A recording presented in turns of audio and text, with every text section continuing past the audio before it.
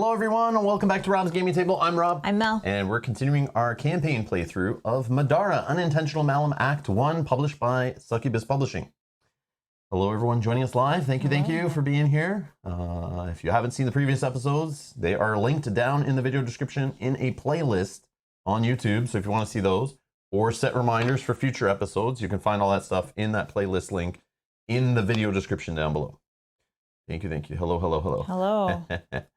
I see a question there. Juan's asking, Rob, what's that laser pointer called? I just put the link to it down in the video description. You may just have to refresh to see it. But thank you for reminding me of that. I'm trying to put all the things that we use in the video description that you see, so my bad. But yeah, it's just like an Army Painter brand one. But they have two. This one just says Target Lock on it. So just make sure you get the one that says Target Lock. Because there's one that's like a straight laser pointer, but this one does like the straight line. Two different products, but they have both. They look the same too. All right. Hello everybody. Hello. Welcome. Lots of hellos in the chat. Lots of people here. We're back. Took a couple days off. We are back. We're streaming today. We're streaming tomorrow. And we have a new subscriber. P2 Walks. Welcome. Thank you. Petwox. P2Walks. P2 Hug Kiss. I don't know, but thank you for subscribing. Welcome. Thank you. Welcome. Thank you so much. All right, let's see here. Just looking for anything to address before we started. Yogi has a question. It's like one of those questions of like, if a tree falls in the forest and no one's around to hear it, does it make a sound? It's like that kind of question. But for Kickstarters and board gaming. Okay. How many boxes does a Kickstarter have to come in for them to be able to offer a KLAC shelf as an add-on? Good question. Very good question. Think about that for a minute. Yeah. Think about that for a minute. Think about that. All right. Let's see here. Oh, Tara's about to start. Can only watch the non-spoiler bits today. I don't think there is any. Well, I mean, I think she means this this intro part, right? Before we go to the table and we just kind of chit chat. Okay. Yeah. All right. That's what she means. I'll keep the intro spoiler free then. Tara Davis says, I can only watch non-spoiler bits today. I'm about to start the campaign tomorrow. Awesome. Play fast. Play fast so you can catch up to us. Yes. I'm just kidding. Are you playing solo or are you playing with others or? Yeah. Do you have a group of 4? Are you playing with 2-handed or 3 or 4-handed? How are you doing it? Are you playing variant rules, Tara? I'm curious. Let's see. Docsan. Hey, Doc. Those faces on screen. Deja vu. It's like I've seen it all before in some dimly remembered past. Hey, Doc. Welcome back. Welcome back. Hope you're doing good. Yes. Hope you're doing good.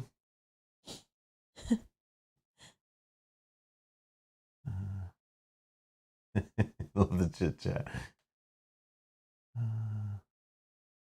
Yeah, sorry, Tara. We wanted to binge this game at the beginning with Mel being off. We originally were like, we're going to take this week and learn it and then stream it like once. But with big games like this with large rule sets, to help us cement them, so then we can play them like weekly or 2 times a week going forward, I feel like we need to spend... We just wanted to get deep into it and then like play a whole bunch of scenarios before we would make a judgment on the game, determining whether we stream it anymore or not. So we didn't know how long things were, but we just knew Mel could stream. And then she started liking the game, so I scheduled a whole bunch of streams. I don't know how long we're going to play today, but on Tuesday we played for 8.5 hours, or streamed for 8.5 hours. So yeah, we were like, we're into it. So we're going to be streaming today. We'll see how long it goes. Probably play a couple scenarios, and then we'll stream again tomorrow and do the same thing. But after that, I'm not sure when we'll schedule. We'll probably schedule a weeknight stream, see if we can fit in one scenario in a weeknight stream kind of thing going forward. Maybe play it on some Saturdays to get through like a couple on a weekend. But we're like, it feels like we're rushing right now. We're going through a whole bunch of things, but we just wanted the time to take it slow and enjoy the game. But we will continue forward. I don't see why we wouldn't at this point. It just won't be as accelerated. Yeah, this gives us a good foundation. Obviously, Mel will be back to work starting next week, so she won't have as much time to spend all day streaming with me. So I'll be having to play some other games. And yeah, so we'll see. Yeah, and I don't think you want to just play this solo, right? Not at all. Not at all. No desire to do such things. Yeah. Too many other games. Tara Tara says, no, playing with my normal group of 4, so we each play 1. That's awesome. That's the way I wanted to play this game. I did, but again, we haven't caught up with the whole lockdowns and COVID and vaccinations yet. We're a little slow here in Canada, so yeah. I didn't want to wait any longer. I could have held it off for another month, but we already held it off for like 2 years. So I just wanted to start. I think though we're getting closer to having more people over because I think only myself and Kyle are left to be second vaccination. So hopefully end of July, hopefully around there. End of July, we hope, is when we'll start playing other games with more higher player counts. I don't think we'll work anyone into this. I don't know. But I mean, it wouldn't be hard, like, explain the rules. Yeah, because we would kind of run it. Yeah. They don't really have to. Since it's co-op, it's like, all they have to know is like their player, and then when it gets their turn, we can explain like what their options are, and they can look over their cards, make choices, that kind of stuff. The only problem is I know they can't join us as often. Yeah, exactly. So it's like, let's play something different with them, I think. Yeah, we have a pile of 3-4 player games that we want to get to. Yeah, so we'll do that. But I'm jelly, Tara, that you can play as 4 players. I am jelly. Yeah. But at least you could watch it after, so you can play your scenario with your group, and then you could watch if you care. And Brian S. is asking, are you going to play any side quests? Hell yeah. Hell yeah. Yeah, we will for sure. To us for sure. Yeah. I definitely want to try that whole thing. I know they could go long or be like a whole stream of story and separate encounters. At least that's my impression based on the bounty book. I think that's kind of how that works. I don't know, but yeah, we'll do it. Yep. Why not? Why not? When I play JRPGs and stuff, I would try to do all the side quests I could. With sandboxy games, I started to get, some of them become samey. So like, it's like, go fetch this, deliver it here. You can only do that so many times in a game before it's just like, okay, enough of that. Like, but I like when I have creative side stories that seem interesting. They add to the main quest. They add to the allure of the game. Like, for example, Breath of the Wild has some cool side quests, but some of them are just kind of samey. And then there's also like searching all the seeds and stuff like that are just like, I don't know. I know people love doing that, but that's not for me. That's just like a waste of time. So that's when I go back to the main story. But I do like side quests, especially if they help beef you up, get you experience, get you cool weapons. I like doing it in Gloomhaven. I like doing it in my video games, trying to find cool things that I can use in the main quest, in the main storyline or whatever.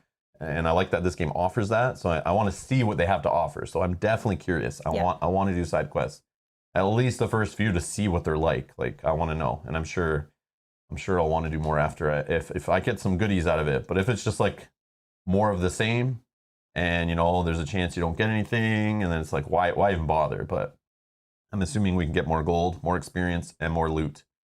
And if that's going to help us on the story, and I think the game's kind of balanced that you want to do some of them if it's based on JRPGs, because you can, go straight to the main boss, go straight to the mini boss or the level boss or whatever.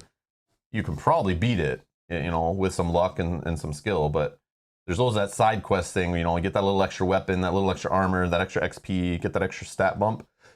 And maybe the boss isn't so hard, and you don't have to play him 16 times before you beat him. That's the mentality I'm taking right now. So Copper says, Dev said game is balanced for side quests, so it's harder if you don't do them. It's exactly what I just said for video games. You can do it. It's always possible, and I'm sure they did that in this game, but if they're staying true to the video game JRPG formula, you do not have to do side quests, hence why they're named side quests. But they obviously balance it so they're not OP, but of course, they're there to help you on the main quest. If you choose to take the help or not, it's up to you. But the game can't be unbeatable without them, because then why make them side quests? Then it's just a name. You're missing the point. So, but yeah. So it's just like, that's what I assumed. I assumed it'd be like, Dark Souls. I was mentioning that game, same idea. You can go beat any boss in Dark Souls with like nothing. If you're insane and have spent your life dedicated to it, you can do it. But you could also go get some awesome armor, spend some time leveling up your sword, get your stats all beefed up, your health bar going off the screen, in Zelda, get 1,000 hearts, whatever you're like 20 hearts or whatever, you're limited to. You can go get all that stuff before you do some of the boss fights, and it's like a joke, right? You can make the game a joke if you want. But it's up to you how much grinding you want to do. So we'll see. Let's see here. Amarai says, once it gets a copy, you're going to try playing it four-handed solo. I mean, you could Some do it. Some people are doing it, yeah. I just don't want to do that on stream. Yeah. Like that, I have no desire to do that on stream. I don't really have a desire to do that off stream either. But it is cool that you can. You can just leave this game out on a table like Gloomhaven and just play away. Just like a video game, controlling a party in Final Fantasy. Same idea. You know, you spend hours going through all their stats and putting who's in the front line, who's in the back line, who's going to hold this sword and this relic and this equipment and this esper and all that stuff. You could do that in this game. Absolutely, it's there, and you can totally play it the same way the video games work, right? This is just a board game version of those. So yeah, you can totally do it. I just don't care to do that because there's other games that might be better solo that I could play, or I'd just rather play most games with people. Hence why I'm in the hobby, so that's what I'll choose if I can. Let's see.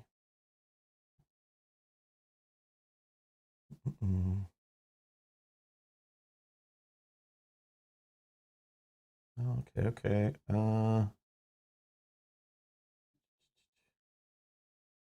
Marcel's saying Middara side stories are pretty cool. Nice.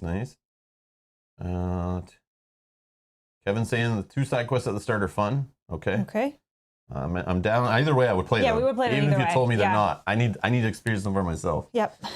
Yeah. Oh, Layla says hello. Your friendly neighborhood peer pressure is here.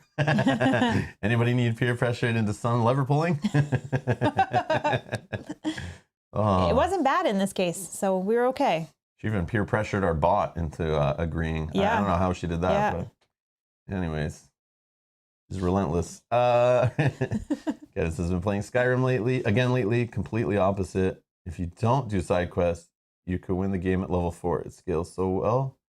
Some classes it's much harder at 50. I haven't played Skyrim in so long. I booted up maybe like over the winter. I booted up. I got the gaming PC. I booted on there, just want to see the graphics. And then, you know, I was like, just the mechanics of that game. That game is, I know it's not as clunky and as bug filled as it originally was, but yeah, just, I don't know. Skyrim's okay. I don't know if it's aged very well in my opinion, but I do like it a lot. I have fond memories of playing it. I don't know, it came out in 2011, so I have fond memories of playing it around 2012, 2013. But it's been hard. I boot it up every like few years, but I just can't get back into it. It's just like, it feels dated. I don't know.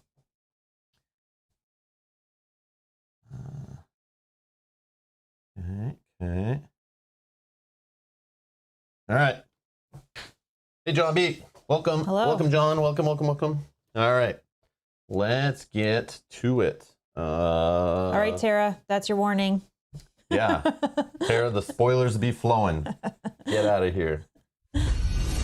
Oh, before you go, what happened? Sawdust. Sawdust has been a member with us on YouTube by clicking the join button for 3 months now. Thank you. Sawdust, you're awesome. Thank you so much for the support. Welcome. Thank you. Adam says, thank you guys for playing this. I don't have the group for this, but I love watching you guys play. Adam, thanks, Adam. we love having you here. Yeah. We love having you here, Adam. Thank you for being part of the community, being part of the chat, keeping it going, getting involved. We love it. Thank you. We love it. Oh, Doc, yes, I have tried Skyrim VR. Gave me a little motion sickness, so I kind of backed off from it, but I did play it for about an hour. Yes, I have played Skyrim VR. It's a cool way to play Skyrim for sure. If you're going to play Skyrim at all, Skyrim VR is the way to do it nowadays. Doesn't stop the game from feeling dated, but because VR graphics aren't where like regular gaming graphics are and mechanics, the game fits well for the VR. I will give it that, Doc. I agree with you. Skyrim VR is good. Is definitely good. I forgot that I did try it on VR too. I forgot all about that. I think I watched you play that. Yeah. And it was definitely cool. But yeah. Stay tuned. We'll talk more about VR on the channel soon. But yes, I have tried that. All right. Let's see here. Okay, quit distracting me. Chat. Okay, let's do our traditional. Since we've been off for a couple of days, let's just check the status of the game on BGG. Okay. I haven't refreshed the page. This has still been open. Oh, so 788 was our last number. I didn't click refresh this today before the stream like I usually do. We're gonna refresh live or reopen the window. But it's still open this time because we didn't play another game in between it, so I didn't close it. All right. Live refresh, everyone. Here we go. I'm about to click the reload button. Are you ready? Yeah. Or the F5 key for those who are. I'm gonna say who don't use mice. 784. Oh. 776. Wow. The game's flying up there. Wow. Whoa. Okay, so it's rising. And thematic went down from 80 to 79. All right, so it's rising up there. So Nice. people are getting their 1.1 copies off Kickstarter, and they are playing it, and their COVID lockdowns lifting. People are getting back with friends, maybe starting campaigns, and people are now rating it, going on BGG, interacting in the forums, liking the page, adding it to their collection, rating it, all that kind of stuff. And it's helping it go up, which is cool. That's great. So it's cool to see that as we play it, like, you know, day by day, you know, week by week, we'll see. But I was shocked that Middara was not in like the top, you know, 300 games. I would just assume based on like some other big monster games being in there, Gloomhaven being number one. But, you know, Gloomhaven definitely came out. Gloomhaven makes people just like, you know, it's like that or this. And when that's number one, you can only play so many 100 scenario or whatever, you know, year-long campaign games.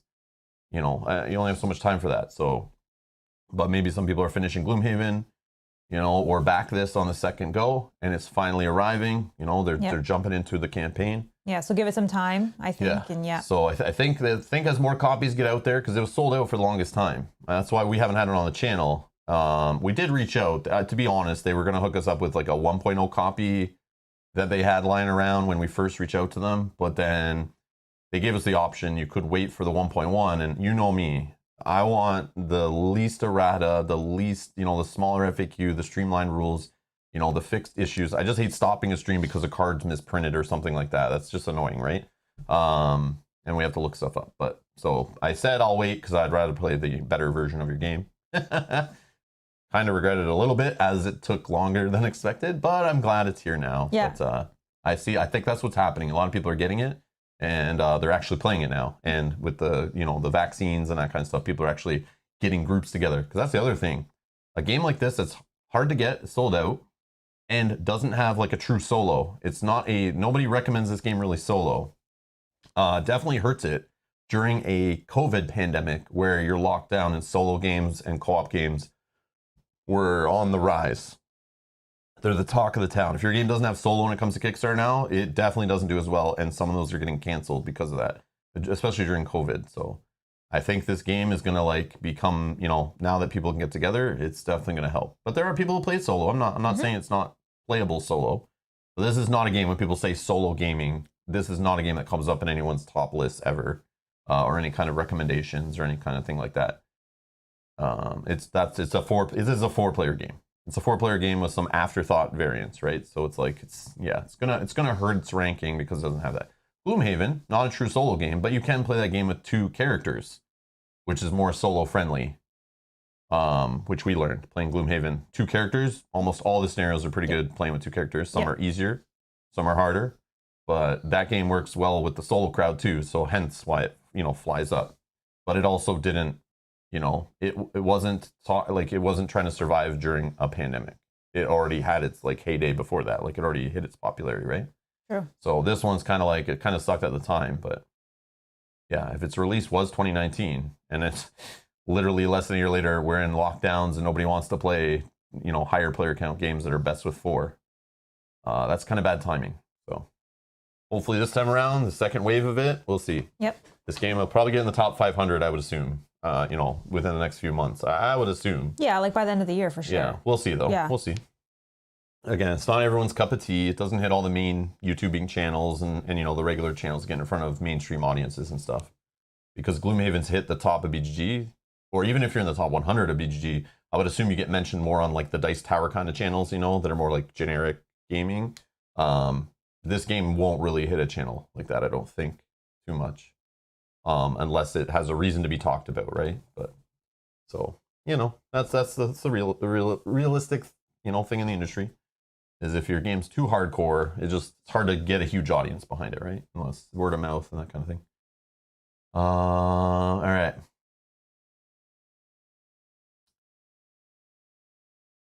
And John says the number of people is the key. There aren't enough people rating it yet to get it in the top 100. Exactly. Yep, exactly. But keep in mind that it's not just rating it. So there is a sub, and I've talked about this before with Board Game Geek, is just people interacting with the page. People Googling, let's say Middara, clicking on this page, going in the forums, going in the video section, clicking on awesome videos like Rob's gaming table videos, posting pictures. Oh yeah, I have to posting post pictures, hitting the little heart button here, and becoming a fan, subscribing to the page. There's the background algorithm or whatever you want to call it for Board Game Geek definitely considers, not for the ranking. I don't think it matters for overall ranking, but there is another side thing that may be even more important. And if those that don't know it anymore, because it's not on the main page, is the hotness list. So the hotness list on BGG, there's YouTube channels that make videos, monthly about the hotness list. Anyone who logs in and closes their dashboard or used to go to the old BGG page, including me, I would always scroll down and was interested to see what's on the hotness list. That hotness list is generated based on interactions, clicks with certain games. So I've pointed out before that if you design a game that has a horrible rule book and has poorly unstreamlined, messy systems, but if the game gets a good review, people will buy that game. They will get that game, especially if it's a multiplayer game, and then they will all be looking up how to play the game and complaining about rules, going in the rules forums on BGG, asking rules questions, and it creates tons of interactivity with the page on BGG. So just because, a game is flying up on the hotness list doesn't mean it's because it's a great game. It could mean just because it has bad rules and people are playing it and talking about it, but people have tons of questions after reading the rule book, and they just hit up BGG and open up the page, go through the rules forum. Then somebody replies to the rules question. Now they open up BGG again, go to that same page, go to the forum, reply to that comment. So if there's lots of interaction and the forums are flying and the page interaction is there, like people are posting pictures, talking about a game and all that kind of stuff, that helps it go up on the hotness list. If your game is going up on the hotness list, instantly people will start talking about it, and then it creates like a snowball effect. And people are buying it, backing it, looking it up, interacting with the page, chatting about it, wondering what the hell it's on the hotness list for. I do it too. If a game's on the hotness list, I go, what the hell? I never heard of this game. I click on the game. I go to this page of the game. That creates a signal for the algorithm to start ranking it again. So if a game keeps on the hotness list, people start talking about it, creates buzz, and the game starts going up on the overall rank too, because then people start buying it, then rating it. So there's a whole bunch of other stuff here other than just someone rating a game. So just keep that in mind. There is a subtle behind the scenes, like if you just make a bad rule book and your game is still popular, there's a chance you could just be on the hotness list because you made a horrible rule book. It's a thing. I know it's a thing.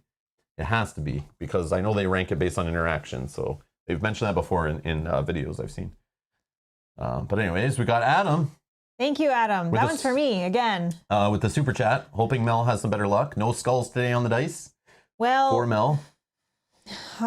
Yeah, fingers crossed. We're knocking on wood. Last time your bribe to the dice gods didn't really help. Yeah. So hopefully today will. We're going to need some more praying to the dice gods today. We're going to need a lot of you in the chat to be praying to the dice gods today. Last time it didn't work. I didn't die, so I guess it was okay. But I think maybe only 4 of my actual attacks went through in the whole playthrough. So we'll see. Today will be better. Kevin's saying he loves this game solo. If you didn't play solo, you'd never get to play it at all. That's what I'm saying. That's you fair, can play it solo, but I guarantee solo gamers, there's other games that are always recommended, and that's where people will go until this game is people are loving it as a solo game. But it's definitely, you got to dedicate a lot of effort and time to it. But BGG ratings need volume of votes, part of their algorithm. Gloomhaven has 10,000 copies out. Okay. And go straight to the dashboard. Yes. Just no animal sacrifices to the dice gods. Yeah, maybe that is just what happened. Also not, Marcel's saying too, don't empower too much. But in some cases I was forced to. Yeah, keep in mind, Mel, when your first character she was playing, she saw a lot of skulls early in the playthrough, was because she was using the character that had to roll Empower dice all the time. But now she has optionals to do it, and she still just does it often. Rook still has to do it. He still has the empower die on his great hammer. So I still have a character that is forced to empower. But you figure the more you empower, you figured it would even out. I know, you would Especially think. if it's in a one of 6. You would think, but literally every time I rolled it, I rolled a skull. Yeah, you'd think every time. Yeah, so every 6 times you roll it, roughly, obviously that's not how full statistics and odds work, but every 6 rolls, you should only see a skull once-ish. Yeah. But you see it 5 out of 6. Yeah, exactly. Well, we'll see. Hopefully that changes today. Yeah, Also, on the BGG ranking thing too, and like I've said before, and I see some of it kind of mentioned in the chat, reminds me of it, is you ever hear that term like the vocal minority or the loud minority? You know, like it's you know, online you'll see people, a lot of haters, people who hate something take the time and spend and dedicate to putting the effort into hating something, like a product they bought off Amazon. If you're not happy with it, you're gonna be angry. You're gonna go online. You're gonna leave you're gonna leave a bad review. If you got the product and it just worked as expected, you're just happy to move on with your life. Yeah, you're less likely. Yeah, you just move on. You're good. Yeah. Same thing is happening here too. So Gloomhaven hitting the top is because people are having fun, and I'm sure the publisher was, you know, reminding people go to the page. And there are some publishers that do that in their communities all the time. They're in their Facebook groups, their subreddits, their Discords. They're reminding their fans, and I see this. Some publishers are just really good at reminding their fans to click on over here and hit a rating, rate the game. Who's going to give it a better rating? Obviously, the hardcore fans that are in a subreddit, a Facebook group, or a Discord. They're the vocal minority of a playgroup. People will usually get a game or a product and just play it and love it. But there's those hardcore fans that will follow their favorite music artist online and comment and try to, you know, find out what's coming next. Or, you know, their publisher, they'll go in their Discord and spend lots of time in the Discord for a publisher. Those are your hardcore fans. So you know, if you ask them to rate your game, you're pretty much asking them to rate your game like a 9 or 10 out of 10 or whatever. You're going to get super skewed ratings. So if you go and find the hardcore fan base of Gloomhaven back in 2018 or whatever, and you're the publisher and you got all these people who spent hundreds of dollars on your game, they're having a good time, they're loving it, they're following you on social media. Those are those, you know, vocal minority, right? And you tell them to go rate, obviously you're going to go rate very good. And even if there are some haters, you know, the vocal majority of the fans who actually took the time to do it are going to shoot that game up. Even if the game does sell a small amount, if you just have your fan base going up there and voting.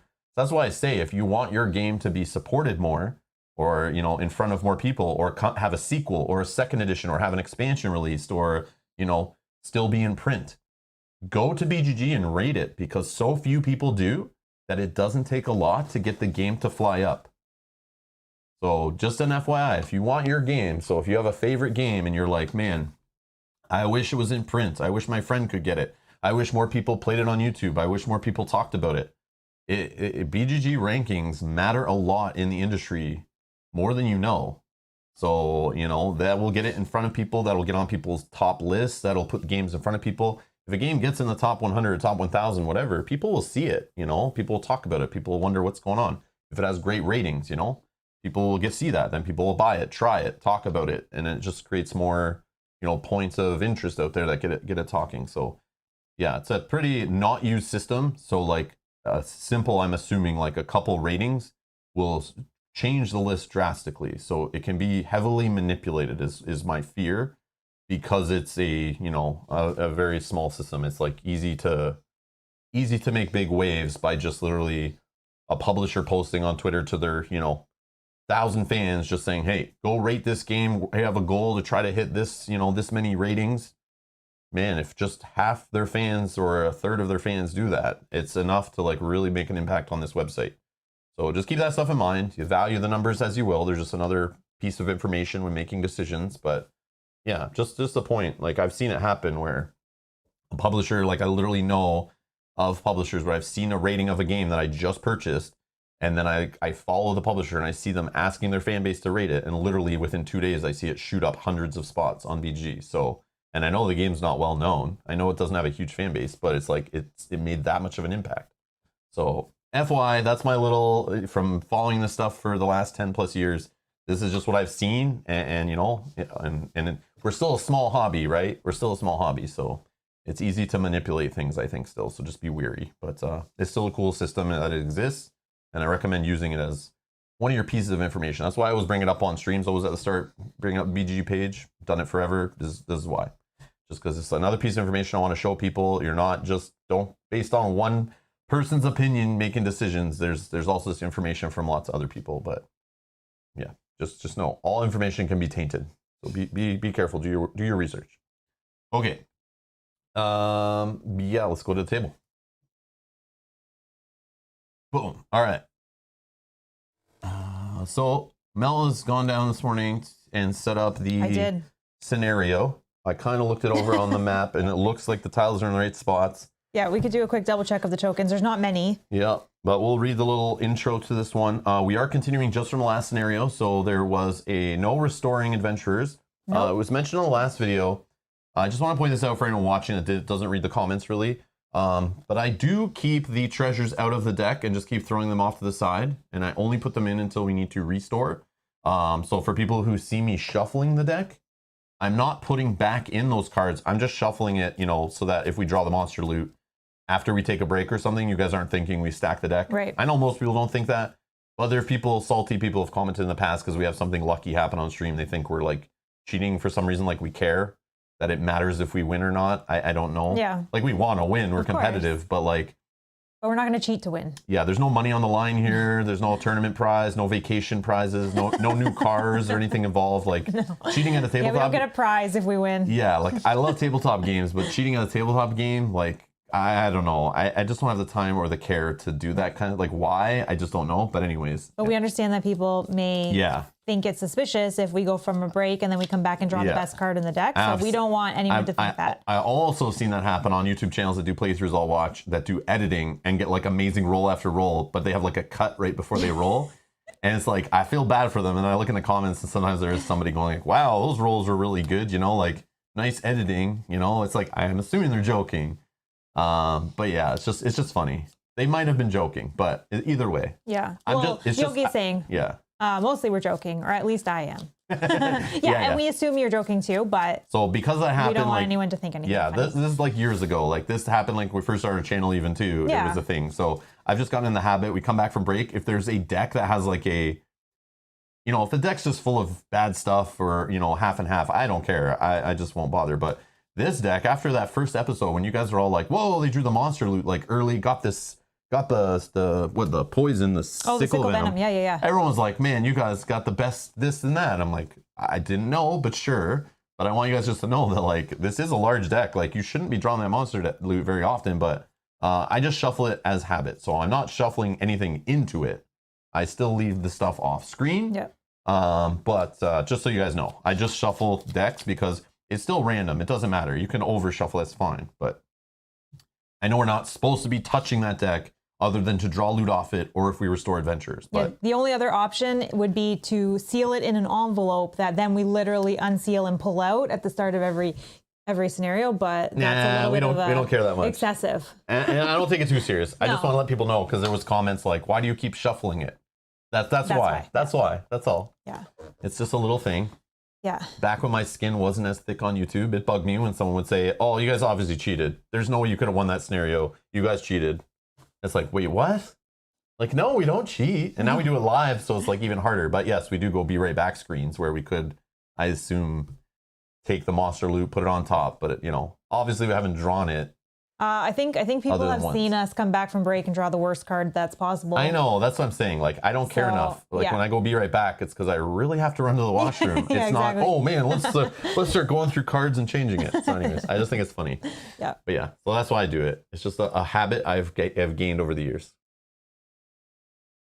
Yogi says, put it in a safe, randomize the combination so that Brian has to tell you what the combination is that day. What if Brian's not here? Then what do we do? Yeah. All right.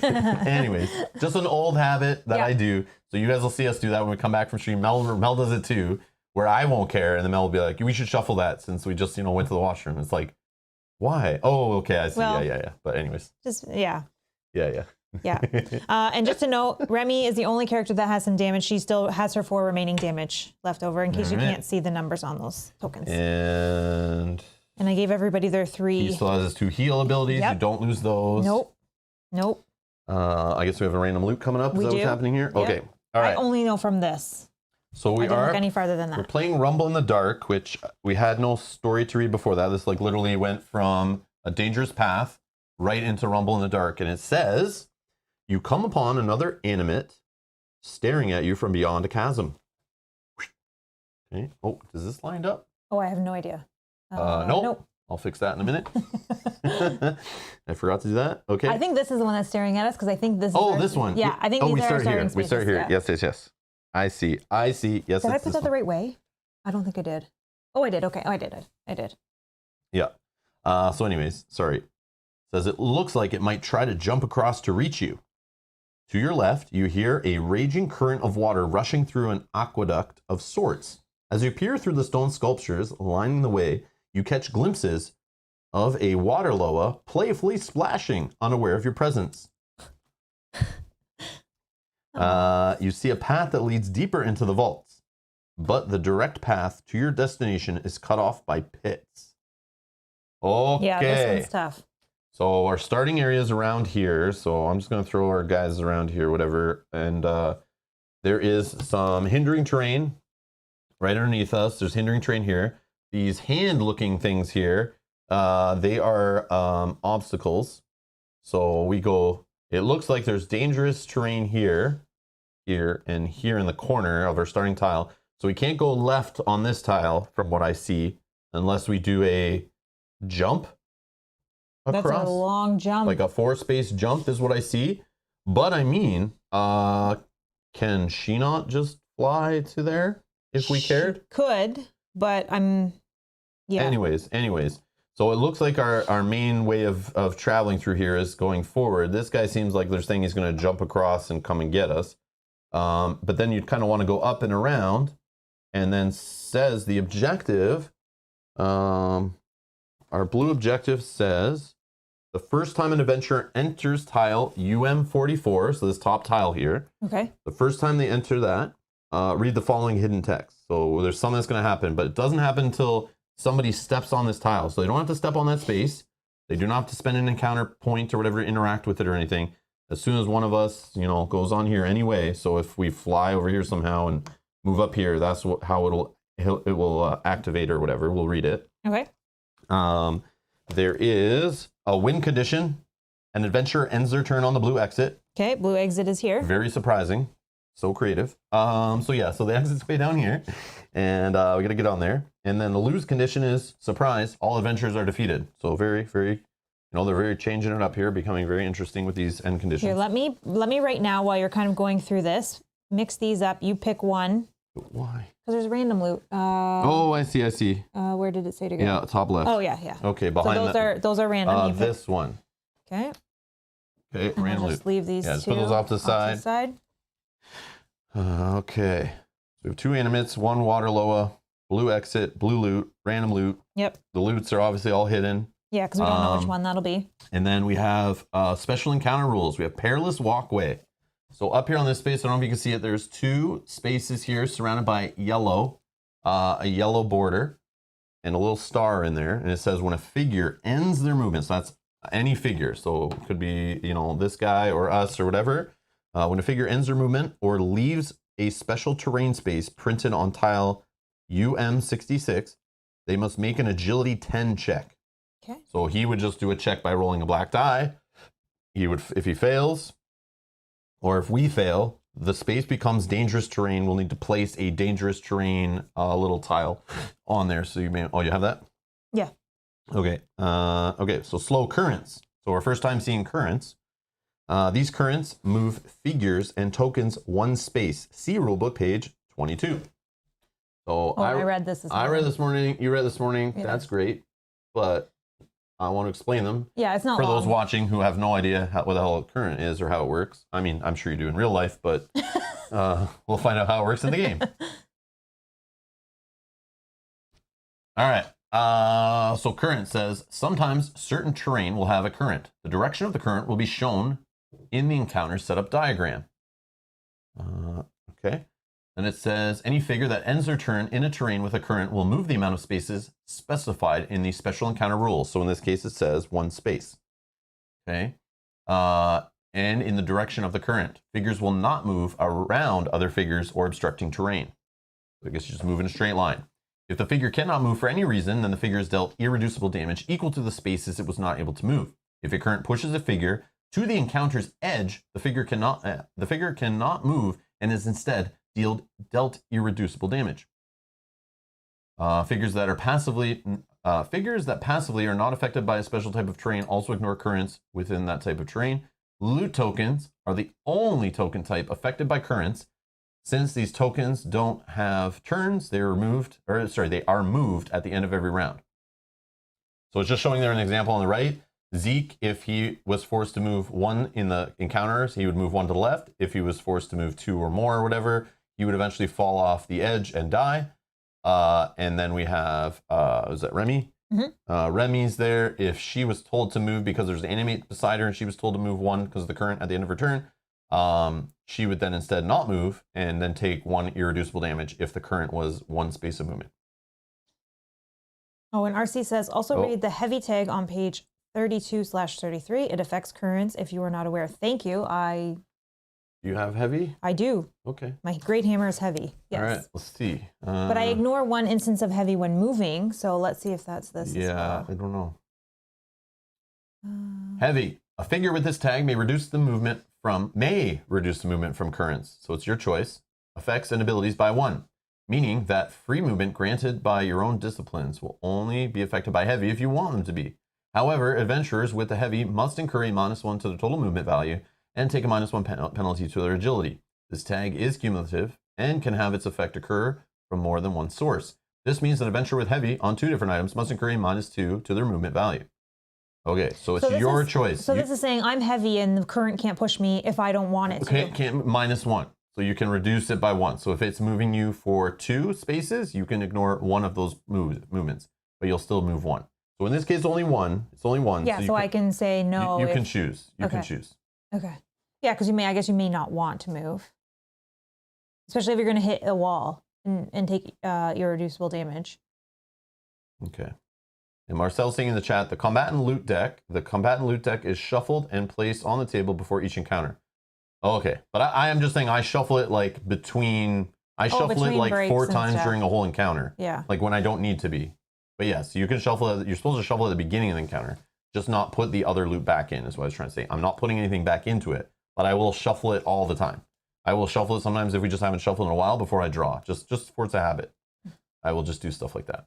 But just FYI, if you guys see me shuffling when it shouldn't be shuffled and it should be sitting on the table, it's just that's all I'm doing. I'm just making sure it's more randomized. I don't know. Force a habit.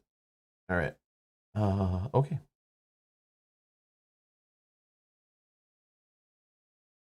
Yeah. Okay. We just have some late arrivals here. Yeah, Neil. Yeah, we already talked about that. Yes. Okay. Yeah. Okay. Let's see. Hey, Matt. Currents are tasty.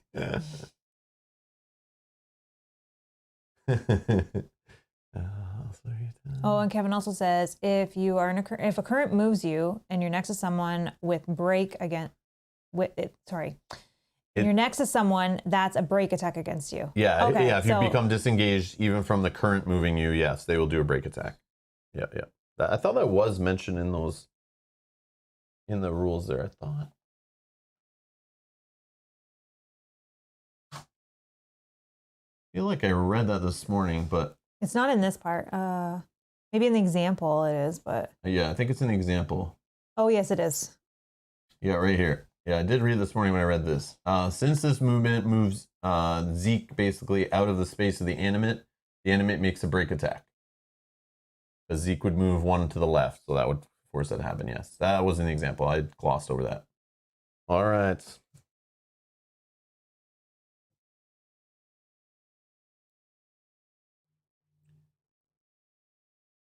Juan says the adventure book is available in TTS mod. Someone said that before, but I thought it was not the whole adventure book.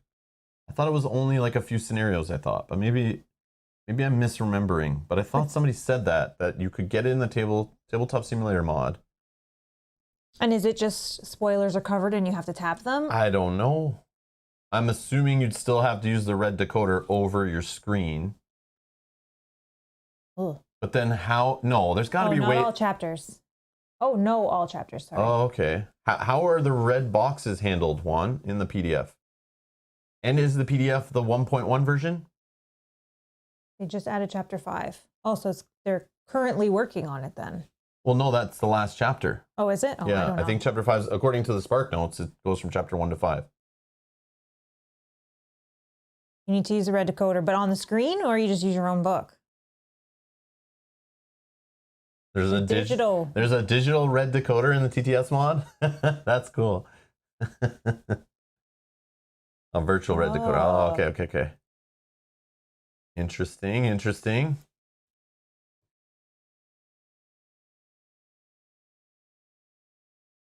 Yeah, so I would still need the book beside me to look with the red decoder, or I could use it on our monitor.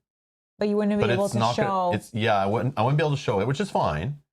But it also is not that the decoder is not that big. So if I have the PDF zoomed in for you guys to read it. Oh yeah, you'll be using I'll be like line by line running the decoder along. It'll be weird. But when the magnifying glass arrives, then it might be better. Yeah. But yeah, I would like to get if it's a 1.1 PDF or later, I would love to get it just to show things on screen like the maps and stuff.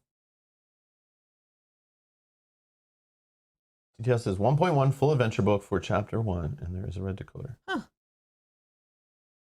Huh. Email Juan, maybe?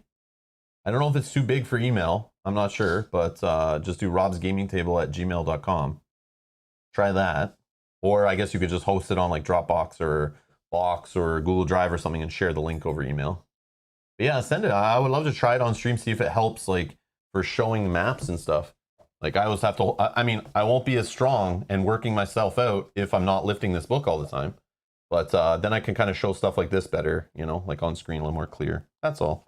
It's just for your guys' benefit. It's not so much for mine, but I guess other than fumbling. Workout? Yeah, other than the workout and fumbling with a book on the table. But okay. Thank you, Juan. Thank you so much. I appreciate it. That's cool. John, we have not tried the flashlight yet. We keep forgetting every time you say it, and then we end the scenario, we run away. And I don't have my phone here to even use for flashlight, so it's okay. But I believe you. I could tell it was dark when I was trying to read it. Shine a light through, it's going to work better. But yeah, I believe you. Rob needs the cardio, says Brian. I probably have TTS, but I don't think I have it installed on any computer right now. Like I've purchased it, I think, when it was on sale, or maybe I never did. I just have no care for TTS. I don't care to use it ever. Yeah, we don't use it. Yeah, no care. But it's cool that it exists, but it's just not for me. Okay. So I think we're good. I think we read all the. Oh, there's a tip. Oh, a tip. Combatants jump gaps. Combatants will jump over dangerous terrain when their AI would require them to do so, which we did mess up in the last playthrough. We forgot to jump the animate.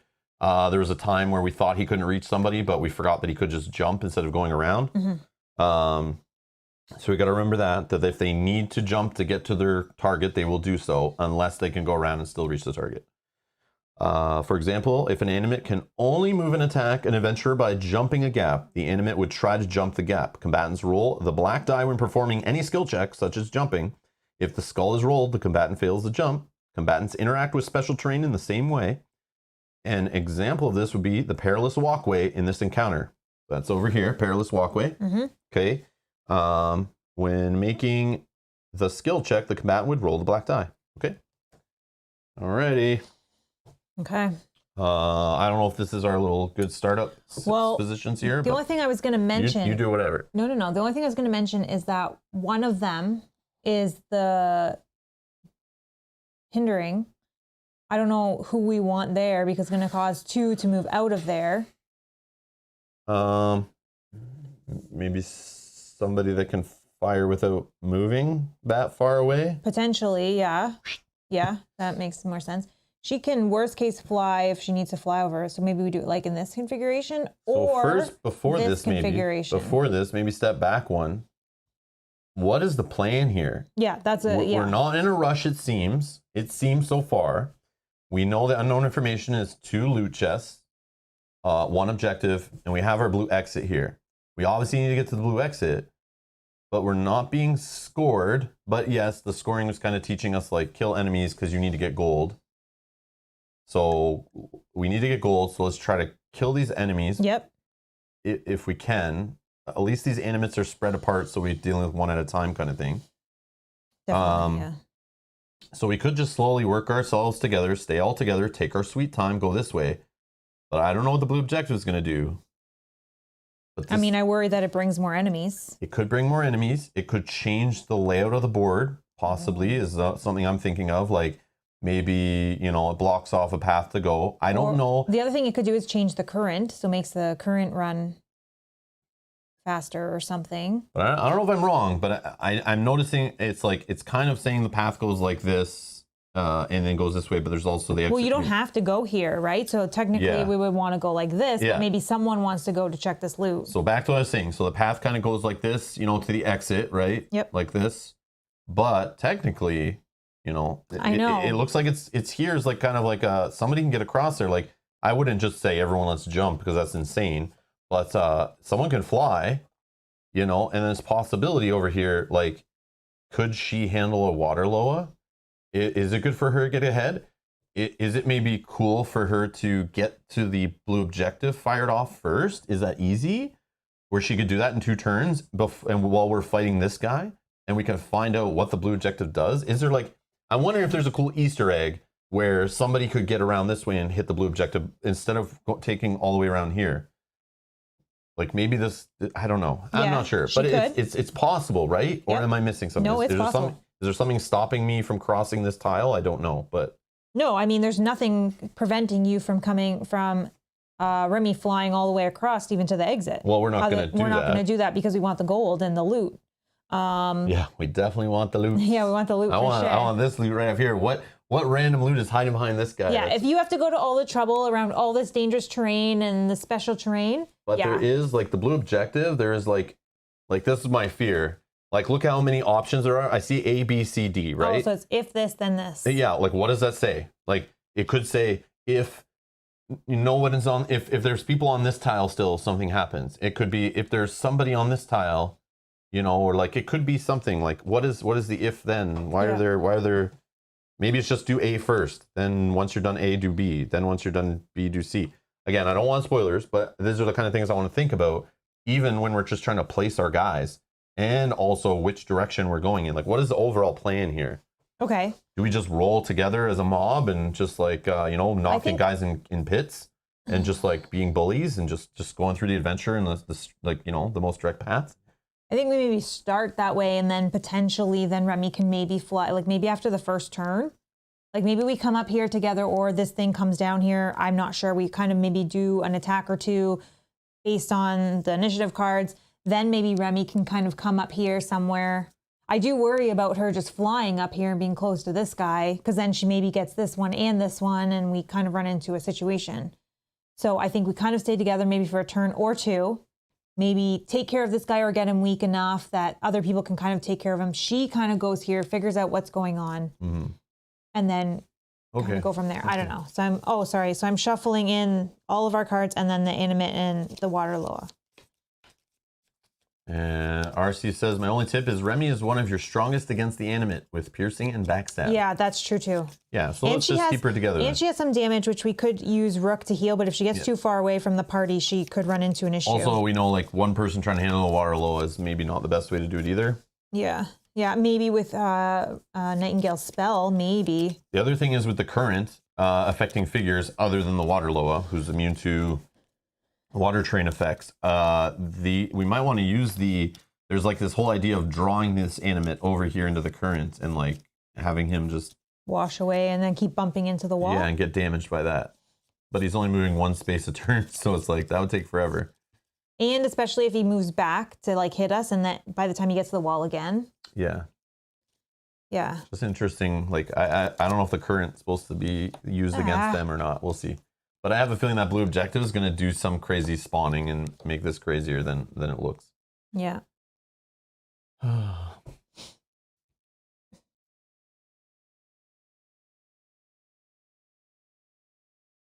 yeah, I saw some chatter about Rook jumping. I'm afraid of him jumping. Oh, the current goes this way. The current goes this way. Oh. Right? Because that's the waterfall. Oh, that's the waterfall, I think it's on the front. Is it on the other side? Oh, I see. Okay. It's like very faint arrows, but I see it. Yeah, there's like those white arrows. They're kind of like not obvious. I wasn't really noticing, but at the end, there's like little arrow points right here. Oh, I see. Okay. And it makes sense visually. That's the waterfall there. Okay. Gotcha. I didn't even notice, but yeah. Oh, and they can fall off into the dangerous. Yes. Oh, okay. So if we can get this guy to come over here and he just moves a couple turns without activating. So see what I'm saying? You could have Remy go over here and do some kind of thing to get in his range so he does one of his AI effects where he maybe jumps and, comes closer. And then Remy just kind of backs off, and then maybe he gets in the water. And then if we can get out of his range, and then he's doing nothing on his turn, he will slowly maybe go and fall in. There's got to be a way to do that. Successful Geek saying, happy to see how much this game is evolving. Loot! I Yes, know, yes. right? Okay. But yeah. Okay. So, animates first. All right. All So right. we'll start with number 1.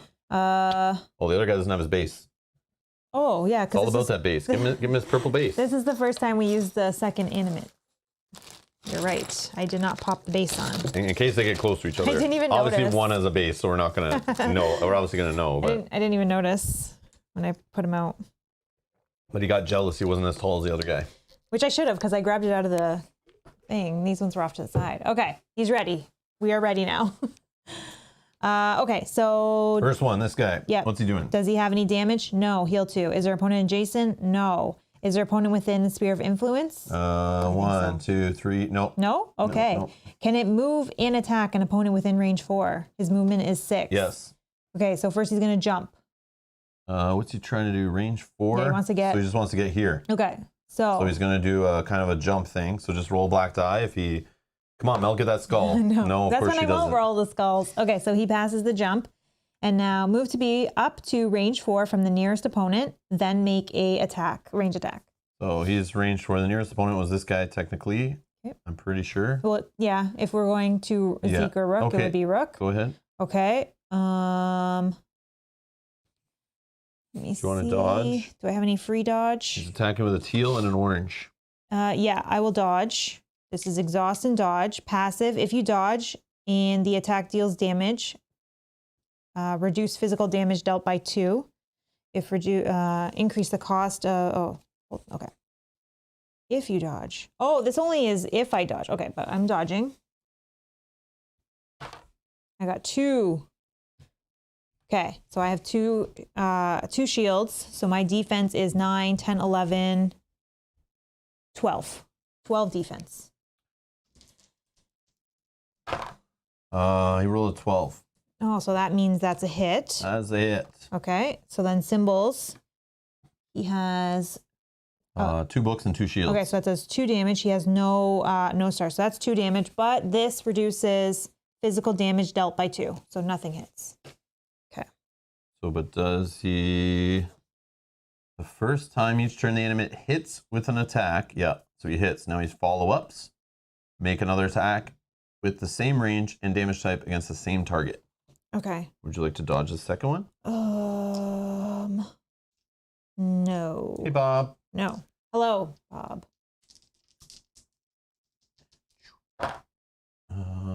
So 12. So 9, 10 is my, so he hits. He hits, and then he has up 1 pair, so he gets another 2 damage, and he has 1 damage. Yep. And a star for another 2, so plus 5. So 5 total. Okay, so I have 2 armor, so I reduce by 2, so I take 3 damage. Okay.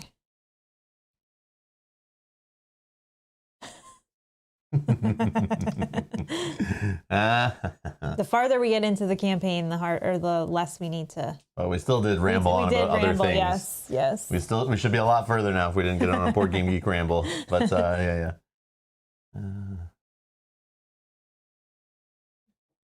Oh, Neil also says, I just realized I was a minute behind, so the comment was rather late. That makes sense. That makes sense. Sometimes that happens. Yeah. But he was also saying about jumping with Rook is doable with help. So like we do have Rook right here. So like, she could fly and get over here, and then we could start a whole party where we're all trying to jump with his help. But it's a 10, 12, 14, 16 test, and he's only adding 6 strength. So agility of 4 plus 6 is 10. So you need to get like 6 on 2 dice, 2 purples. I don't know. It's risky. And then you got to hope the other side having someone like Remy over there. She's got 6, or how much perception? 3? She only has 3 perceptions. So she was the first. She's not really going to catch anybody. Rolling 2 purples, doing a conviction check or a perception check against 16. So I think it's super risky to have people jumping across here, but there is some that might make sense, but that is a possibility for sure. I just don't think the whole party should be doing that. Yeah. John's asking a question: is it considered a hit if no damage? It is considered a hit, but it can like be a hit countered. is, as soon as you equal or more on the test, it's that's a hit right there, is my understanding. But then there's some things where if like there's no damage also dealt, then you can like counter, you know? Yeah. So it's like, yeah, the ability to counter and if it's a hit are two separate things. Oh, and I guess maybe that's why this is saying, because the first time each turn the animate hits. Yep. So he hit because his attack was successful, but he didn't do any damage. Correct. But it's Yeah. still considered a hit. Yeah. That didn't change. Like that check was passed. It's good. Yeah. But, yeah. At least that's how I understand it, unless we're doing something wrong.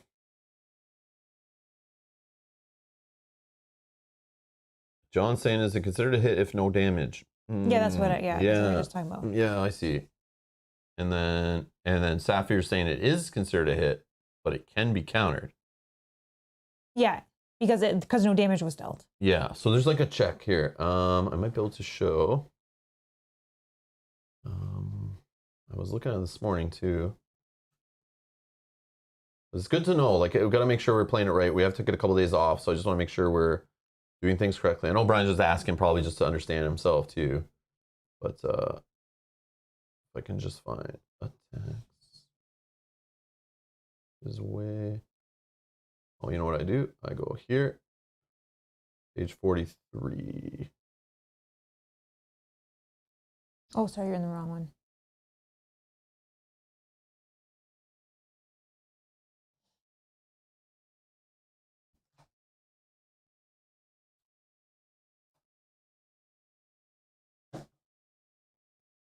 Okay, let's look. All right, steps for making an attack. We're just gonna, so you choose your target, make the dice pool, yada yada, empower, whatever. And this is for AI, this is for us. It's all the same. Attacks are attacks. Now here you go. So once you've done the dodging, you know, you figured out how much dodge is involved, then you roll to hit. So you roll your combat dice. Attacker rolls your combat dice. Then you, where is it? Talk about checking if it hit. Determine if the attack hits C. Right there. Here we go. Oh yeah, sorry. You spend symbols and use abilities to add to the attack roll. So remember, you add to that initial number, not your damage. This is just adding to the attack roll to then check if you're basically doing like an attack test and finding out if you're equal to or higher than you've officially hit.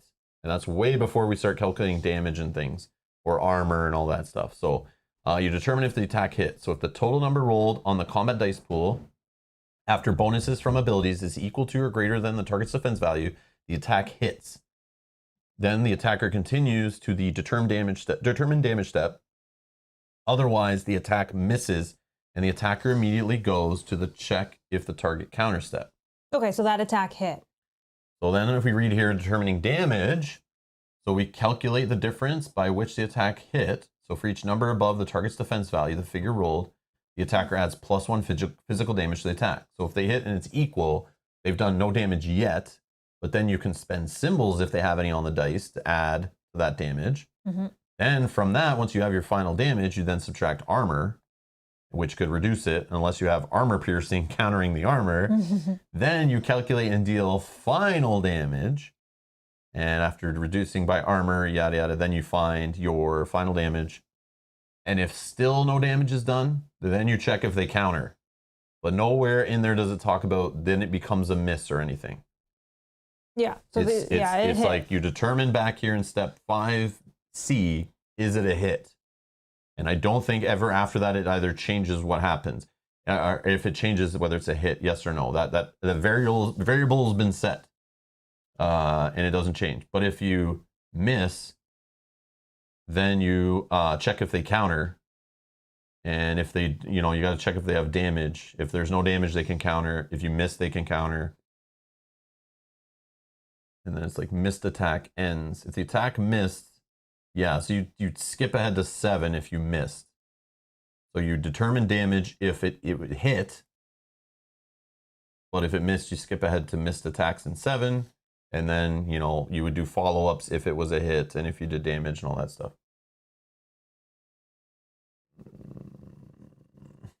Making sure. Yeah, anyone in the chat has anything else on there I glossed over or is important to say or I'm misunderstanding, feel free to chime in. Looking at the important boxes here.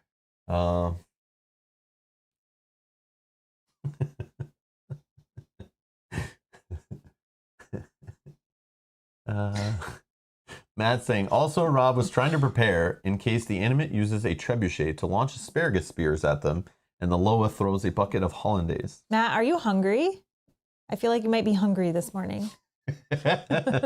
Or he's like eating his lunch while he's like watching. And he's eating asparagus and hollandaise sauce. Yeah, and RC saying you check the hit, then you calculate damage, 2 different steps. So still hits, just no damage. Yeah. So then the follow-up had to happen. That's the straight way to say it. Yep. So it's a hit, but if it's countered, it stops the current action and starts an attack by the counterattacker. Correct. Yes. Yeah. So if you counterattack, then we don't keep going. All this just ends, and you start back at number 1, kind of for a counterattack, and then they start going through that, you know. And then if you miss on the counterattack, and the enemy's able to counter the original attacker, they then could jump in with a counter and start all this over, and it just ends what you were doing. Even if you have follow-up stuff, you need to have, you know, gone through. You're also baking bread. Get out of here. You just say I am a little hungry. He's also baking bread. Like, are you never not baking bread? I did see the English muffins that you made. They looked good. Oh my god. Yeah, they looked good. Okay. Okay. So he's done. Sure. The other one? Nightingale. Oh, the other one doesn't do anything. Yes. So we'll just skip. Yep. All right. Nightingale. What's Nightingale doing? That's me. Firing some sort of spell, maybe? This should still be on here? It's a circle. Yeah, I think so, I don't right? know. Energy token? Well, I know all you clear is the like squares. These ones still stay. Yeah, I think you just clear the square ones. I think I keep this energy token on here from the last scenario, I would assume. I would assume that's a thing. Because I know you just remove the square tokens. Yeah, because it didn't tell us to restore. I feel like once we restore, we clear everything off. Yeah. Okay. Oh, did I? Oh, the use token. Yeah, once per encounter. Sorry, I was going to say, did I take the token away that I shouldn't have? But all good. Okay, Nightingale. Energy stays, says Neil. Yeah. And Circle John says circle perfect. stays. Yeah. Okay. Okay, awesome. Thank you. So the circle, I think I can use it to add +1 or something. When determining force of a spell, you may discard any amount of energy tokens from the card to add +1 to your roll.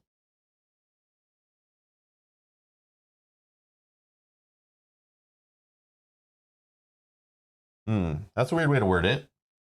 Does that mean if I discard 2 tokens, do I still just get +1? Or does that +1 per token? When determining the force of a spell, you may discard any amount of energy tokens from this card to add +1 to your roll. I'm assuming it's +1 per token, but just the way they word it, any amount of energy.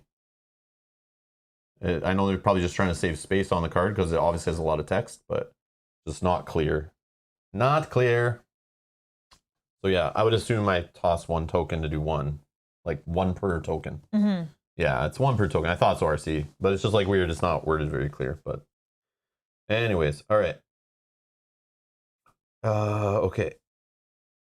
Exhaust, when you fail, effects, okay. 1 SP. Before the target one of your spells makes a conviction check. All right.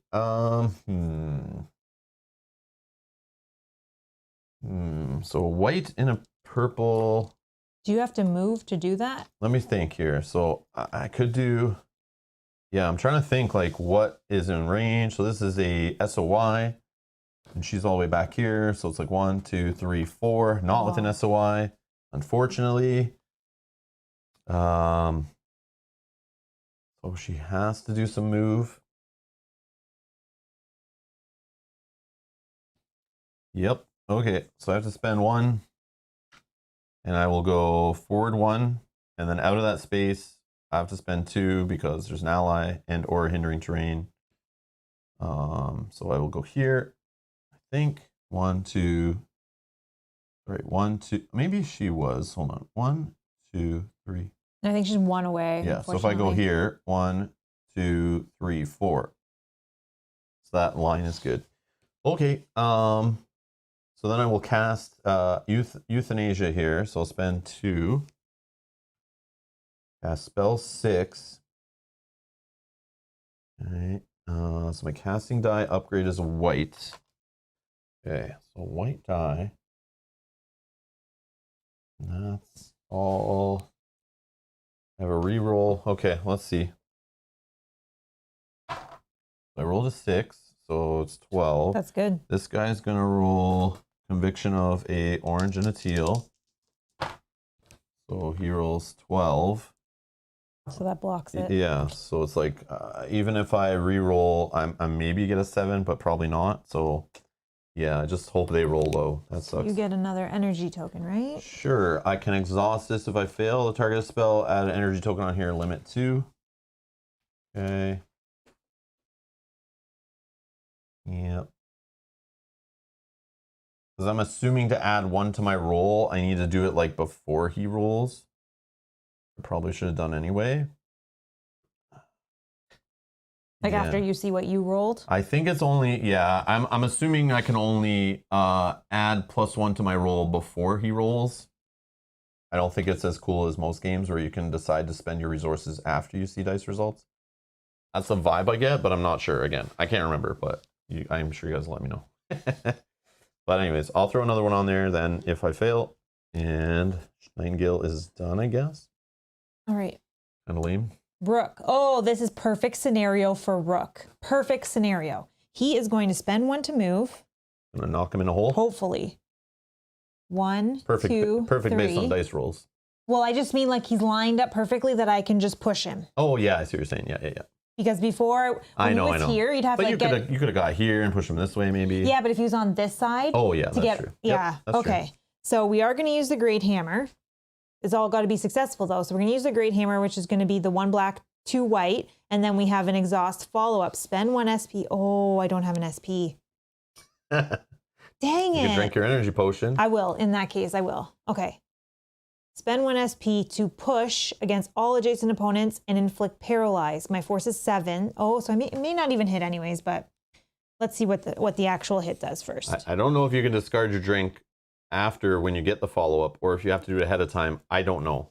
Okay, well then just in case I'll do it now. I don't think you can interrupt an ability. You're right. Like you'd be in your attack. You're right. You'd be resolving your attack that whole time. You're right. So let's do it now just in case so we have it. This will let me heal 3, which I have 3 to heal anyways, and gain 1 SP.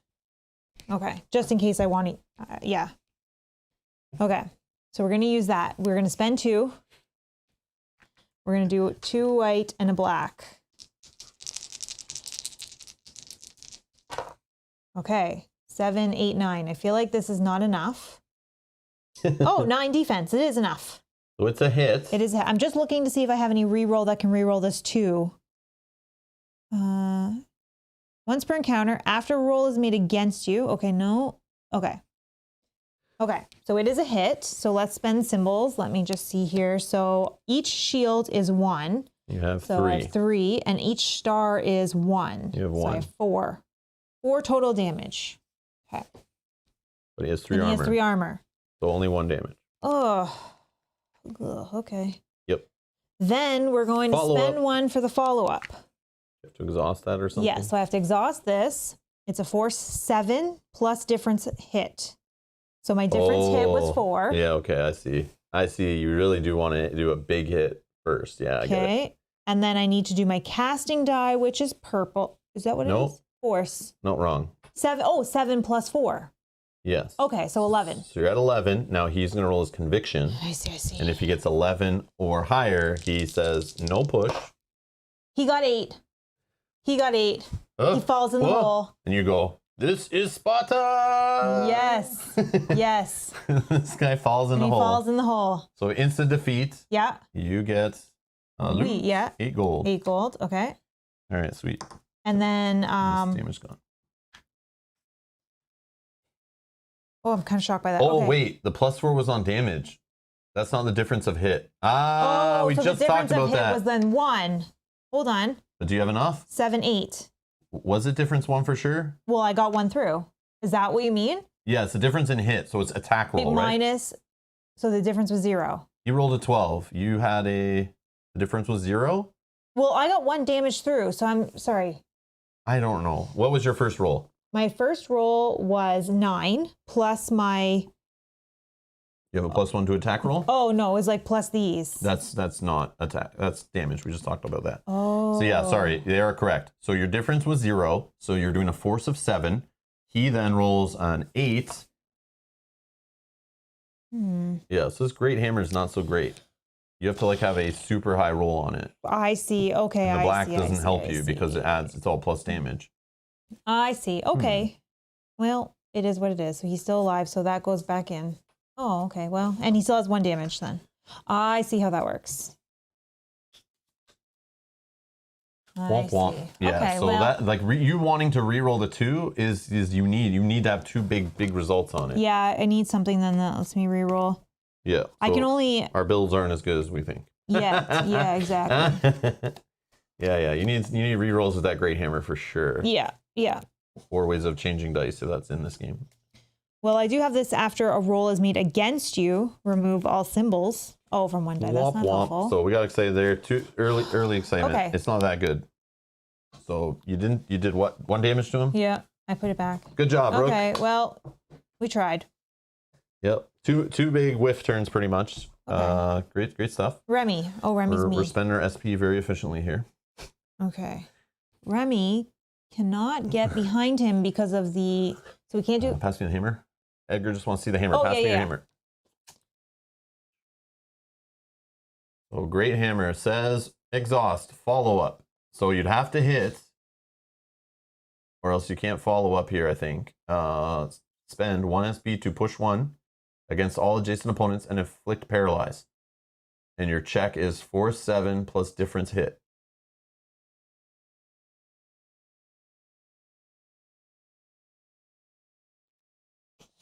Yeah. Yeah, the hammer helm discipline, yeah, that we used before. I see you mentioned in the chat. Yeah. that one would work great with that. So maybe you need to buy that next with your XP when we get the chance. Yeah. Yeah, because it allows you to reroll like any dice during the combat roll, I think.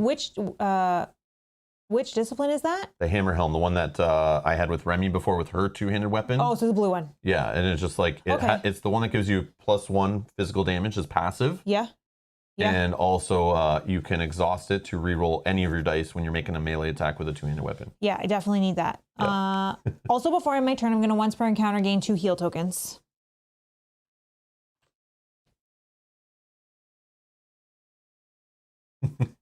Yes, Kevin, yes. We're not going to do that right now, though. But in the future, yes. We probably might need to, but we're going to try to see how our things work out for us. And maybe we could just, we'll learn some more with them. And then next time we hit a shop, hopefully we can spend our XP and maybe, buy some items that will help us out. But I would be fine to kind of take 2 paths as well, like take a little bit of the heal path. And then if you're saying to take the other hammer, right? Yeah. Not necessarily respec of a whole. Yeah. But also Neil says, or by bottled blessing, I think. Oh, so that might be a consumable that. Yeah, maybe we just get some, hopefully lucky. We just haven't got that one yet. Anytime an ally with an SOI may do one of the following: heal 3 or reroll any dice just rolled. Oh, yeah. Or gain 1 SP. Wow. Yeah, we just never have drawn those or have not chosen them when we got to pick. We just keep taking the log or the plank. And maybe we got to stop doing that. Yep. The blessing. Maybe let's take some blessings next time. All right. For these kind of big moments where it could have possibly been this dude down a hole. Yeah, that would be good. Okay. So Remy's going to move. She doesn't need to fly.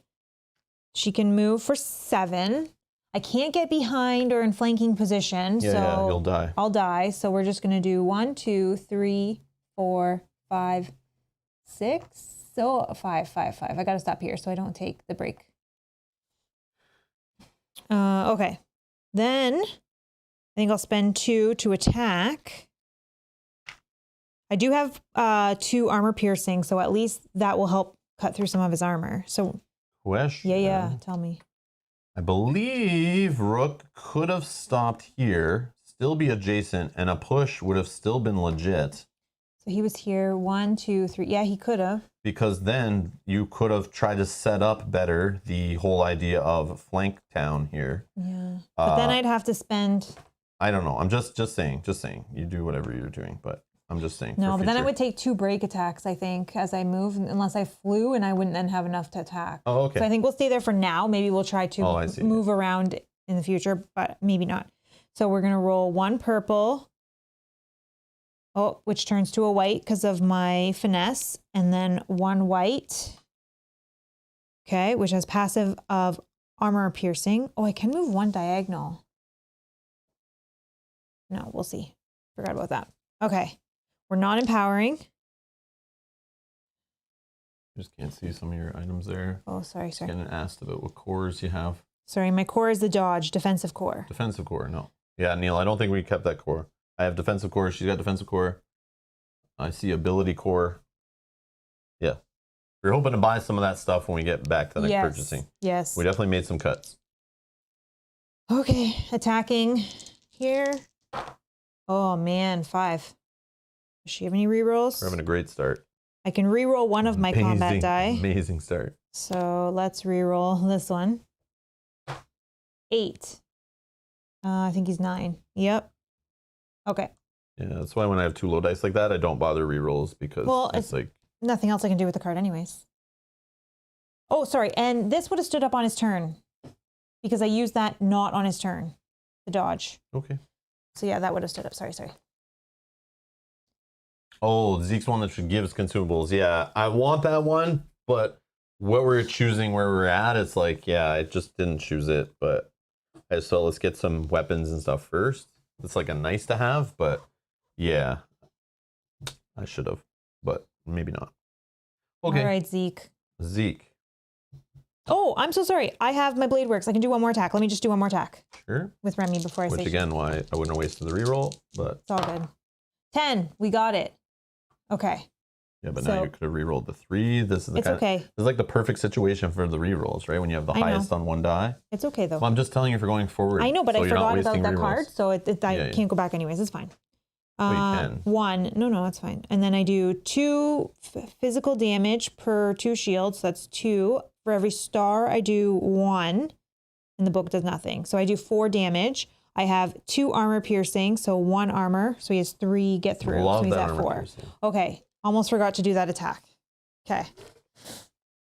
Now it's Zeke. Sorry about that. He's at 4 damage out of 18. But Zeke is pretty good. He has better. Yeah, but I feel like we're just wasting time on this guy. You just need to knock him in a hole. Yeah, I tried. They built it up for that. I tried. No, I know, but if you're just going to sit there and fight him turn after turn, like, might as well just leave Rook there doing that while we all go do something else. But I don't know if you'll ever do it. That's the problem.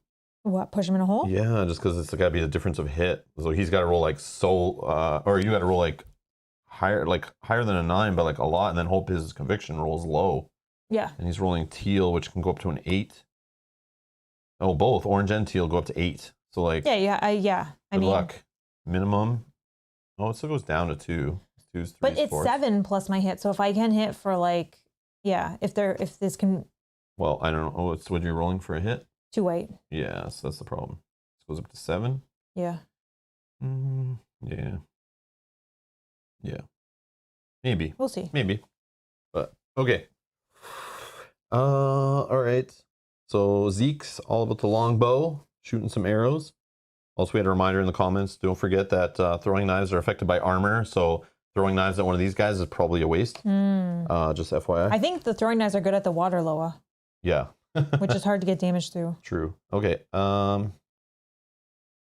I'm in range, but the problem is -1 because I'm shooting through one of you guys. -1 of the attack roll is like a big no-no. We learned last playthrough. So I could move somewhere where maybe I can draw from the center and not through one of you guys, but I'm pretty much would be adjacent. I think it would be like here, maybe this one, but yeah. Yeah, I don't know. Yeah, I think that goes through your guys still, like your space. So I don't know. Yeah, I think I have to be adjacent, which is not where I want to be. So unfortunately, I don't know what I should do this turn. Could try to just jump a pit and get behind him. 10 agility. I have a 4 agility. Ooh, strength. I could try just to jump over here. Yeah, maybe I do that. 1, 2, 3, 4, 5, 6, 7. That is one more move than I have. No, I do have 7. Oh, you also started hindering as well. Oh, which is true. So I unfortunate. don't have enough. So I'm just moving. I don't need to attack this turn because I can't. It's pointless. So let's not fall But into that trap. why not? If you're not going to attack with -1, you think just doing nothing is better? Yeah, just getting into a position where my attacks can matter, where I can do the +1 to my attack roll and stuff. Because a white and a purple against his 9 is like, I can't not add my +1 and get a -1 from you guys. That's basically I'm doing a -2 to my possibility of rolling. So, and he has armor. So like, Yeah. you get it? Yep. So like this, I basically have a -5 to everything I'm doing with this setup. So it's like, I don't want to just play with the luck of the dice at that point. So I just need to get in a better position or do something else on a turn. So if I'm getting behind this guy and shooting him maybe in the future, or I'm just the one who gets the blue objective, or I just go start working on the water Loa. That's what I think Zeke should do based on this setup. Unless I'm missing something. But I definitely don't want to be adjacent to that guy. All right. So let's just spend the 2 SP then. And I'm going to try a movement. So I have a total of 9 movement, I guess. 1, 2, 3, 4, 5, 6, 7, 8. We'll see how this test goes. So beside Rook, I'll get a +6. Yep. I have 4. So I'm doing a 10 agility against 10. So I think I will auto succeed if I'm correct, like no matter what. Yep. So I'll do my little conviction test. Whoa, I rolled 13. So like, who cares? YOLO. You flew across the pit. Yeah, so then I'll move. I mean, though, if you did do an attack now. No. So then I will spend another one to get. So now I have 3 points of movement that are unused. You're going to take a break when you move, if that matters. Oh, is that? Yeah, I guess that is adjacent. Oh, I would have taken that when I went by. Oh, yes. Okay, that's fine. Let's do that. So it would have been on this terrain, which doesn't change anything. Okay. So yep. You think the first time... yep, so I'd be adjacent. You would roll an empower die. I will, hold on before I look at that. Sorry. Let me just see. Yeah, sure, I'll dodge. Okay, so I'm going to roll my dodge die. So like he got whatever, we'll do his roll again. All right, so I got 2. And then you go ahead. Do you want the same roll that he already had? Just roll it all together. That's fine, just roll. It's fine.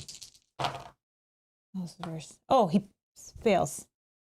Okay, so he misses completely. Right, that's the same for enemies, right? When they roll a skull? So I get a free counter. Yeah, absolutely. Okay. So I get a free counter.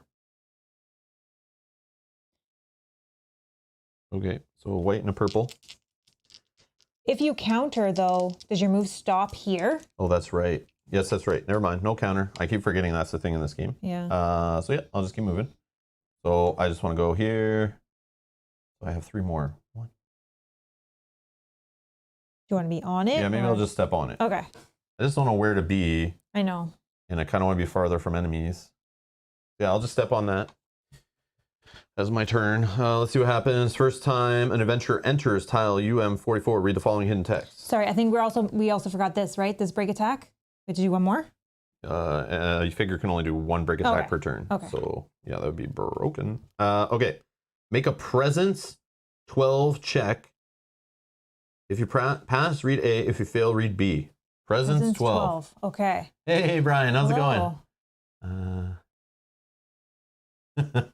Okay. Presence check of what did I say? 12. Yes. What is Zeke's presence? 2. Uh-oh. Okay. Womp womp, who should be doing this kind of stuff? 4, 3. Should have had Nightingale running up there. Okay, good to know. All right. Presence check of 12. I have 2. I rolled 11, so I pass. Yep. I don't know. Hope this is a good thing. Across the water. So sorry. If you pass, read A. So I'm reading A. Across the water, you can see another animate standing near a treasure chest, a real life treasure chest. The one. Sorry, guys. This one wasn't like the ones from the mast. This chest probably contained something of real value. The animate makes a horrible sound, like a mixture between a rattle and a loud screech. It seems to be intimidated by your party. It braces itself for combat, guarding the chest closely. That's it? Yeah. Oh, okay. I know, it's just story. Oh, so it's just telling us about that one. Just like, hey, there's a chest. And it's of value, so we want to get it. Okay. So nothing happened because I passed the test. Otherwise, I'm sure a whole bunch of bad things would have happened. I don't know. I don't want to read, but I'm assuming B would have led to C, would have led to D. Or maybe B had a test that could have saw C and D. But yeah, there was nothing in A there saying to read anything else. So, okay, cool.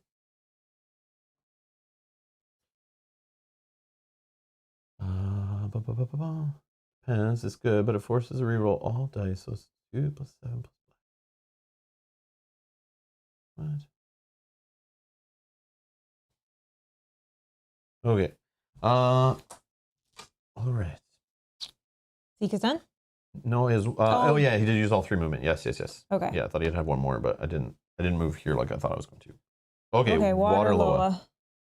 Are you an SOI? I don't think so. 1, 2, 3, 4. Nope. Is your opponent? Oh, sorry. Is your opponent adjacent? No. Is your opponent within SOI? No. Can it move and attack an opponent within range 6? Its movement is 6. So yeah. So range 1, 2, 3, 4, 5, 6. So I'm in range, so it doesn't need to move. Okay. Then make a 6 range attack. Do I have a dodge? No free dodge, no SP. So sure. Okay. So it is attacking 2 purple. 2 purple.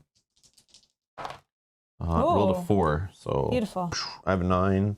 She missed. 9 defense. Okay. Done.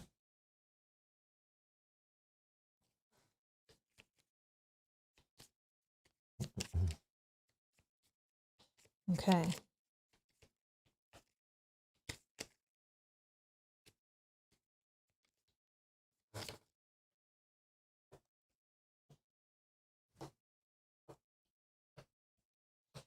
All right. Remy is first. Remy. Ready. And gain 3. Just use your wings and create like a wind, you know, like blow him down the hole. Just like, you know? That would be nice, wouldn't it? Just use your powerful wings to create enough wind. That would be nice. You can do it. I could just take a break attack and move. And then get behind him with the flight. Oh, you don't know. No. Never mind. Never mind. And yeah, that's what you need to do is save 1 SP from a previous turn so that you get in this loop of like, you always have enough SP to do a fly and then a attack from behind. Yeah. But you do have a free attack, so you probably could still do what I just said by spending 2 SP, get behind him. Yes, you take a break attack because you left a space adjacent. But I can't even get in backstab range because of the danger. So I wonder if I just attack him from where I am. Because to flank him, I have to be here. Yeah. Because Rook is not in the right spot. Yeah. Yep, again. Okay. So do I just, maybe I just attack him where I am. True. Maybe I at least do my free attack. And then potentially I'll move based on that. Okay, so we're going to exhaust to do our free attack, which is 2 white die. Has armor piercing of 2. All right, we got 9. That is a hit. It's a hit, all right. It's a hit. This gives me 2 damage. He has armor of 3. I block 2, so 1. So he's at 5. Also, keep in mind her other ability. That is one of those like free moves, which I think it still does break, but you can ignore terrain hindrances and stuff. So if you're ever in like a situation where you just want to kind of like slide somewhere, that's also an option. But it's an exhaust also. I just never really used it, but it's there. You do have some sneaky ways of moving to get into positions for backstabs. Yeah. So I could attack again for 2. I could fly to get kind of out of there. And maybe we work on this one. Oops. And leave these 2 to kind of... I don't know about that. I think this guy needs to be flanked. So that needs to, however you need to move to make a flank happen, you need to do it. Because you 2 are the flanking bros. So you need to get that going somehow. And this guy's good for it, but that's, yeah. It will also help with this pushing him in a hole would have helped because the +1 to attack roll bonus you get from a flank would help with your difference of hit. Yes. So these are the kind of things you need to like start planning like right from the first character of those two moving. And yeah, so if you can still salvage that, I would think of that. I wouldn't separate them in a scenario at this point, but it's your call. You do however you want. So then what I'll remember, do... you were given them as a pair to work together to do flank bonuses. I know. Which would have been fine. This enemy benefits from flank bonuses. We know this guy benefits from flank bonuses. Yeah. That's like their thing to get that extra little like +1 to the attack roll we need. Yeah. To actually do damage to these enemies because it feels like it's really hard to do. Yeah. All right. Well, I'm gonna just do an attack first for 2, because then I'll just do a basic move. Because I don't need to fly, I'll just take the break attack. It's fine. So attacking again. We have 8. I can re-roll one of my die.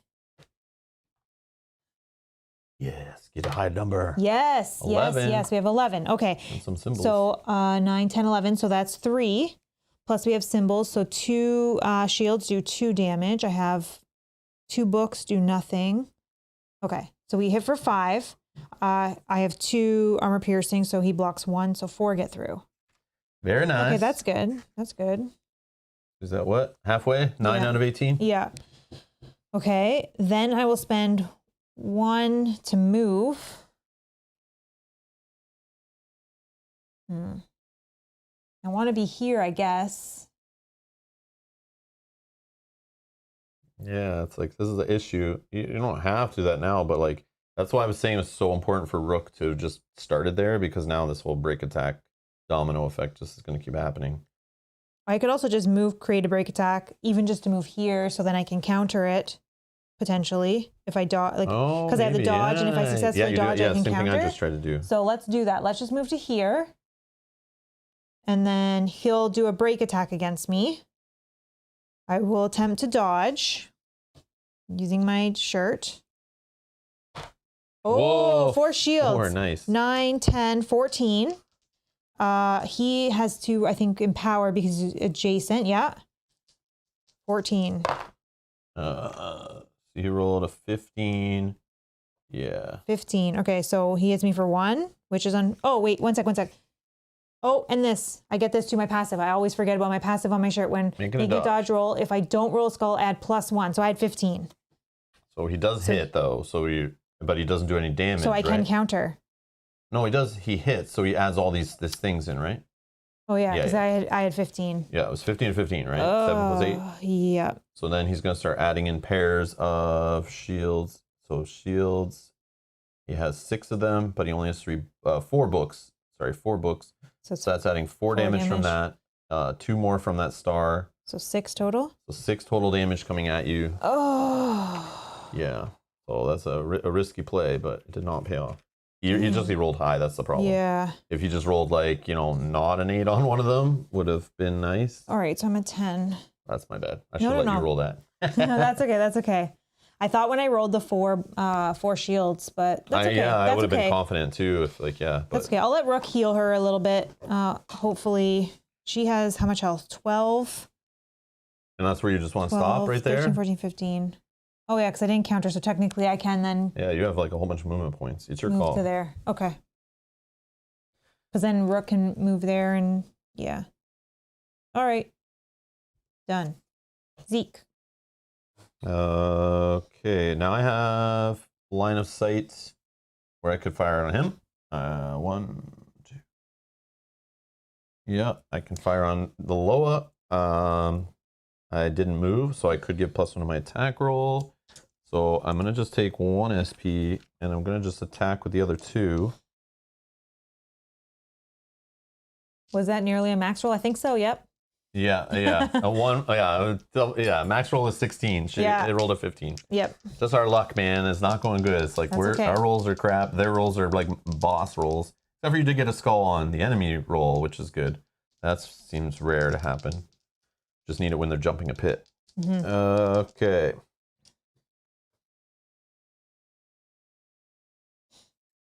I think You can fire on him. No, because it's just the armor. Like these, I don't have any armor piercing, so it's kind of pointless. Can you reach her? Yeah. Okay. That's what I'm debating. Yeah, she has no armor, so then you can start working on her. But she ignores symbols. Yeah. So you have to roll high. Yeah, so this guy's like no fun in this scenario, but I'm thinking the range attack guy. I was thinking after last scenario, like how how range works in this game and how hindering can get in your way and how your allies can get in your way and the way the design of these square boards seem to happen and the whole like line of sight works in this game. I'm starting to like regret the idea of going with a ranged character.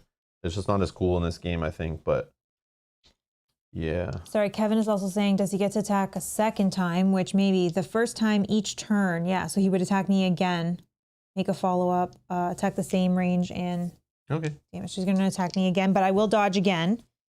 I have another card that lets me dodge. And I got books, which does nothing. But I did not roll a skull, so my passive still is, I have 1 shield, so I have 11. He is going to roll these 2. Yes, he got 8. So I block it. So now I could counter. No, I don't have any. Free, I don't have any. SP. Yeah, and this one was specific to that one. Yeah. Okay, never mind. Never mind. But you didn't roll skull, so you did get +1 defense still. Yeah. So, but yeah. Yeah. Well.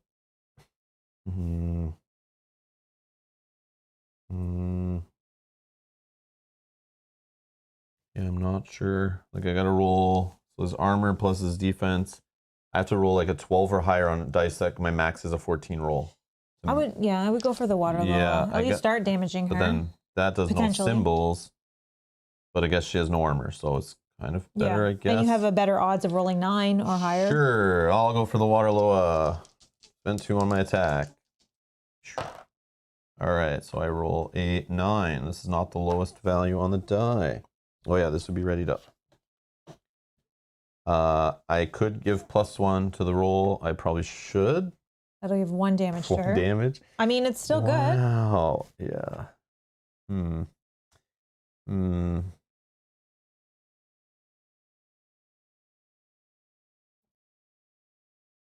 Yeah, these enemies suck.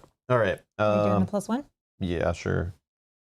Sure. Passive. If you haven't made a move action this turn, your attacks gain +1 to the attack roll. You gain the bonus. You may not make a move action this turn. Sure.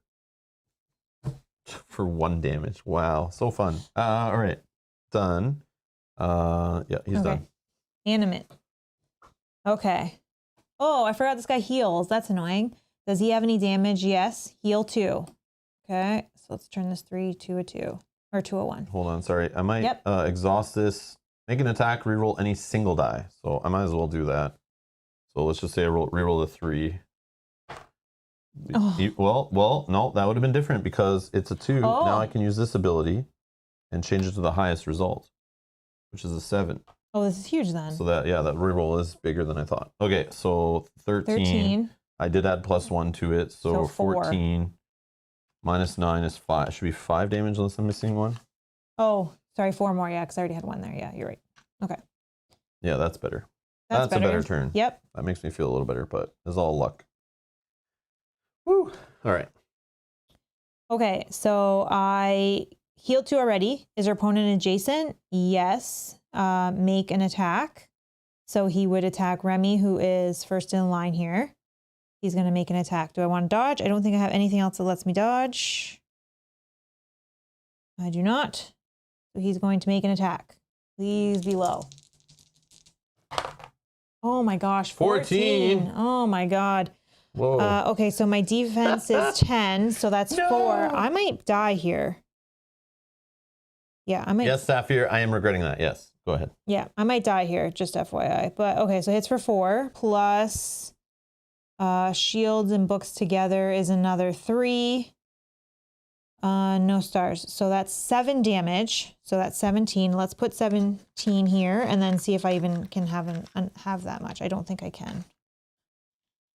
Oh, so I have 12, 13, 14, 15, 16, 17. Oh, exactly 17. Should have really healed myself when I had 10. Oh.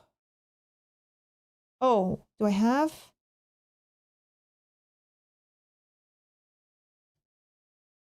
Oh, and I forgot to use this too. Oh my goodness, I'm so sorry. You have the rulebook over there? I Just do. so you can look up defeat and do it. It's not loading on here. Yeah. Yeah. Just follow the steps if you can. Defeat is on page 69. Oh, it's anytime. Oh, okay. If it's anytime, I can do it now, right? Oh, read the card. Read it out loud. The juice box. Discard. You or an adjacent ally heal 3. If it's anytime, I can do it. I think it has to say anytime on it. Do you have another item that says anytime? No. Because I don't know if you can use items that aren't on your turn unless they say like otherwise, I thought. Oh, from Nightingale, you can do it. Where is that? Is it this one? An ally, discard an ally within. No, it doesn't say anytime, I don't think. I have a Violet juice box. You're an adjacent ally. That anytime potion. Who has an anytime potion? Yeah, and you're not within SOI 3 of me. She has these enchanted piercing. No, that doesn't say anything. I'm not sure. Yeah, the bottle blessing, what we read before that we don't have. Yeah. No, and it's my bad. I should have used this on my Just turn. go ahead and do the defeated stuff. Because I knew I had 10. I should have done it. Yeah. Yeah. Okay. 67.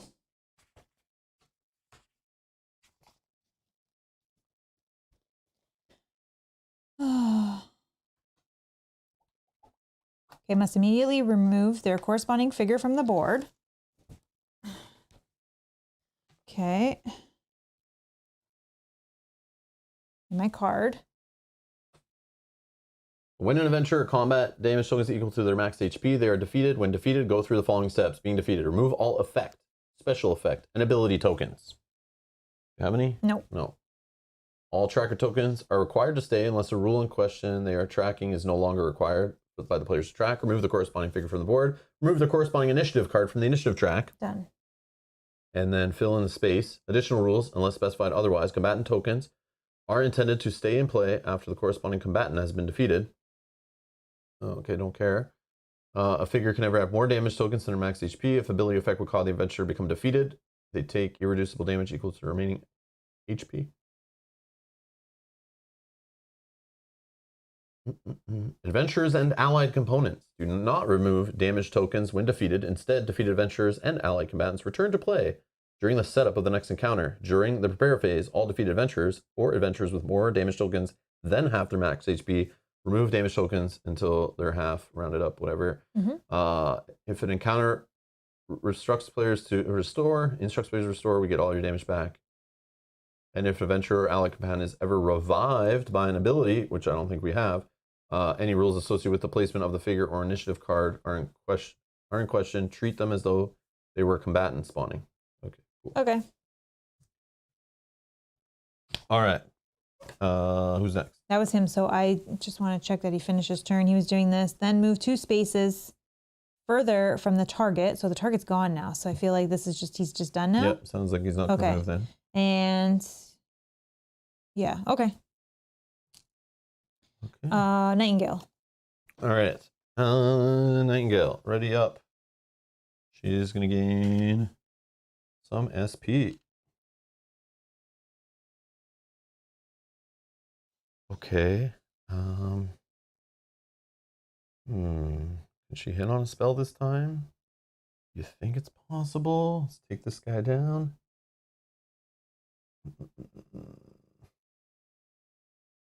Okay. So I guess I'll spend 2 SP. And we're going to do our euthanasia spell. Our casting die is white. For the target of one of your makes a conviction check. Yeah, I might do that. Make it +2? No. Okay. So I'm going to use euthanasia. I spent 2 SP.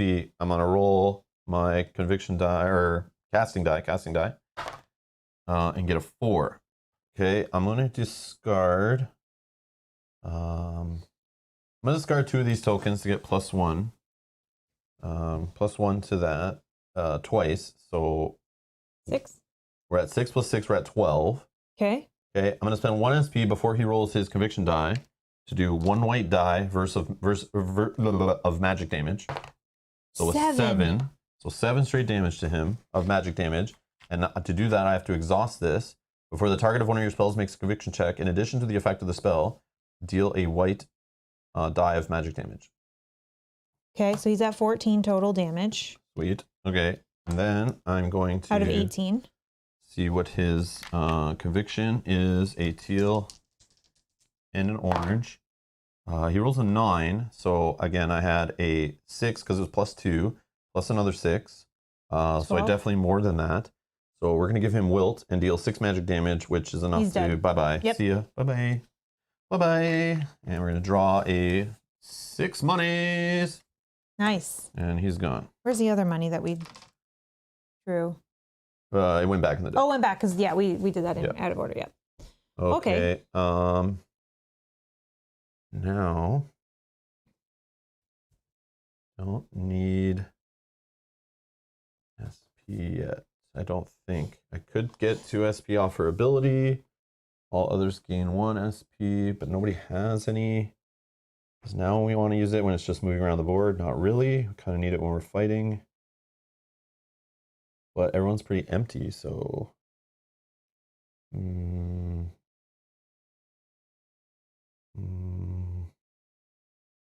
I just worry if she doesn't get another chance to go before others go. Oh, yeah. But then again, it doesn't really matter yet. I still think it would be more powerful a little bit later to see what's being held and what's happening. We are at a point where we're empty, so taking the SP now wouldn't go to waste yet-ish, maybe. But if we're in a spot where, 1 SP could be the difference of empowering a die or not from someone else who's hitting, I'd rather kind of do it then, rather than have it just kind of go in the flow of it now. So I'll just save that, and she will just end her turn. Okay. Rook is going to gain 3. There was a question, though, just asking, is it not if you pass the conviction check that the white die does damage? So I don't know if they just want to see what that card is, how it's worded. Either way, it passed, so it doesn't matter, but... 1 SP. Before the target of one of your spells makes a conviction check. I don't know, that doesn't make sense. So, yeah, I feel like it would be before. You don't know you pass until they roll their conviction dice. So, how does that make sense?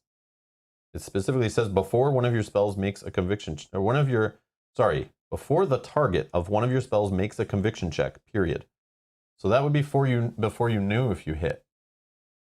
You know what I mean? Yeah, so I think you did it right. So it's I don't know. Just based on that, it's kind of I don't touch their dice yet. So then it says, in addition to the effect of the spell, deal a white die of magic. So yeah, that in addition to the effect of the spell, I don't know. Sure, I could have rolled the white die after. I don't know. Exactly. So you lose SP if it miss. Okay. But it hit in this case, so it doesn't matter. Yeah, it doesn't matter in this case. So what you're saying I should do is spend the SP and exhaust this thing before they roll conviction dice. Then if my spell hits, I then have to remember that I did this before that, and then I can roll a white after that to add magic damage. I see. Yeah, it only happens if the spell is successful. Okay, so another unclear wording on a 1.1 card in a game. Yeah, the Sapphire says. That the took text 2 on the years staff is unclear. Yeah. Frustrating. Very frustrating. But anyways, thank you for pointing that out, guys. Yeah. I appreciate that. Yeah, I want to get the timing down, but it's just annoying when, it's not super clear. The templating in this game is makes me kind of vomit in my mouth a little bit. Considering it's a revision of the game. Seems weird. I just don't think their player testing group or their fan base maybe is not big enough, but supposedly they listened to the fans and made tons of changes to the game. But you're telling me no one was confused by these things and they didn't fix them? I find that hard to believe. I find that very hard to believe. But anyways, still a fun game. Don't let my negative stuff get you down, but it's just a little frustrating. It's not like we're playing the first release, But anyways. Okay. Okay. But yeah, we could house rule it however we want. That is true. It's our game. You do what you want, but yeah. Seems weird. But again, we'll just keep rolling. Yeah, and in that case, it passed anyway, so. But to me, it feels like if I spend an SP on top of the SP I'm already spending, like an SP to roll magic damage on top of me doing the spell, like, yes, I know in this game, like, you spend a lot of action points and dice rolls just can make that all for nothing. Yeah. But to me, it seems like I'm rolling a die for damage. So spending SP to possibly roll very low on the magic damage, it just seems like a weird cost to another way to spend SP, and I don't even get to roll the die. That seems weird. Anyways. Okay. Anyways. Yeah. So I don't know. I just think it's weird. It's hard with this game to be the costs for action points. It's very different to other games. I feel sometimes. So it's like, I spend SP. I should damn well get to roll the die at least, because it still could be a not good amount of damage. True. So I don't know. But yeah. But it's like a high risk, high reward kind of thing, I think. Yeah. Anyways. Okay. Rook is going to move. All right. He can move for 6, and he's going to just go around because I don't want to jump this. 1, 2, 3, 4, 5, 6. I'll spend 1 SP to move 2 more. 1, 2, and I'll spend 1 SP to move 2 more. 1, 2. Okay. He is done. Water Loa. Is there a figure with an SOI? No. No. Is there more than one opponent adjacent? No. Are you in a sphere of influence? No. I feel like no. And then we're gonna do again the same. Can it move and attack? Yeah, I didn't move, so we know I'm the closest there, 6 spaces away. Yep. Do you want to dodge? No, I can't because I haven't readied myself up. Use that. Oh, I did this one. Yep. Okay. Yeah, sure. Why not? It's gonna be the last. Maybe not. Yeah. It's hard to say, but no, I guess yeah. No, it's fine. It's fine. I'm just gonna take it. 2 purples. Pew! It rolled a 12, which is definitely a hit because I have 9. No armor. So that's 4 damage. 3 damage. 3 damage. Okay, 3 damage plus each book does 1 attack. And there's 3. 1, yep. 2, 3. And then if they got a star, they heal 2. No damage done, so that's fine. Okay, so 6 total to you, and then it's going to heal 2 to itself. Point to 3. 6 damage. 6 heal would be nice. Yeah, I got 6 heal. Only we had ways to heal for exactly 6. I sure do. I sure do. Okay. Perfect number. And then that's that. Okay, so we're going to shuffle these up. Oops.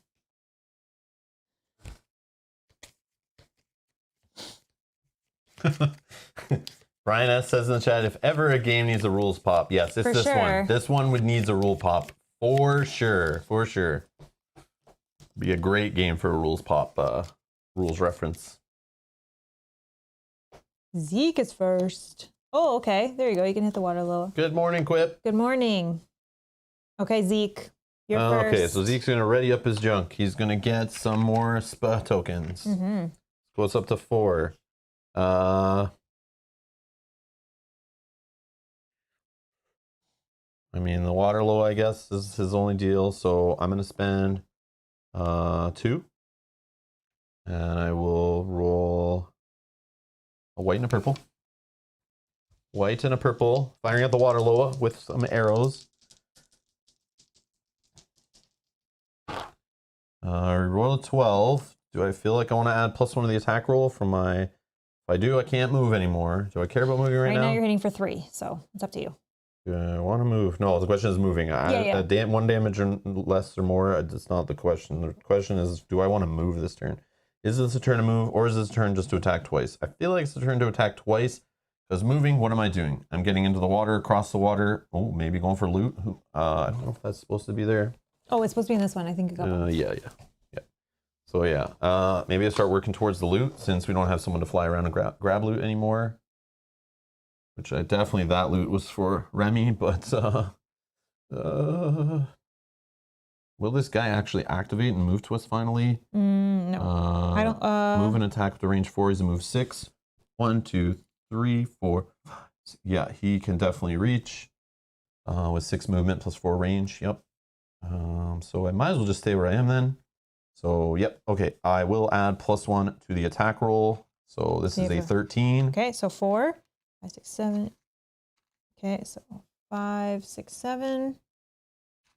You have 2 books, so I technically can do the move 1 space and it doesn't break the whole I've moved this turn, which I might have had before and I didn't do, but and I wouldn't be in her SOI. So sure, I'm gonna move here.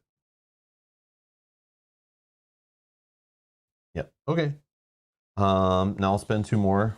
Let's attack again. Same target. I haven't moved or done a move action or whatever it's called. Yeah, no move action. So I rolled a 6. Well, that's definitely the lowest result on a die. So I'm going to set that one to the highest of 7. And I get +1. Didn't move. I don't need to reroll anything. So the same amount of damage, I think, because it's 13.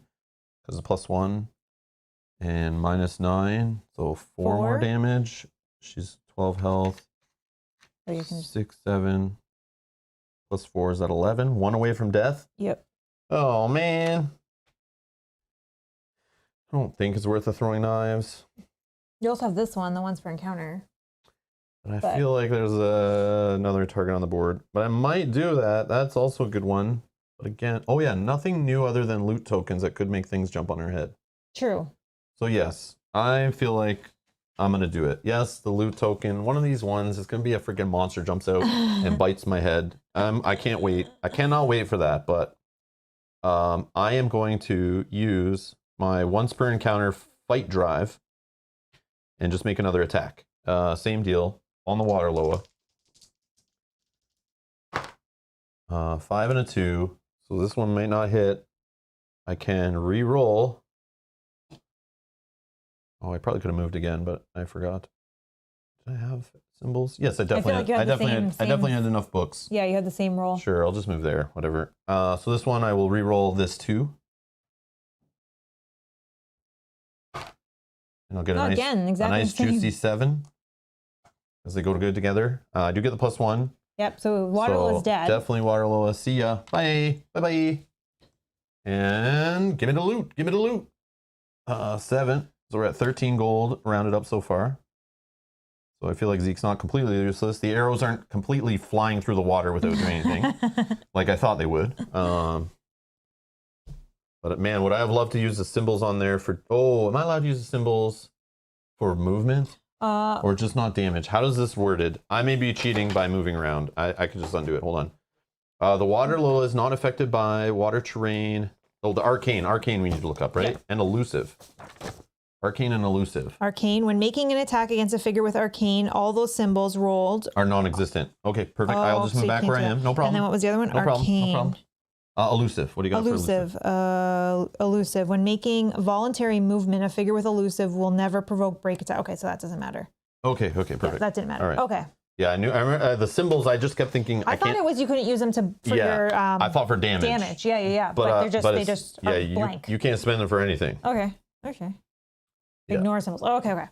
Yeah, Saphir. Why didn't you catch that before? How come I had to catch that one and you didn't? He was waiting to see, or they were waiting to see if you got it first. Thanks for letting me try to figure it out myself first. I appreciate everybody. Yeah. I caught one on my own. Woo. All right, so I put myself back to where I was. Oh, water. I didn't really need to be moving anyway, I feel like, but I was just doing it to remind myself I can. Because I always forget little abilities like that. Okay. And then there's just a quick question from Neil. What was the text in the adventure book about the bridge by the animate? Was there a special effect? Yeah. For this one, I just can't remember. It's perilous walkway. When a figure ends their movement on or leaves a space with special terrain on that tile, they must make an agility 10 check. If they fail, the space becomes dangerous terrain and will put a dangerous terrain token on the space. So I think which is like it's basically a fragile floor. So if you step across that, those rocks could give away and you're dead. Right. So once he moves, we're making this. You have to jump to get this loot.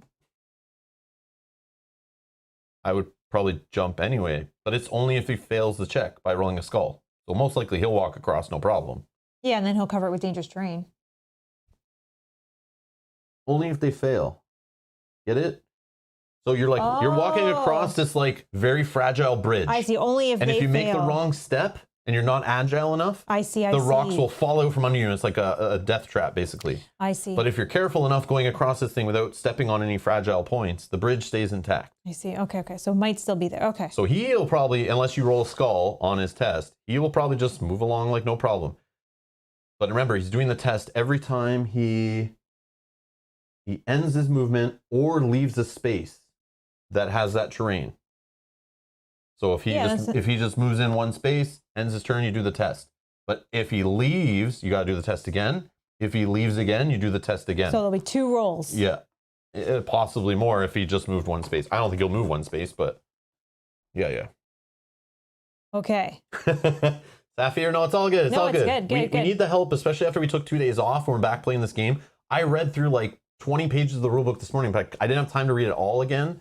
So I read some of the sections I didn't read before the last playthrough. So some of this stuff, just like, it's going to take time to sink in. And when we take time off of it, it's going to take a little bit to get back into it in the flow of things. So we appreciate you guys who know what you're doing to be here and bringing things up, asking questions. And I know some people are just asking in the chat about some of these things because they're not sure. They just want us to check it out. We're totally cool with that. It's all good. It's all good. Also, some of the cards we haven't looked at or showed you since the 2 scenarios ago, and you might forget the wording of it, like the magic thing. Yeah, the anytime heals and stuff and all that. Like, again, we may forget we have an anytime. I forgot to use my venom as well when she attacked. Oh. Yeah, because I just forgot, Oh. But that's okay, That's okay. My bad. What we need to do is sit down before we start streaming and just read all of our cards. And then I read all of your cards, you read all my cards, and we know what all is possible on the table. So we can ask each other like, hey, it's your turn going. Can you please heal me? Because you have a heal with an SOI. If I wait too late till my turn and forget, it's like might be too late and that kind of stuff. So yeah, I know there was a couple things about why we weren't house ruling that to say that I use this, but I mean that would be kind of broken once I knew the effect. Then I was, I did forget. I probably should have done it, but yeah, that's okay. We're learning. We're getting back into it, warming up. This is just a warm up playthrough. This is a scenario. It's fine. Yeah. It's just like Mass 2.0. We're just practicing. We're going to play another one, right? Yeah. Yeah, so it's all good. And tomorrow. I'll remember by then. And tomorrow we're playing more. All right. Does Zeke have anything else he wants to do? No, Zeke is done. Nightingale. All right. Ready up. Gain 3 of these tokens. Okay. Nightingale, what are you doing there? What are you doing back here? All right. So I guess movement is the way to go. So she moves for 6. No extra movement. 1, 2, 3, 4, 5, 6. There's agility of 5. Jumping over a thing is 10. Rolling 2 dice. Just can't roll 2 2s, and she'd fall in. So she could save some, or just waits till next turn and then jumps. Just going up and around is like so much movement. So wasted token, and I'm there. I mean, does it matter if she falls in a hole? Not really, right? So I am just going I think we can get to the exit without her, but... Yeah. But I might need help with spells on this guy that ignore armor. Well, we don't technically have to kill him. We just technically... Yeah, we do. He's got loot behind him. Oh, okay. He's going to block our way. I don't want to walk by him trying to take break attacks. He needs to die. So you need to pound him down a hole. She actually needs to be the one to get here, if possible, because she has the best agility to, if this is dangerous terrain or if... Well, let's test her agility right now and make a jump. Okay, let's see how we do. So for 2 extra movement points, unless she could have 1, 2, 3, 4. I mean, either way, she's going to try to jump to here. Okay. So she's in midair right now. I'm going to do a test. So it's agility of 10. It's 1 space. She has a 5. Okay. And I'm rolling 2 purple dice. As long as I don't roll double 2s. But there's 1s. Oh, don't even say it. It's fine. No, there's 1s and 2s. Yeah, you're likely going to roll 5 or higher. I don't know, though. I don't know if I trust that. But I feel like it's not a big deal. Do you have any rerolls at all? On a conviction check? I don't think so. Or not a conviction check, a skill test. I don't think so. I feel like... Oh, hold on. I do. I have this earring. Jewelry. What you need to get over a pit. Mm-hmm. Once per encounter, after making a roll, re-roll any of your dice. Okay. So you have a backup. I do have some insurance. Okay. It's just a re-roll, though. We know re-rolls kind of don't matter sometimes. Sometimes they can just make it worse. So we're jumping. I need to see a 5 or higher on these dice total. Oh, you got it. I got a 7. You flew over. A little You're too fine. close for comfort, but I'm okay with it.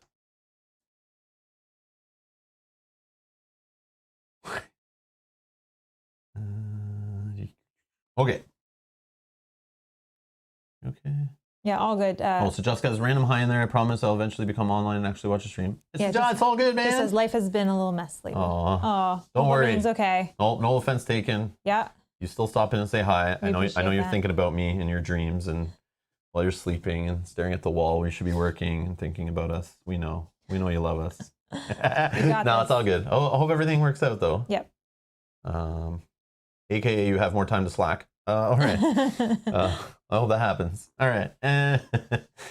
Okay. I don't think I'm going to spend this last SP to move. I don't feel like I should give out the extra SP yet. Should I? Maybe. Do we think we're going to be fighting this guy soon? Next is Nightingale. Well, next he's going to go. Nightingale is now. Next is Animate. So it's up to you if you want to have some sort of... That could give options for dodging. Yeah. Yeah, sure. I'm going to use the SP, give out the Oprah SP prize here. Yep. SP for you, SP for you, SP for everybody. 1 for there. She's going to take 2. Okay. Oh, I gave you 3. I'm so sorry. I gave you 3. No. Oh, you had 1. 1 okay. for here. I gave you 2. Okay, good. 2 for here. I thought I gave you the wrong amount. Okay. Just she save. Maybe she spends 1 more, just move a couple more spaces. Then this kind of feels like a wasted, but I will still do it because I feel like if she gets too close, she might become the target of an attack. But I will just go 1, 2. Go here. I just wanted so she can still do magic too when he gets in range.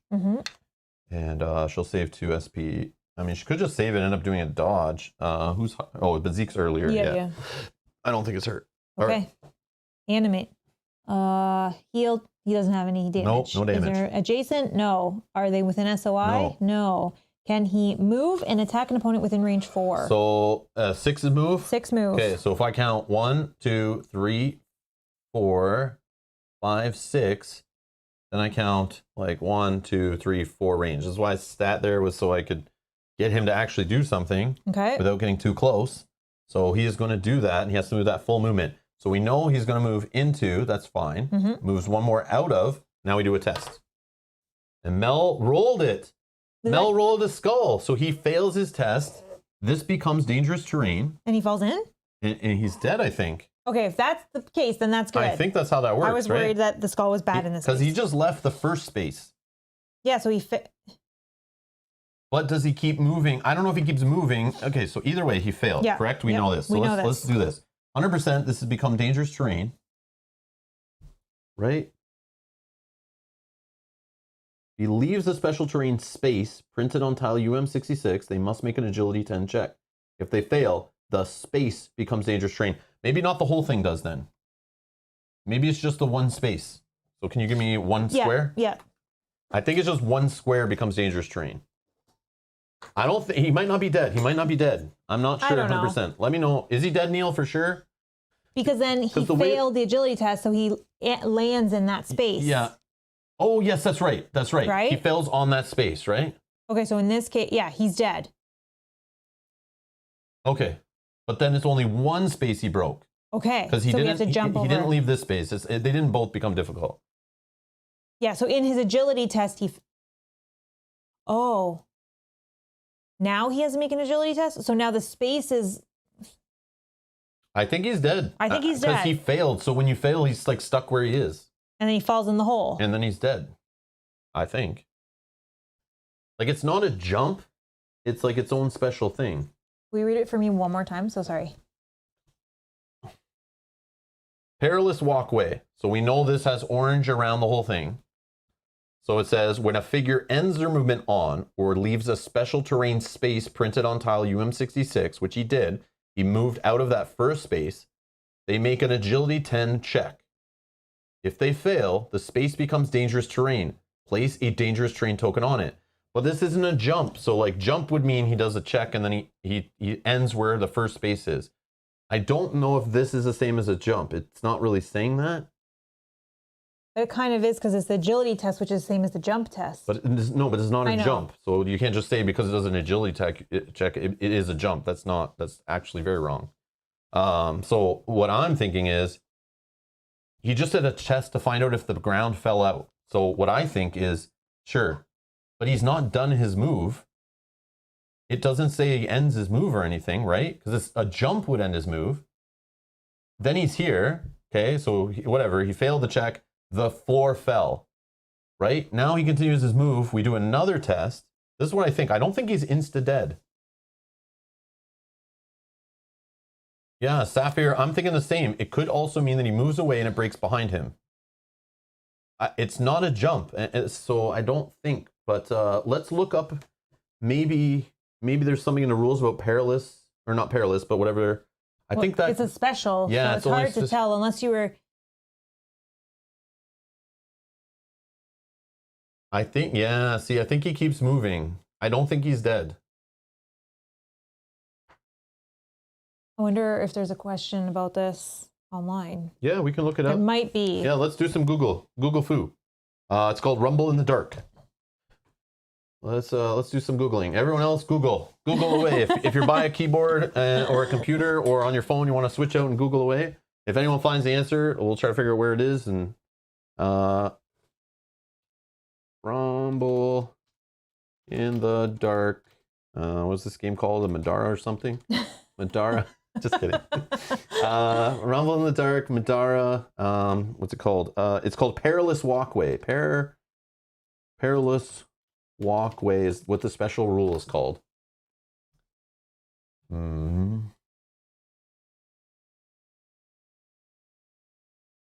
Yeah, I think. Yeah. Because remember, this is not a jump. We're not doing a jump. So do not tell me to start reading jump rules. Not the thing. That's true. Unless the jump rules in there talk about special terrain or something. And it does say about entering or leaving. Oh, what does it say about entering or leaving?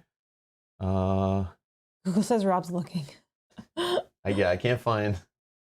Let me see if just looking up the name of the scenario does.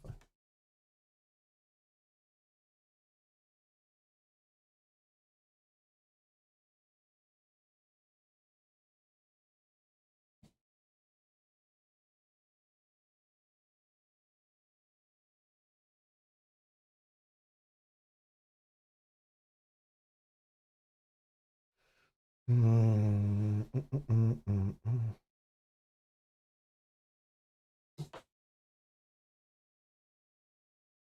do have the FAQ open too. Maybe there's stuff.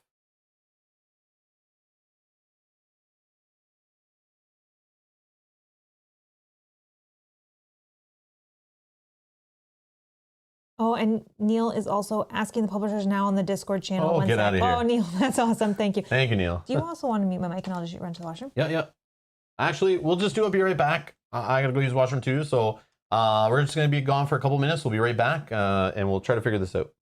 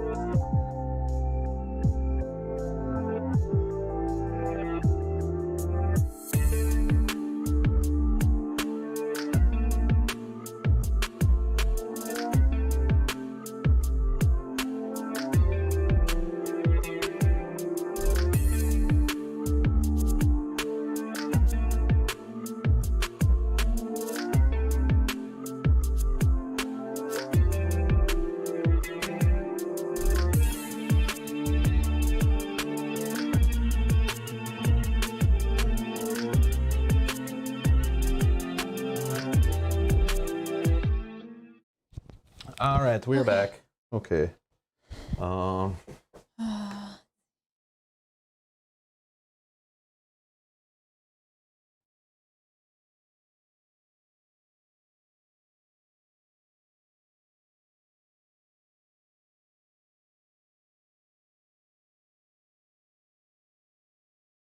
look in the rules, maybe on the jump page or special terrain or something.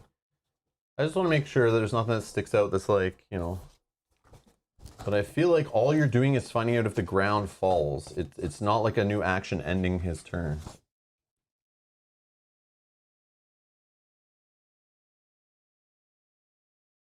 So Neil says if it moves out of the space and rolls a skull, the space they left is dangerous. They aren't instantly defeated.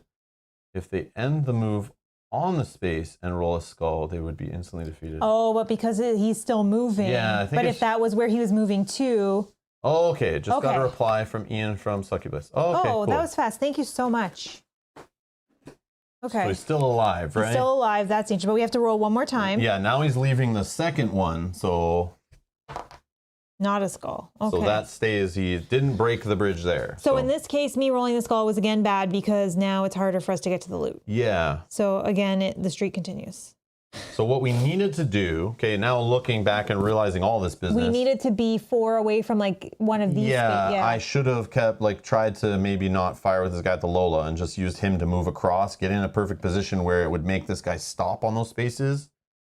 Because then he would keep ending his turn on them and firing at me, and then we'd keep rolling checks, and eventually one he would fall through. Yeah. Oh, you think both spaces go? Because it's when they move out of the whole thing? The way it's worded, though, Antonio, it does say when a figure ends their movement or leaves a special terrain space. And we know space is 1 square, right? I assume. Yeah, because like in this case, each space is dangerous, not, yeah. Like, are all 4 of these considered a dangerous space, or are those dangerous spaces, like multiple, you know? But yeah, I'm just going to go with how it's worded and just like English and kind of just flow with it. But I mean, you could assume a lot of things thematically and stuff too. Mm-hmm. But yeah, that's just another weird example. But we'll just play it that way, that he broke part of the bridge, you know, but then he realized once the other one started falling, he tippy-toed and, you know. Yeah, that was still attached to the edge a little bit. Like he tippy-toed like the little ballerina princess he is. Right. And he got across okay. So he's going to keep going. And he's 1, 2, 3, 4 right here. Okay. So he didn't make it in the water. We didn't get him in the water. I wanted to lead him to the water was my plan, but I knew I had to be close enough to get him to even do this. So if we move back, but the problem is now he'll move through. Or move this way, because he has to move through here to get in. I don't know. But yeah, so that's the problem. Okay. So we maybe messed up with this guy too, of manipulating when we could have done it a different way. I think we can also run past him. Yeah. Worst case. Okay. And then he is going to then make an attack. He's not adjacent, so it's not empowered. He's attacking against Zeke. Okay, Zeke's going to do a dodge for free. 4 shields. If I'm successful, I can counter back because he does have range and everything. Okay. And if I don't roll a skull, which I didn't, I get +1 shield. I gotta remember that. So I technically have like 5 shields from this. On top of my, where am I looking? On top of my just 9 defense. Okay. So he is attacking with a purple, a teal and an orange. And of course he rolls a 15. Oh man. So I don't think that's even close. You had 14. Yeah, so. Okay, so right now he's hitting for 1. Oh, no, I don't want to re-roll my dodge die. That's definitely wasn't a thing. Because that was like the best. Yeah. Okay. Okay, so right now he's hitting for 1, and then he's going to use his abilities. And the pair, so he has 3 books, 3 shields, so that's 3 more damage. He's got a star, 2 more damage. 6. Okay. And then, so 6 damage. Oh, this is the problem. Yeah, I'm going to die too. No, you have, the shirt gives you some extra health. I think you're good. And then Brooke is going to go next. No, he has to do 2 attacks, right? Oh, yeah. Same but the problem. next one might not hit. Yeah, same problem. But I don't have any heals, so I mean, he can't do anything on his turn anyway. Yeah. Yeah, because you're supposed to Rook, but Rook didn't go yet. Yeah. So, anyways, okay. So how much am I doing? 6. 6. So we are at 12 damage out of 12, 15. Yeah, just out of 15. So, but he's going to attack again right now. Yeah, but he might miss this one. Yeah, maybe. Okay. But I have no free dodges. I do have an SP for dodge. Maybe I should do that. Okay, so just try to survive. I'm going to dodge. Oh, I rolled the best that's again. Very good. So again, I have 5 shields plus 9, so I'm at 14. He's attacking again because the first time each turn he makes an attack, follow up, make another attack with the same range, same damage type, yada yada. So annoying. There you go. You missed. He rolls a 11. So successful dodge, but not the one that would have given me the free counter. But that's okay. You're still alive. I don't have an SP to do a counter or anything, so oh well. No, you're good. Okay. Yeah, but we're at 12 out of 15. So yeah, but I'm going scary. next. I can help you. Is that all he was doing? That's all. Yep, Yes. he's Okay, doing perfect. the last one. Okay, Rook is going to gain 3. 1, 2, 3. I'll do first one. I will heal Zeke. He's in my SOI. Heal for 6. All right. Okay, and then my passive on here, if I heal an ally other than myself, I gain the SP back. So I'm down to 6 damage. So then I'll do it one more time. Okay. Spend the SP, get the SP back. Yay. Okay, that's only people that have health damage. Okay, so then I will move. And I can move for 6. 1, 2, 3, 4, 5, 6. And then I'm heavy, so I don't have to get pushed by the current. So True. the water, it'll still take 2 to get through the water. So it'll be, I have to spend. Well, you got to like here. You could have moved into the water for no extra. Then I think you spend 1 SP. You could be in front of him. Is that what we want to do? Oh, I could maybe Or you could be push. here. But then that's not enough to push him into that. But here I could push him into that, right? No. 1, 2, 3. So they don't move diagonally. Do we need to fight him, do you think? I don't know. Or we just try to run past him Well, I don't know. and hope he jumps in the water trying to get us? If he gets in the water and you're able to like fight with him and push him and he goes with the current and all this stuff, there could be a chance he just dies going off the waterfall. Somebody needs to distract him though, I think, and like actually entangle with him. Otherwise, he's just gonna keep moving 6 spaces, being within range 4 and shooting at us twice with his stupid chains of perdition crap. So either we all get in the mix with him and just keep pounding on him to kill him normally, or there's some trickery with him falling down a hole. Otherwise, he's just gonna keep chasing us 6 movement at a time and firing his arrows twice. And we saw what that just did and what it did to Remy too. Him attacking 2 times in a row, these guys it's trouble. I could also be here. Okay. And remember, he's empowered when he is melee. You're adjacent to him. I do have dodge, and I do have more defense. And he moves defense. 2 spaces farther after he's done attacking adjacent. So he'll just move back. But maybe that's better to get him closer to where I can push him. I don't know. Okay, so then I can spend 2. you could make him eventually dance back on that. Maybe. Spend 2. We're going to use the Great Hammer, which is 2 white and a black. I do have the SP to follow up to push if I think we even need to do that, but I guess we'll look at what we get on this. Oh my gosh, it whiffs. Do I have any rerolls? I don't think so. You paid to empower? No, I have to with the Great Hammer. Oh, okay. Yeah, it's just auto. Aw. Okay, well. Yeah, we definitely need to reroll with this guy. He needs Hammer Helm so bad. Yeah. So bad. Okay. Ooh. You won't be able to dodge in the water. You're right. Oh.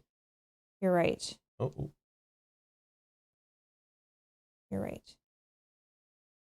That's fine. Agreed, Kevin. Yeah, that's fine. Kevin says, obviously this is far easier if your flyer was alive. Yeah, Remy would be already over there digging in the loot right now. Yeah. But, yep. That's okay. That's okay. Yeah, if I was controlling Remy for 100%, I would have taken Remy around and taken loot. But then again, then I wouldn't try to break up the little rogue combo. But if like Remy was one of these roles, you know, I'd have been using her as like going back here, stealing loot, going up here, firing at range from behind and doing all this like crazy stuff. But it's okay. Maybe Nightingale can go get this loot. Well, I'm not worried about the loot. It's on the way to the exit. So like somebody will just grab it. It's fine. Yeah. It's this loot I want. And this guy is the problem. He might kill one of our other guys, maybe 2. Who knows? Yeah. Okay. Well, Rook is done.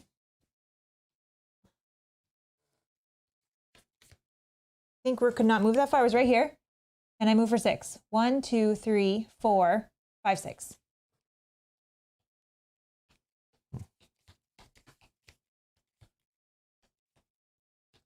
Did she have smoke bomb when she took those break attacks? Yes. Yeah, she But had lots of stuff. I didn't want to use that yet, though. Kevin, let's not dwell on all that. There's many things that could have been corrected there, but we'll never learn if we keep doing rollbacks and stuff all the time like that. But yes. Ugh. Okay, Nightingale's gonna go first.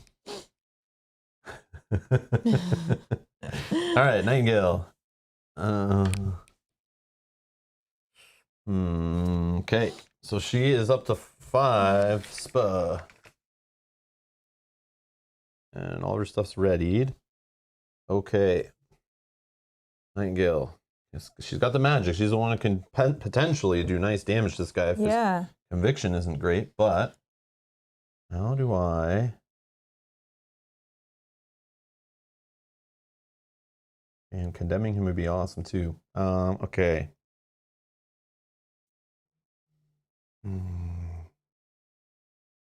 How do we do this?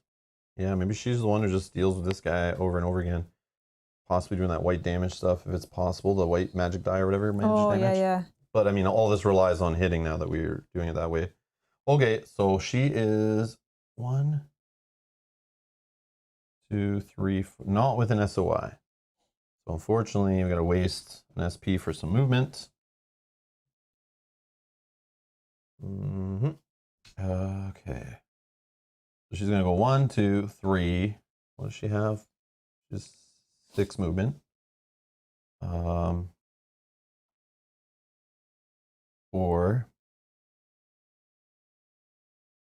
And you push at the end of your turn if that matters. That's perfect. 4. Is 5, 6 still within? 1. Yep. Yeah, still within SOI. Okay, and not through anybody. If not that it matters for SOI, but all right. She's gonna stop there. Okay, so we're gonna do some euthanasia. Spinning 2. Casting die of white. 4. Okay, I can't add any +1s or anything. So this is a 10. Before it does its conviction die, do I bother with this right here? Or do I just do another attack? No, I'm just going to leave this one. Okay, so it's 10 conviction of 12. Blocked. Okay, I will exhaust this. I'm going to add an energy token to this. Okay. Then I think I'm not going to do anything else because I just feel like it's not really going to hit. Although I can spend this without exhausting, but I won't get to add another one to this. Man, if I could wilt him, yeah, I'll try another one. So 2 more for euthanasia. I mean, this white die just sucks. Okay, that's better. 5. What do we get? 6 and a 3. Oh, we actually hit him. So if you can give him wilt, and we're gonna deal him 6 magic damage. Okay. Oh. So wilt again is passive attacks made against you add +2 irreducible damage and ignore resistances. Okay, and you said 6 damage? 6 magic damage, yes. Yeah. Okay. So yeah, so anytime anyone else attacks him, that doesn't count spells. Yep. But it's like a free 2 true damage or whatever. So that's very helpful, I think. Okay. Yay. She done? Yeah, she's done. Okay, he's gonna go. Definitely use this. Okay. Heal. Does he have damage? Yes, heal 2. So 1. It's gonna go to 4. Okay. Is there an opponent adjacent? Yes, make an attack. Okay, I cannot dodge in the water, so I'm just... Remember, he's empowered on his first turn. He makes an adjacent. He rolled 10. I have 11. Sorry? You have 11 defense? I have 9, 10, 10. I have 10. So he's up by 1. What?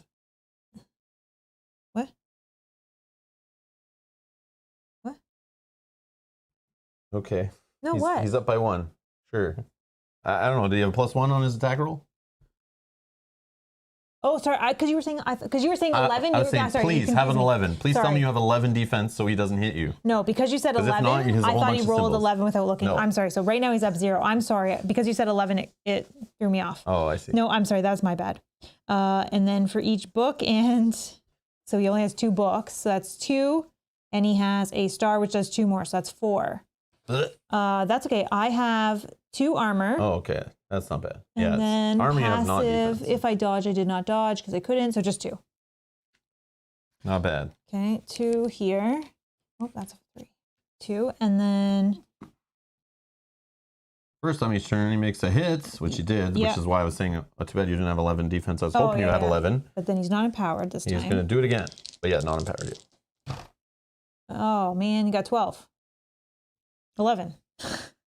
You got 11. All right, so it's a hit. So difference of 1. Plus 1 pair of things. It's another 1. And the star is another 2. Okay, so I have 2 armor. I take 2 more. So I'm at 4. Okay, and then he had to then move up to 2 spaces further from the target. This move does not provoke break attacks. Okay. Okay. He's done. So you could do something cool like jumping over this, even though he's not the best jumper, and landing beside him and then maybe knocking him that way. If I even thought that I would be able to push him in, but yeah, I know. Maybe. It's like, you gotta be super lucky. I don't know. Or rerolls. Do we want that loot up there for sure? Remember you have the fate engine to ignore symbols on, oh yeah. One time, but when I'm only taking 2 damage, I'm fine with that. Yeah. I would if he rolled like 16 and then he had all the symbols, then I would worry about that, but it's just off 1 die, right? Yeah, off 1 die. Okay. Who's next? Zeke. Zeke's 3 SP. Ready's up. So him attacking would get +2 irreducible damage. Oh yeah, she moved 1 from the current, right? At the end of turn. Yeah, he didn't because doesn't have to. I chose not to. All right. But sorry, question: are we going for this loot? Do you think, or do we just ignore it and now we all just start moving this way and let him chase us? I don't know. I'll go for it if you don't want to go for it. I just figured Rook's going to keep battling with this guy and eventually be right near it anyway. Yep. It's not like he has to come all the way back, but if you're worried about him jumping over 1 space, then I wouldn't take Rook. Well, I wouldn't take Rook there, no. So who has the best agility? Nightingale. She's the best one to go for it, but... Okay. She can just dance with this guy if she can do more damage to her, but it's going to take a long time. Because of his heal, too, each time he goes. Yeah, that's why he was higher. Oh, that sucks. Yeah, but now that he has this +2, I mean, Rook might be able to get some damage through. If I don't roll skulls. You can use a plank. Yes, we can use a plank for sure. Oh, he has a plank. Yeah. Oh, okay, then I'm not worried. Yeah, I would have to take break attacks, but... No, but you still fight this guy and you knock him out or get around him safely. Don't just like run by him and then still fight him. Yeah, no. But I'll try to help out with that by just attacking him here. I'm just debating, do I spend an SP to move? And if I move, I go 1, 2, 3, 4, 5, 6, 7. Or do I just get in the water and start moving? 1, 2, 3, 4, 5, 6.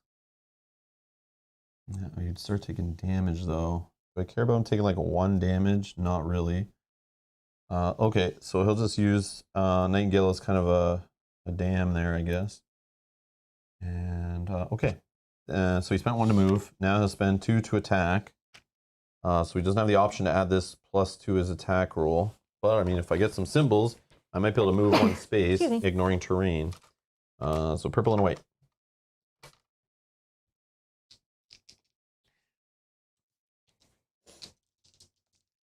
So firing on this guy without a -1. No one's in front of me anymore.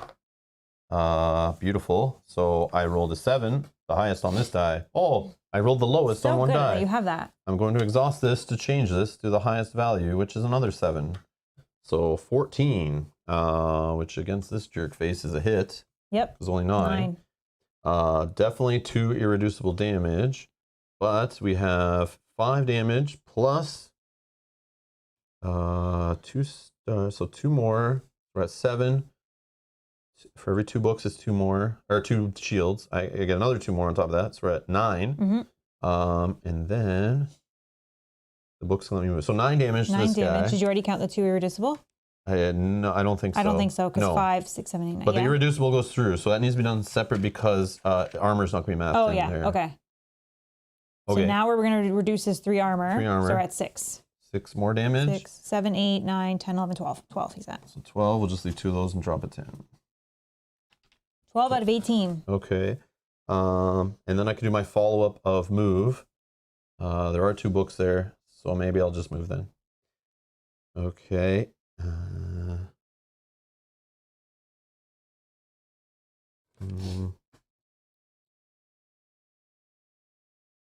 Okay, I'm done with Zeke.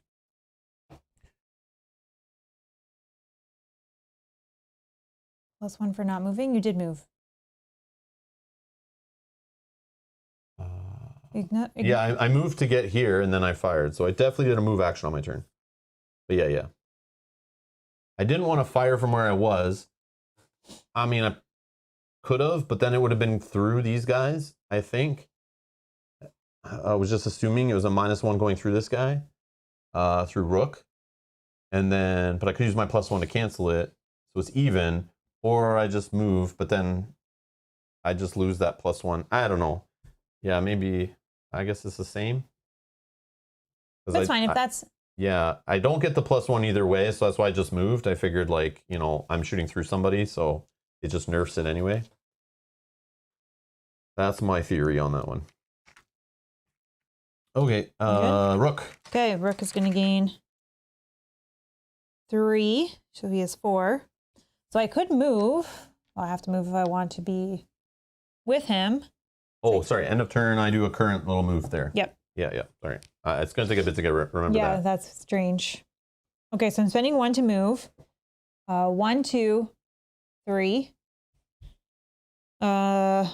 Use the Great Hammer. Spending 2. A black and 2 white.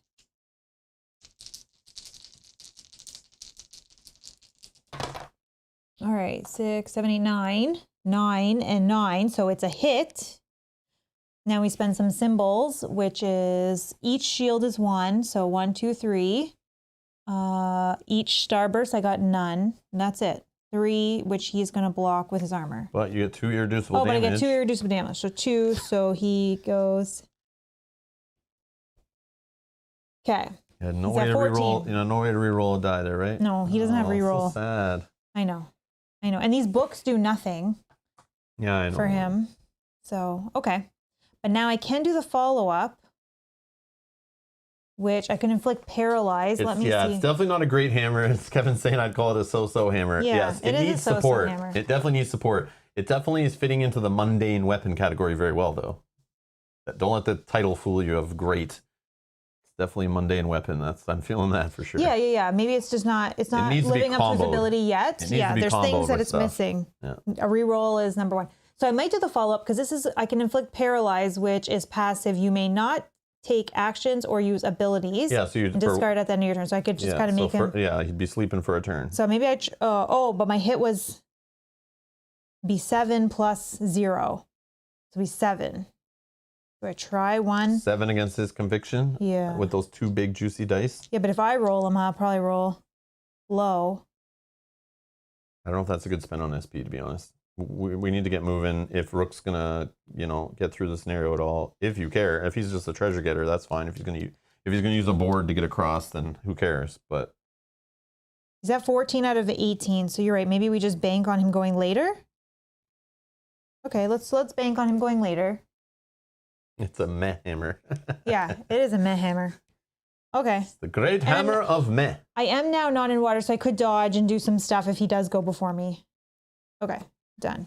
Sweet. I don't think I want to... Plus, having him there and not beating him yet is not getting us any urgency tokens. So maybe we don't want to rush kill him. Oh, yeah. But I think for urgency tokens, I think we'd have enough time to get the loot in. I don't know. No one can really fly past this water. It's going to take forever since it's like a whole turn to move 3 spaces and it moves us back 1. So 1 turn, 2 turns, 3 turns, 4 turns, 5 turns. And with some SP, you could spend some SP in there to maybe move a little bit farther. Maybe one more space. Okay, so maybe it's only 3 or 4 turns. Yeah. I feel like. But if this turn he's defeated, board across here. Oh yeah, here. someone goes up here. A board across here to get across. Yeah, yeah. You have to win this for Remy. Yes, yes, yes. We will. We will. Well, someone's got to get this loot. That's like a priority. Also, and someone gets that loot. If we did kill him this turn wouldn't count for the urgency token. It would. But be again, the next we're all turn. up here. This is the problem. We need that guy to die when someone's closer to the blue exit. I know. Nightingale, Zeke, Intimate, Rook. Okay. So maybe paralyzing him is the key, but you just need to have. It's fine. I think we could kill him. I think we'd be fine, but. But again, maybe an enemy appears out of a chest, and then we don't have to worry about that. That is possible. All right. So. Okay. Nightingale's first. Nightingale's first. Okay. 3 SP. She's saving her ability for the end when someone needs to make a run to the exit would have been good. True, true. That's the kind of thing I need to emphasize. That stuff for the more important times. Not the like, oh, maybe it's just nice to give everyone SP. No, I need to save it for that. Like, oh no, we need to get out. Give everyone SP so they can run. All right. Rook could also put the board right here. I know. But I can't. But then getting all the way around is not what. He doesn't need to get all the way around. Once he's got this, someone else is getting this, and Anyone over here has to fight through water, right? Yeah, I get it. But someone on this space with a board can skip the water almost entirely, is what I'm telling you. Yeah, but the person with the board is not the person that also can jump this space, I worry. Right? No? Okay, so Nightingale is going to go, and I don't know where she's going, but I do not want to kill this guy now because I don't think we'll win if we do. So, how do we get in there? Oh no, she needs to keep pushing forward, I think. Somebody needs to push forward. What if she tries to go for the loot? Can she get there? I don't know. 1, 2, 3, 4, 5, 6, 7, 8. Yeah, I guess. She only has 6 movement. Yeah, okay. So she'll spend 1 to move. 1, 2, 3, 4, 5, 6. Spend 1 more. 7, 8. Then spend 1 to get the blue loot. Let's see what the blue loot does. Blue loot says, gain 20 gold and spawn 1 water loa. Yay! Oh, no. Okay, well now we can kill that guy. And spawn her on the west side of tile UM50. Okay. So that's over here. So if you can put a water loa. we put her in one of those 2 spaces. Okay. And then okay, she's gonna go directly after Nightingale. There you go. Okay. So kill that guy. Hurry up, man. I told you. If I knew that was a thing, I would have just taken her to kill him with some magic. So that kind of sucks. That's okay. I wish Zeke went first so I could have checked that out first. But Zeke can fire from there, no? But it doesn't hit as hard as magic damage does against him. I know, That's but all I'm saying. Yeah, but with the 2 irreducible. It's still not magic damage of like 6 that just goes all through. I know. That's all I'm saying. But yeah, anyways, we can still make it work. You jinxed it. Robbie should be a developer. You knew it was coming. He's played enough games. Man, if you play, like literally, the guys who played this, they play Dark Souls. They know the Dark Souls. I always assume every developer of any game that came out after Demon Souls, Dark Souls, all those games, everyone loves the fun and trickery in those games. And the evil developers. Like they're like me. They have this very evil side to them, and they love messing with players. And ever since being one of those players in those games and literally like playing hundreds of hours in those worlds where the game is just trying to kill you and mess with you and trick you and make you think one thing for a while and then totally change it up. Like they love just messing with the player. So I always go into every game I play, board game or video game, and I'm always thinking like, how evil are these developers? And if I was sitting on the other side of the screen and on the keyboard programming, what would I do to mess with these players? What would I do to make them think this? Especially after showing them in the previous scenarios, setting some norms. How would I pull the rug out from them and surprise them later? So I'm always like very weary. And that's why I say things out loud like that, because I'm like, if I were doing this, I would do that. And when I'm right, I'm like, yeah, I would have done it too. So it's funny when you guys are like, man, you should be a developer. You predict these things. It's like, no, just think. I know some of these developers, they're evil like me. They're doing what I would do. It makes sense. Kevin says also that I kept yelling to myself, just kill it. Because he knew that something was going to spawn here. Once Yeah, I know. That's the thing. But yeah, that's the thing. But that's the fun playing blind. But then people watching are like frustrated. They're like, play this scenario multiple times. They're just like, oh, if only they knew. If only they knew. Like, it might be a little frustrating. I'm sorry. But that's the way it's going. But everybody's blind playthrough was the exact same. Yeah. Where they didn't know what was going to pop out. I'm sure some of them fell in holes and things. I don't know. Yep. Anyways. All right, so that was that. Spawn to Waterloa. She is done, I think. Okay. No other turn, nothing to do. Okay, so she's going to go next. No SOI. Is there no adjacent, no SOI, and can it move to be within range 6? Yep. So 1, 2, 3, 4, 5, 6. Can move up to 6. 6, yes. Okay. But also 1, 2, 3, 4. Oh. So I think Zeke, it could actually reach 1, 2, 3, 4, 5, 6, maybe one more, I think. 1, 2, 3, 4, 5, 6. Yeah, I think it just needs to go like there to hit Zeke. Zeke's technically a bit closer. Yep. It's weird. This whole square thing just throws me off. You'd think like a straight line to be the quickest point, but it's like you gotta like diagonal through and straight and yeah, because it's the nearest. We gotta be doing this. We gotta be doing this more. But again, this doesn't measure, so, but that is a shorter line. Yep, and he's the closest opponent, which is what she wants to attack. Yep. And then he cannot dodge in the water, so make an attack. Of 2 purple. 9. And the defense of just 9. So it's a hit. It's a hit, so she wants to spend books for 1. That's 2 more. She would heal with the star, doesn't matter. So that's 2 damage. Yep. And that's just taking it, I guess. No armor or anything. Good. She is. Yep. And that's that. Zeke. Okay. All right. Zeke gets 3.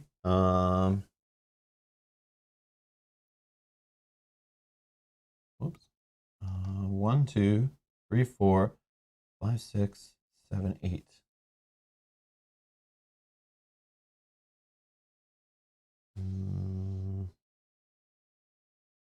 He has 7 movement, unfortunately. That extra movement's not really doing anything. But if I fire first and get a free move, that's probably the best. 1, 2, 3. Well, if we know she was within 6. Yeah. He has like 7 range, so yeah. So I think we're okay. So I'll just fire where I am. Might as well get the plus. Oh, but then I can't move this turn if I do that. Yeah, I keep forgetting that. So I definitely want to move this turn. So I mean, firing where I am or moving forward doesn't matter. So I will just fire where I am because I might get some free movement in the water.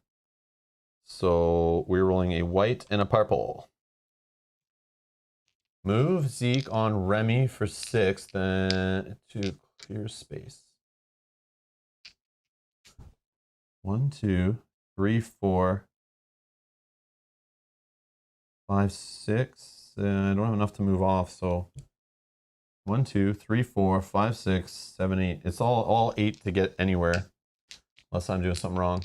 But what I think I'll do is because I possibly could get the 2 books off the longbow at the bottom there to do the free follow up 1 move space, I might as well take advantage of that while I'm standing in water rather than stepping out of water and using it where it's like on land. I don't really need to use it. So I think I'll try to use that follow up movement in the water first. Then maybe with my movement, I can get somewhere more efficiently. And Locator has a question for you. I don't know if you answered. Mel, did you paint these? I did. Yes, I did. Hey, Zach, how's it going? Yeah, Mel painted. She painted all of it. I did. Bless her. All right. She's amazing. All right. So only an 8, unfortunately. Attacking the Waterloa. I don't want to add the +1 because then I won't be able to move. But I do have the free move of a book, but then it'll Would that give you done. any damage? Because she's defense is 9. It wouldn't give you any damage, would it? No. Yeah, I don't even know what I'm doing here, but why I'm even firing really, but because I need a bigger roll. So I can exhaust this. Oh, you can't with this. You can't use the symbols with a Waterloa. I know. Okay. So I need to do bigger hits. Why is this exhausted? This shouldn't be exhausted. That's not the lowest. I could re-roll. I don't know what I'm trying to do. Just do a little damage, I guess. I have the follow-up, so I don't really need to hit. But, oh, I wouldn't be able to do the follow-up unless I hit. That's what I need to do. Yes. Let's re-roll the purple. I knew I was trying to do this for a reason. So we got the 6. So I definitely get the follow-up. Oh, but then I can't move because I'm firing on a water loa. So we're going to say I'm firing on this guy. Yeah. What am I doing? Yeah, because then you can't use the book symbols. Yes. We already know this. So I'm firing on this jerk. Okay. And I'm not firing through Big Boy here. Nope. And I'm okay killing him now. Yes, we already talked about that. Once she appeared, I can now fire on him. It's good. Yeah. All right. So anyways. Okay, so that is 11. 11. With 2 shields is +2 physical damage. Okay. So that 2 physical damage goes through. Well, no, armor. Oh, the irreducible. Sorry, yes. Irreducible. Sorry, for 16. Okay, so 11, 9. So this is +2, but then I have another 2 from the shields. Armor takes down, it gets 1 out of that damage. Yeah. Right? Yep, so that's 17, 1 away. 1 away, really? Is that the +1 included? I didn't include the +1 so I can move. Oh. Yeah. Oh. I know. 1 away. That's 1 fine. away. Well, maybe Rook can counter. Well, Rook can... Because he's got dodge and counter and stuff. So. Okay. So either way, I'm going to do the follow-up with the 2 books. Yep. Okay. And then... yeah, I spent 2 to do that attack. Yes. And then we're going to spend the last SP for some movement. And he has 7, but...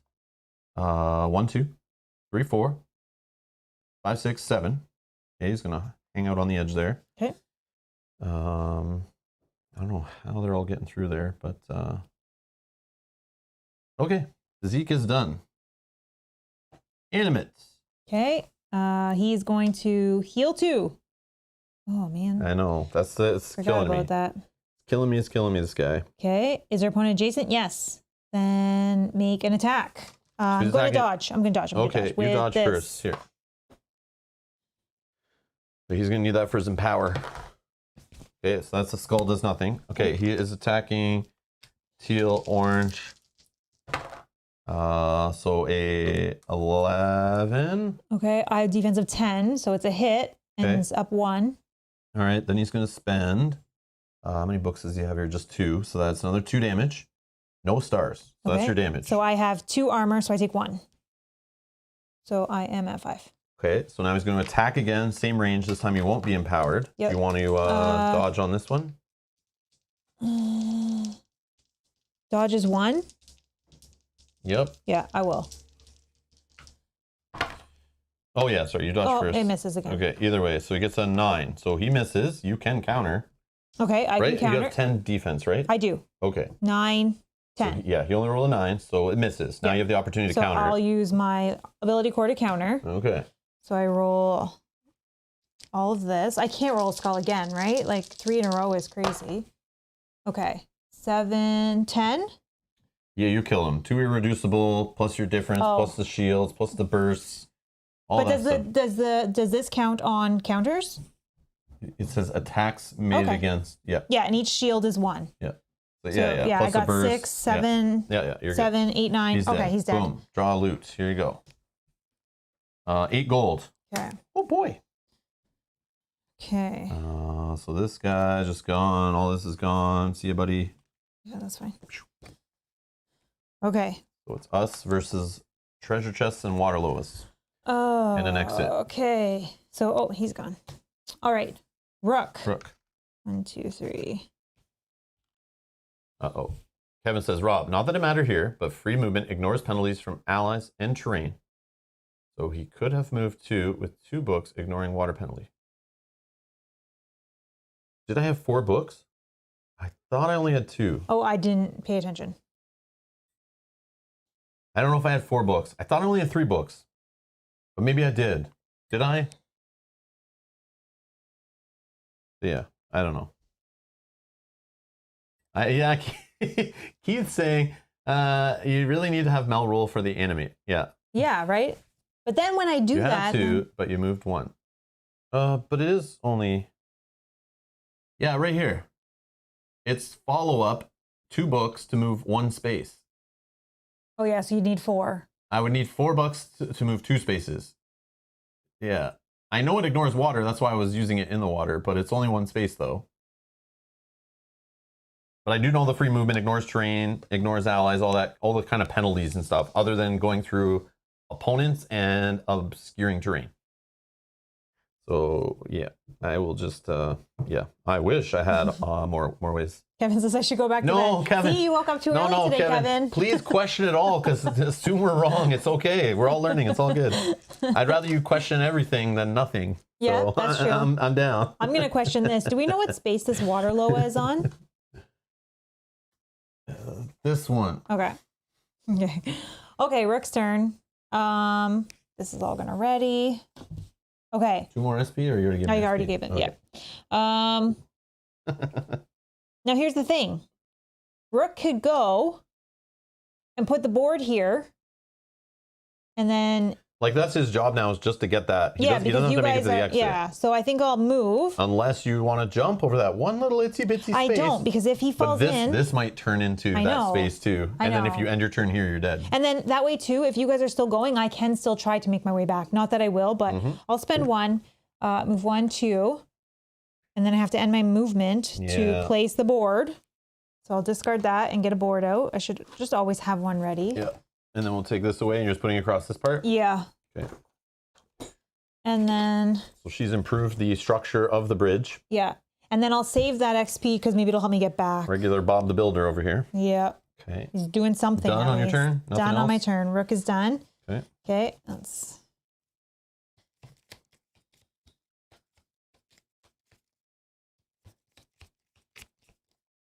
Hopefully that loot isn't also spawning another enemy up there. Yeah, but if he is, he's fine to take care of it. He's fine to take care of it. Maybe you can knock it in a hole for once. Maybe. Maybe. Yeah, exactly. Nightingale. Nightingale's first. All right, here we go. Nightingale, what do you got? What do you got, Nightingale? 3 SP? Don't kill her, at least, until I know what this is. Yeah, true.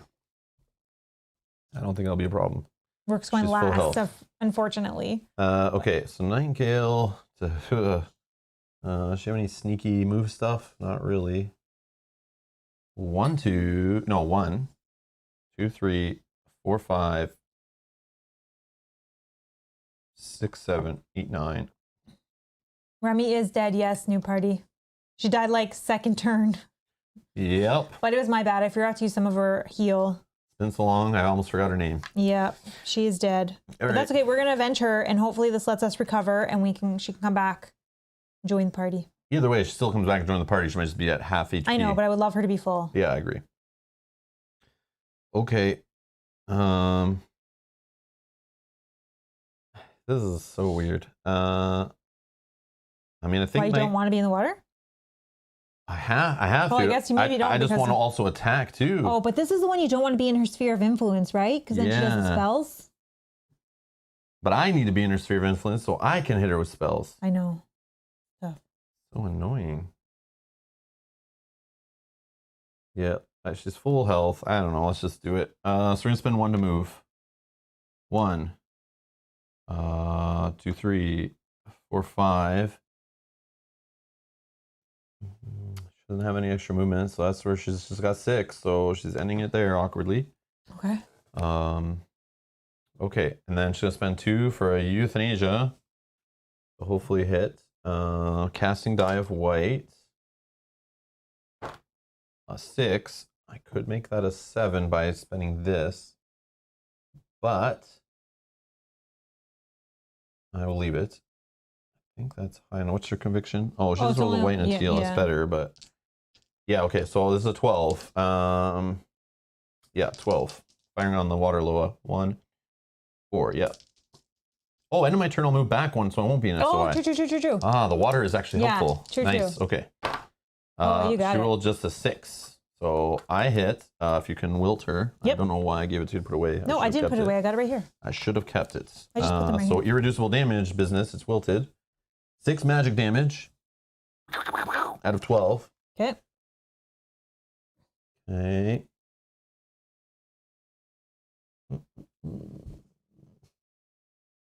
Yep, seems good. Yep. Done. So end your turn, you're gonna move back 1, which is great. So current moves me back 1 space, so I'm out of her SOI. So now her, no effects. No SOI. No adjacent. You're not an SOI. Can it move? I don't even think it needs to move. Yep, it's definitely going to attack within range 6. Is it up to? Yep. Yeah.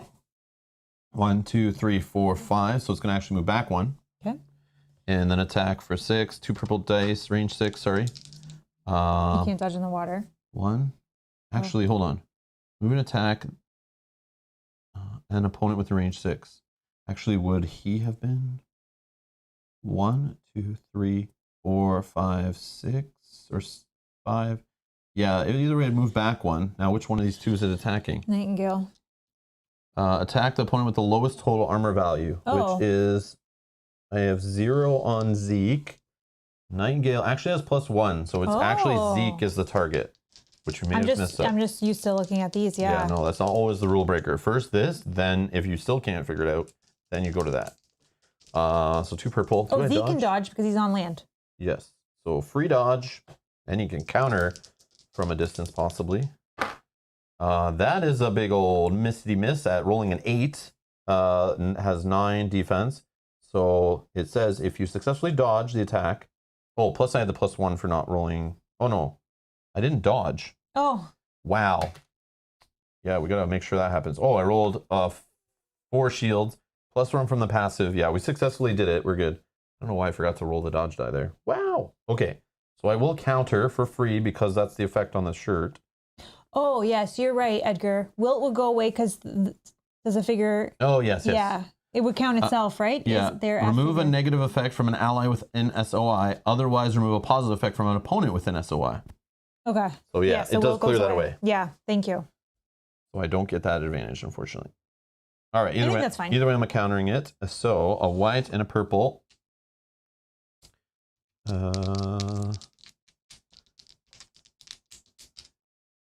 And if you've not made a move action this turn, oh, so I get +1 on the attack roll. 8, so it's a 9. That is a hit, but no damage because I can't spend symbols. Okay. There's no 2 books, unfortunately, so no free movement. That's okay. All of it's good. All right, done. Done. Okay. Zeke. Zeke readies up. He's going to get 3 SP. All right, Zeke boy. What are we doing here? We need to push forward. Okay, so we're going to move. Yep, we'll move. 1, 2, 3, 4, 5, 6, 7. 8, 9, 10, 11. Damn it. Not enough points for movement.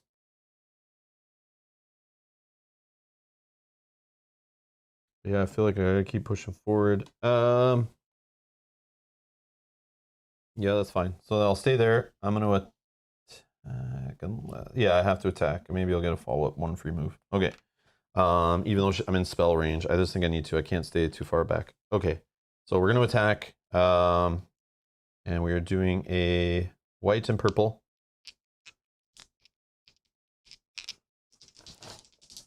No dodging anything from the water Loa.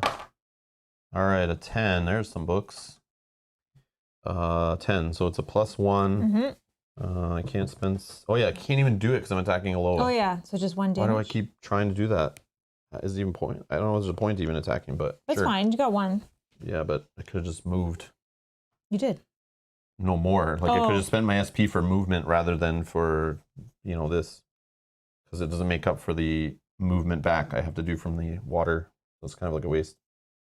Unless you go for it, maybe. Add, please.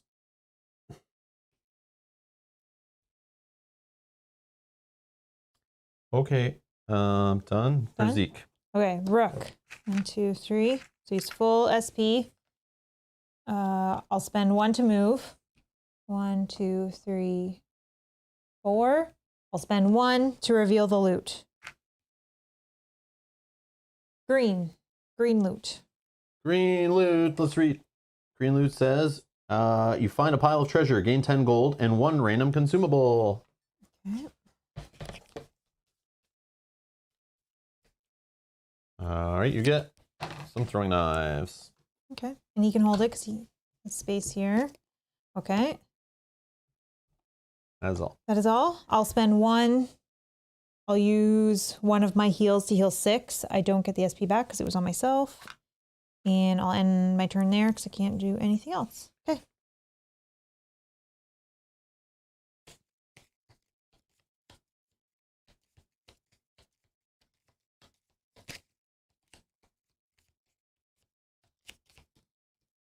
Oh, yeah.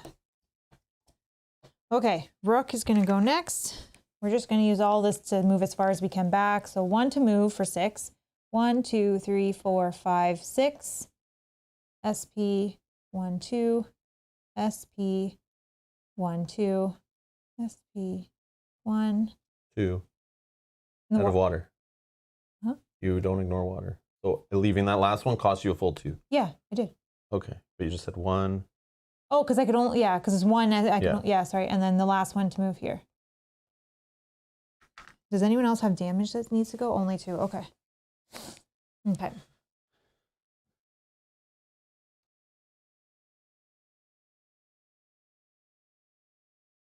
Oh, that's true. That's true. Okay. Yes. Who's next? Oh, sorry, Nightingale. Nightingale. 3 SP.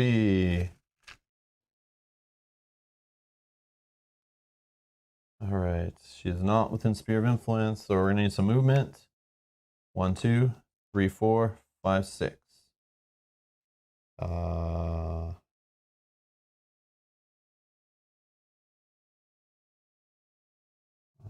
guess we're just doing a magic attack. Euthanasia. Spinning 2 on the Waterloa.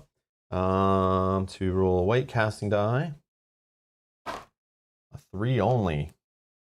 Let's do a once per encounter. I'm making a roll. Yeah, I'm gonna do my once per encounter reroll of the die. 5, okay. Then I will leave that on there actually, I think. So now she's gonna roll her conviction. And rolls just a 7. You got it. We're good. 6 magic damage. Bye-bye. Yeah, that's enough. Bye-bye. See ya. Get off my board, Waterloa. We're done. See ya. All right. So now You have to draw loot. we're gonna draw loot. 9 gold. Cha-ching. All right. So that's my turn. Zeke. Zeke. Is gonna get 3 SP. And he's gonna spend 1, 1, 2, 3, 4, 5, 6, 7. And then he'll spend 1 more. 1, 2. Yeah, we did it. Ends the turn on the exit. All right. So now we're going to. Oh yeah, she would move back at the end of her turn. She should be there. Current. Gotta forget the current. I keep doing the current in the past. That's my problem. All right. Where is my winner stuff? Right here. Win condition. An adventurer ends their turn on the blue exit. Thanks, Zeke. It says each party member gains 1 XP. Yeah. Continue to In the Gloom. No restore adventurers. So Remy's gonna be at half health, so we're gonna need Rook to do some heals ASAP. Okay. But she does get to join the party again. Okay, I'm just gonna add. And hopefully doesn't, just run into a giant animate and try to dance around its break attacks. Yeah.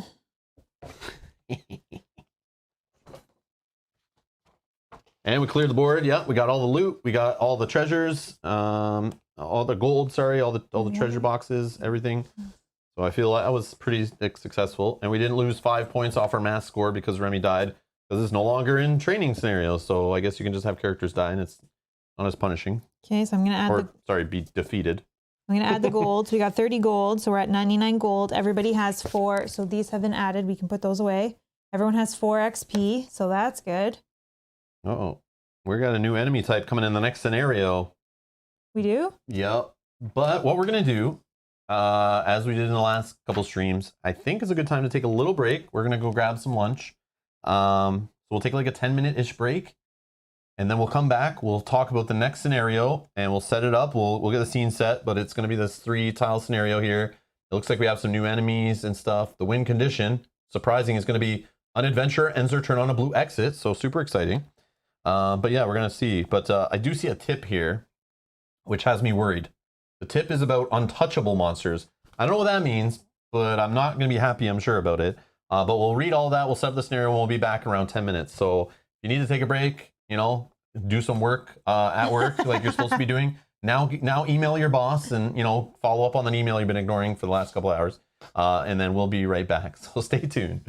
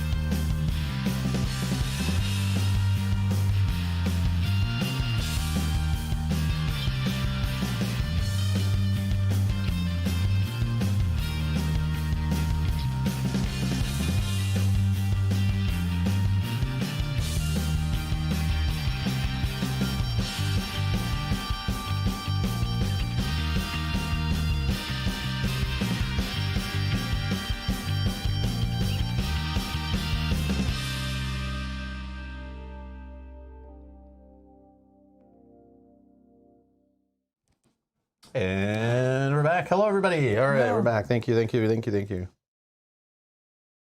being patient while we inhaled food. All right. Okay. So this one, Into the Gloom, we can set that up now. Let's go to the table, I guess. All right. So this gold, I already calculated you already that. calculated it. I'm setting it off camera to the side, but I'm going to shuffle this deck. It's much thinner, which is nice. So there's still another gold from last time over there. So I'll just do a quick little shuffle. Okay. I think we still need this tile by the looks of the art. We need 42, 48, and 64. 42 is here, I think, somewhere. 42, 48, 64. 48 and 64. Do I already have that one? No, no 64. No 64. Okay, I will get 64. No Nintendo 64. No Nintendo 64. All right, so this one. Oh, 64. Oh, maybe. Oh, yeah. Oh, something like that. Wait, what?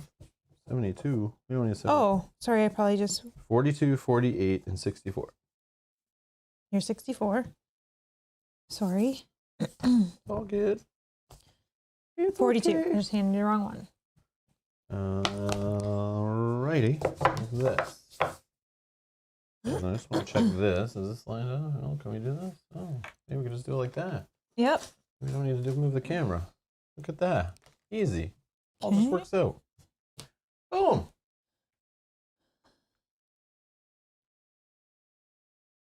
All right. So blue loot. Can do that maybe. Oh, maybe not yet. We'll see how many. I wouldn't worry about it. Yeah, we'll see what we got going on. Blue loot. I think I still have out. No, I don't We're have. definitely gonna need cave sickles, 2 groups worth, and an earth loa. Okay. So we need 3 enemy cards down here. So I feel like you're gonna have to get your stuff out of here. Yeah. I'll move it as. I Thought I had. Lost it. What are you looking Oh, for? it's right here. The blue loot. Okay, blue loot. Okay, blue loot. What else did you say? Sorry. A blue exit, Blue exit. Got it. and then I think just 1 earth loa and 4 cave sickles. Okay. So we don't need. I'll give those to you to add back to that pile. Cave skull. Cave skull.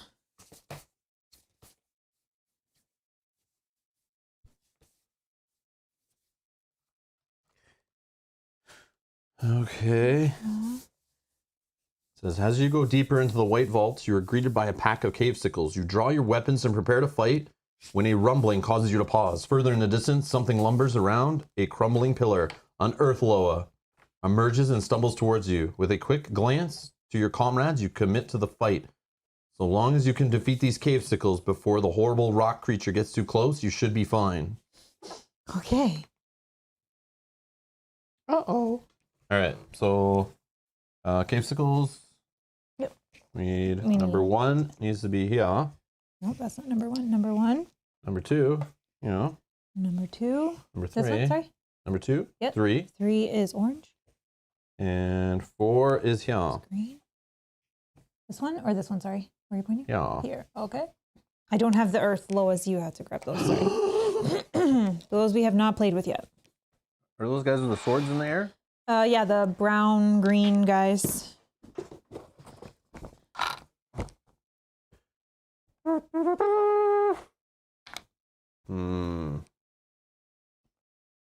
pretty cool. Thanks.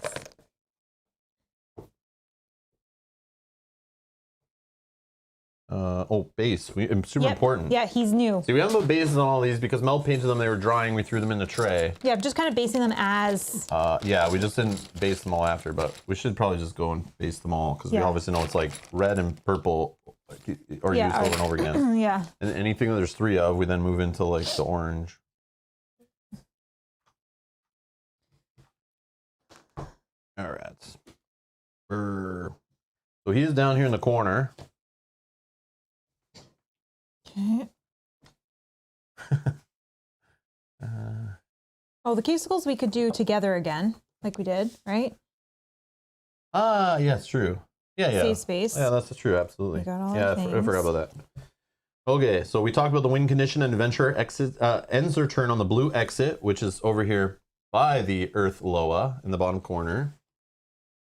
So down here, we got Earth Loa here, blue exit here.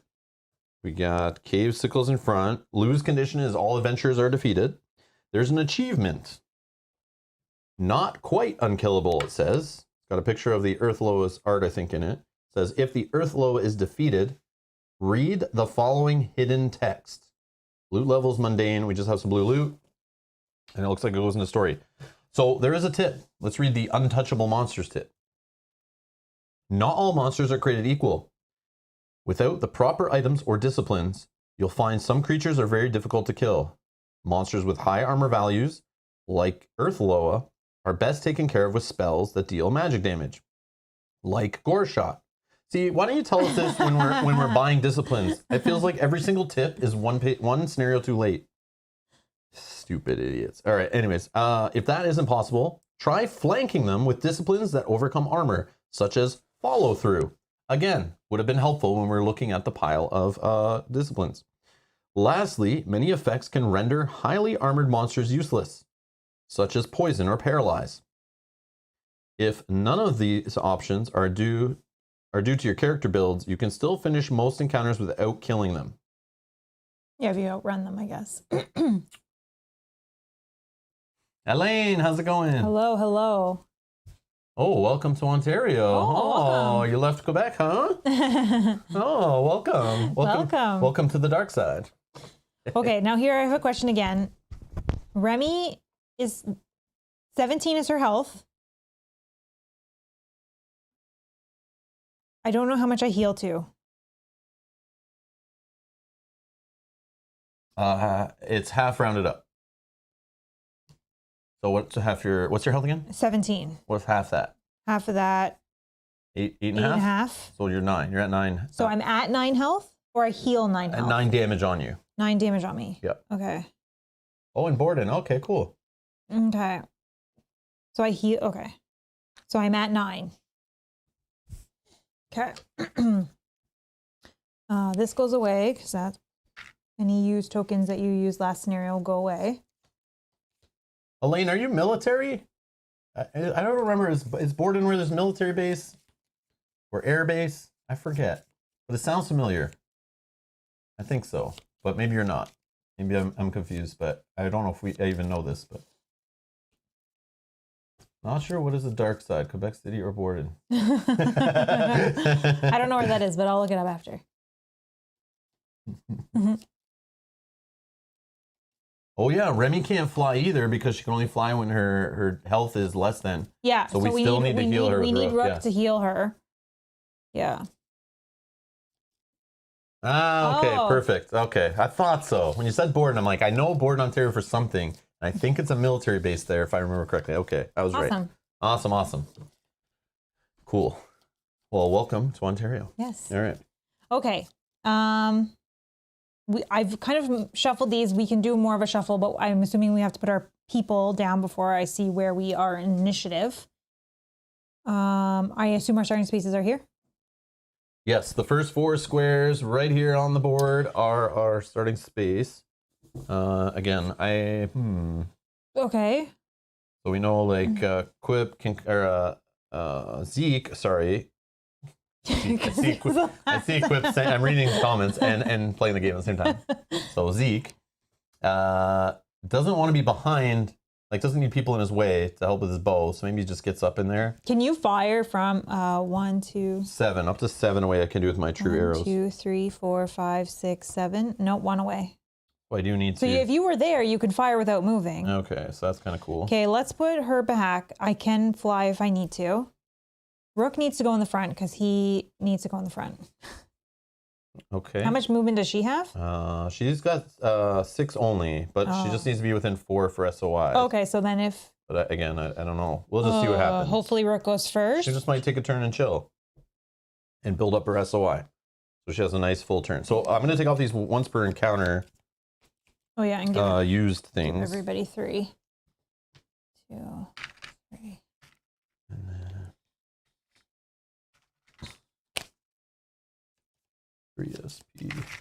Okay, I'll deal these out, and then we can look at the Earthlow. It's actually not as bad as the other ones with text-wise. Nightingale, Earthloa, Rook, Cavesicle 1 to 3, Zeke, Cavesicle 4 to 6, Remy. Okay. Lane, that's awesome. All right. Do you want to go over this one so we kind of have an idea of what, or do we want to just wait till it's its turn? Sorry, what? Oh, Earthlow, you want to read it? I don't know. You can always hold it up and read it. No, Mel, do whatever you want. You don't want to do it now, or if you want to wait till it's its turn and then we'll go through. You help run the show. You do whatever you want. Okay. So it's got a passive Earthloa, imposing. The Earthloa has hulking. I don't know what that is. I think that's when it takes enough stress, it turns from a human into a giant green monster and joins the Marvel Universe. Figures with this tag cannot be moved by opposing abilities or currents for any reason. So I can't push it into a hole. Okay.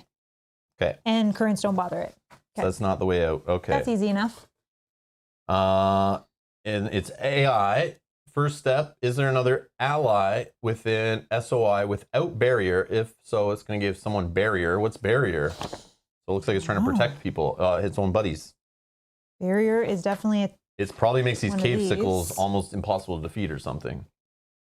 Which is why it's saying we need to clear them before it gets too close. Oh, it just passively will give +1 armor. Well, that's annoying. Okay, that's annoying. Then it continues down. Okay. So it has someone nearby that needs barrier. It'll give them a barrier. Then it moves down to the next step. If there is more than one opponent adjacent, if so, all adjacent opponents are dealt 2 magic damage and pushed 3. So this guy can push this into holes. Okay. If we do it wrong. He's also a force 11, so we roll on the conviction against force 11, which is pretty high, I feel. Then he continues down, so he's doing that every single turn if someone's adjacent. Then, can it move and attack an opponent within reach 2? Its movement is only 4. It moves a little slower. And if so, it'll move to be within reach 2 of the nearest opponent, then make a melee attack within reach 2. If it hits, then it will do follow-up, push 2, and inflict paralyze. So you're stuck, but only if you fail a force 11 conviction check.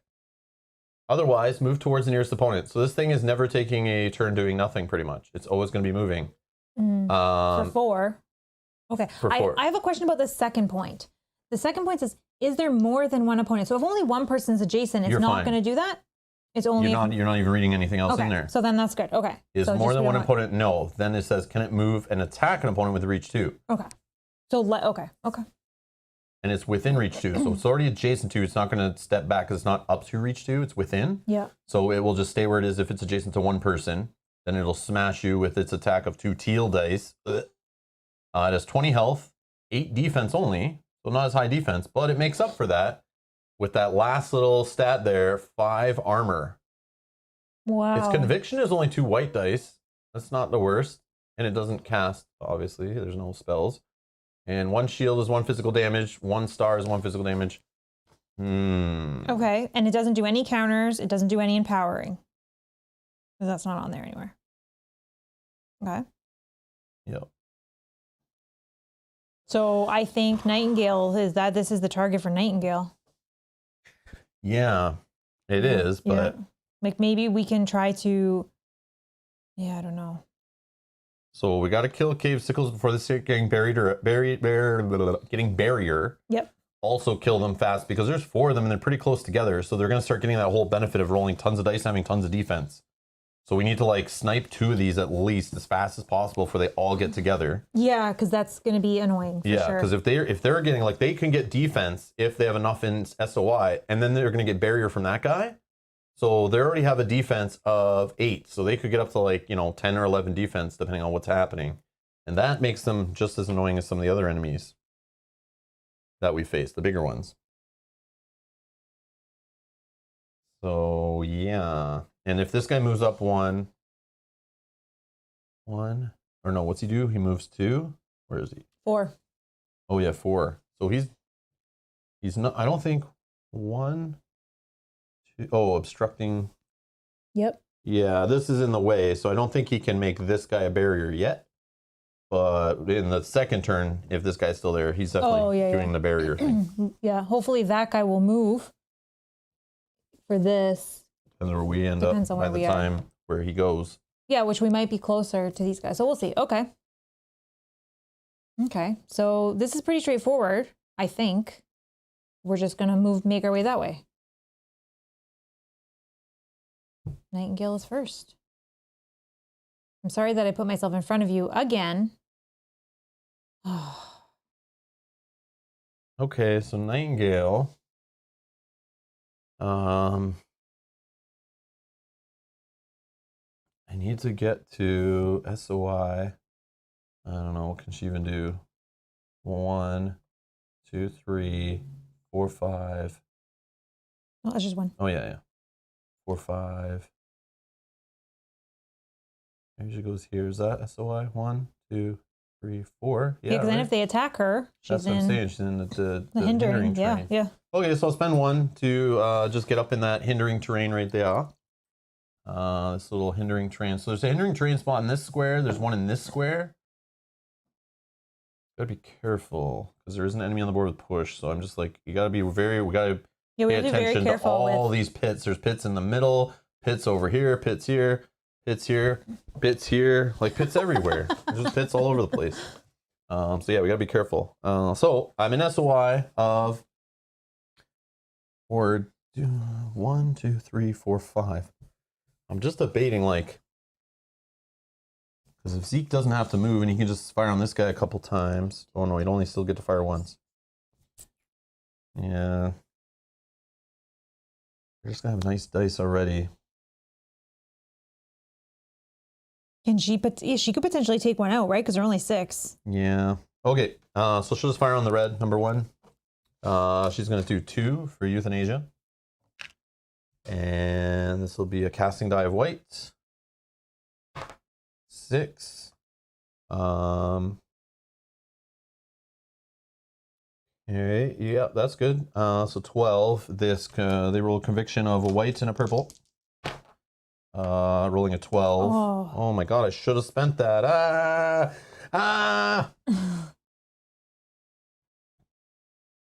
Yeah, super annoying. Super annoying. Okay. Not enough. Wow. Waste of a turn. All right. But you get an energy token. Do you have one? Yeah, I'll exhaust this. If you want. Sure, yeah, absolutely. Done. 2 are on here. Okay. Yeah, that sucks. She's done. I should just spend it. I'm sitting there like, 6 is really high. Do I spend 1 to get a +1? No, I'll save that for later. More important against the big guy, maybe. Nope. Okay, Earth Loa can move for 4. So, so is there an enemy within SOI without a barrier? No, Then otherwise he's going to move towards the nearest opponent for 4 movement. 1. I'm assuming he'll just go around the difficult terrain. Like, I don't see why he would bother. 1, 2, 3, 4.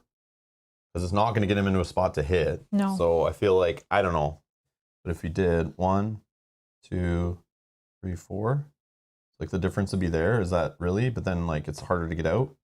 I feel like, yeah, in this case, I feel like I just don't know in this game. Does like, I think he takes shortest, but he'll go around unless he needs to do it to get to what he's trying to get to. I don't know. Not sure, but we'll just move him there. All right, Rook's turn. Let's use my once per encounter to gain 2 heals. Let's use 1.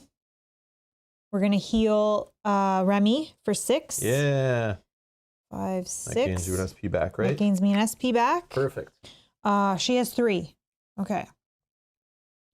He's gonna move. I can't get close enough, unfortunately, but 1, 2, 3, 4, 5. You want to be up there to take a whole bunch of hits from these guys? 5. Yeah, you're right. Are you okay with that? I don't know, maybe. You could just get up to this spot and hide in the little terrain there. I don't know if that's worth it or not for you. 1, 2, 3, 4, 5, 6. I just know, like, we're up front. Like, I know. We're probably getting hit, but what do? They attack nearest opponent, make a range 4 attack. They attack the opponent with the most damage within movement range, stuff like that. It's up to you. I don't do whatever.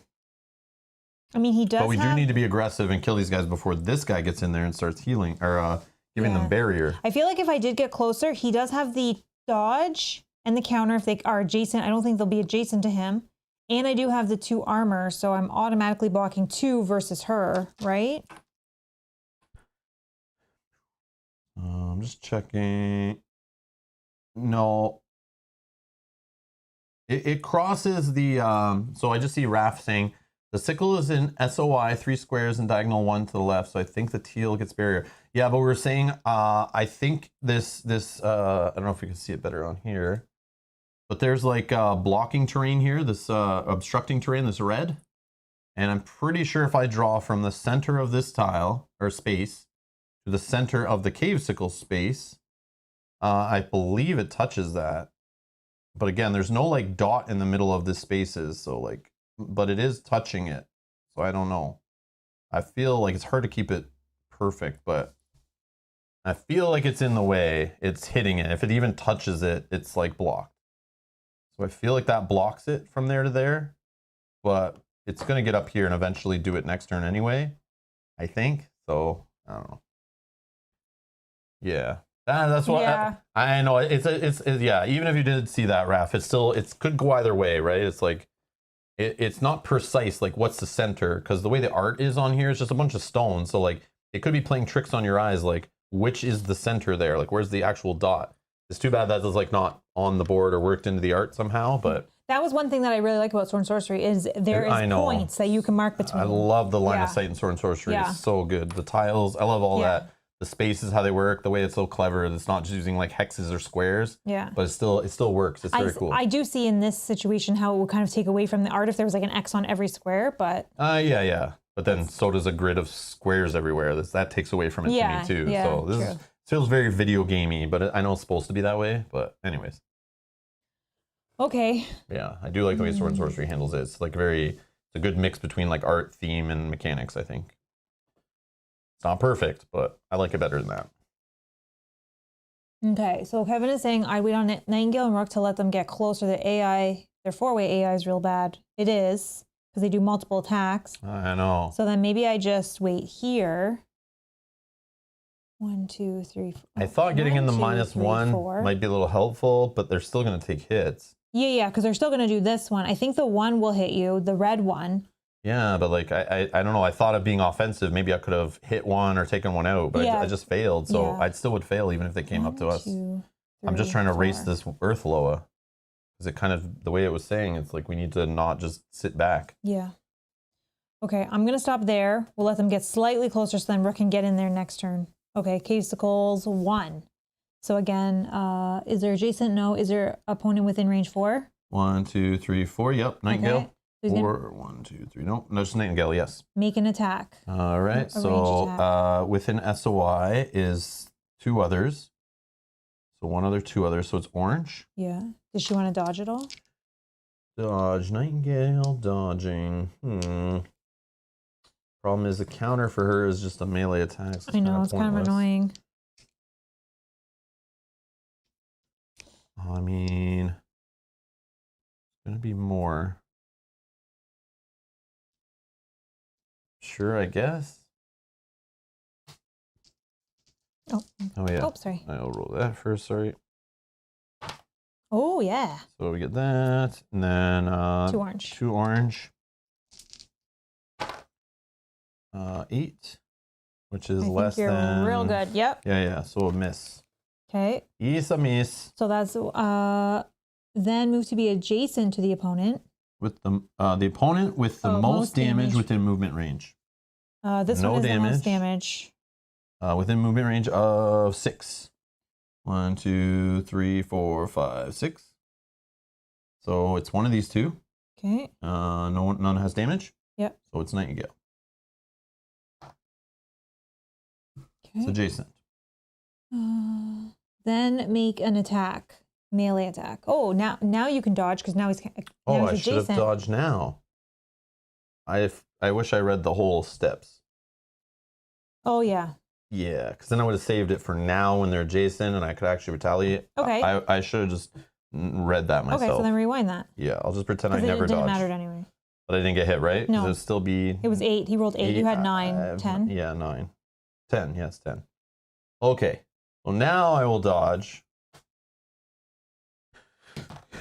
Okay, 1 plus 1. Okay, So it's attacking for SOI is only one other, I think.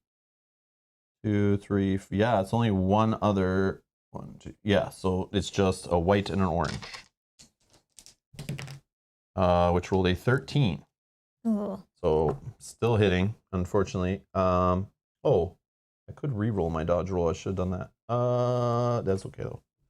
It's fine. I still don't think it would have made a difference because that's very high. Okay, so this is attacking with 13 minus 11, so 2 plus shields of 3, so 5 damage.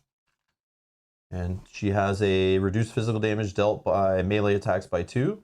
So she's only taken 3. I think we're okay. Yeah. Yeah. I should have rerolled that. That's my bad. I have a free reroll on here. Whoopsie. Okay. Then follow up, inflict poison, force 9. So force 9. I'm gonna roll conviction of 2 purples. Does your earrings give But you? I have a conviction upgrade of 1 white. I roll a 10. Yes, no poison for you. All right. Okay. Number 1 is done. Number 2, 1, 2, 3, 4, not within range 4. So can it move and attack an opponent within range 4? Mm-hmm. Okay, move to be up to range 4, then attack the nearest opponent. All right, so Nightingale. Okay. This is... Oh, we forgot the -1, so you would take 1 less. Oh, yay. Yep, she's in hindering terrain, right? Yep. Then it's -1 to the roll. But it rolled more than... Yeah, okay. Yeah, roll. So then it would have been, what, 12 instead of 13? Yeah, that's fine. Okay, just gotta remember that here. Okay, so no dodge. SOI is 2, so it's 2 orange. It's -1 to this roll. 1, 2, 3, 4, 5. Yeah, -1 to this roll, which is now a 3. Okay, so it whiffed. Okay, good. What else is it doing? That's that. Move and then attack. Okay, now orange would be the same. Can it move? No adjacent, no within range. Can it move to attack within range 4? 1, 2, 3, 4. 1, 2, 3. Yep. So Nightingale is there. Okay. And there's the SOI stuff. -1 to this roll. It rolled a 14, so it's a 13. Mm-hmm. Wow. Okay. So I have +1 armor too. Whoa. I don't remember all this stuff. I keep covering things. Okay, so I have 10 on defense. Okay, so 3. So it leaves those a 13. 13. Right? Yep. 3 left. Armor blocks 1. And then passive of, this is not a melee attack, so no reducing of 2. Okay, and then it's going to take 2 for the shield, so 4 total. So 4 damage. Yeah. So I'm up to 5.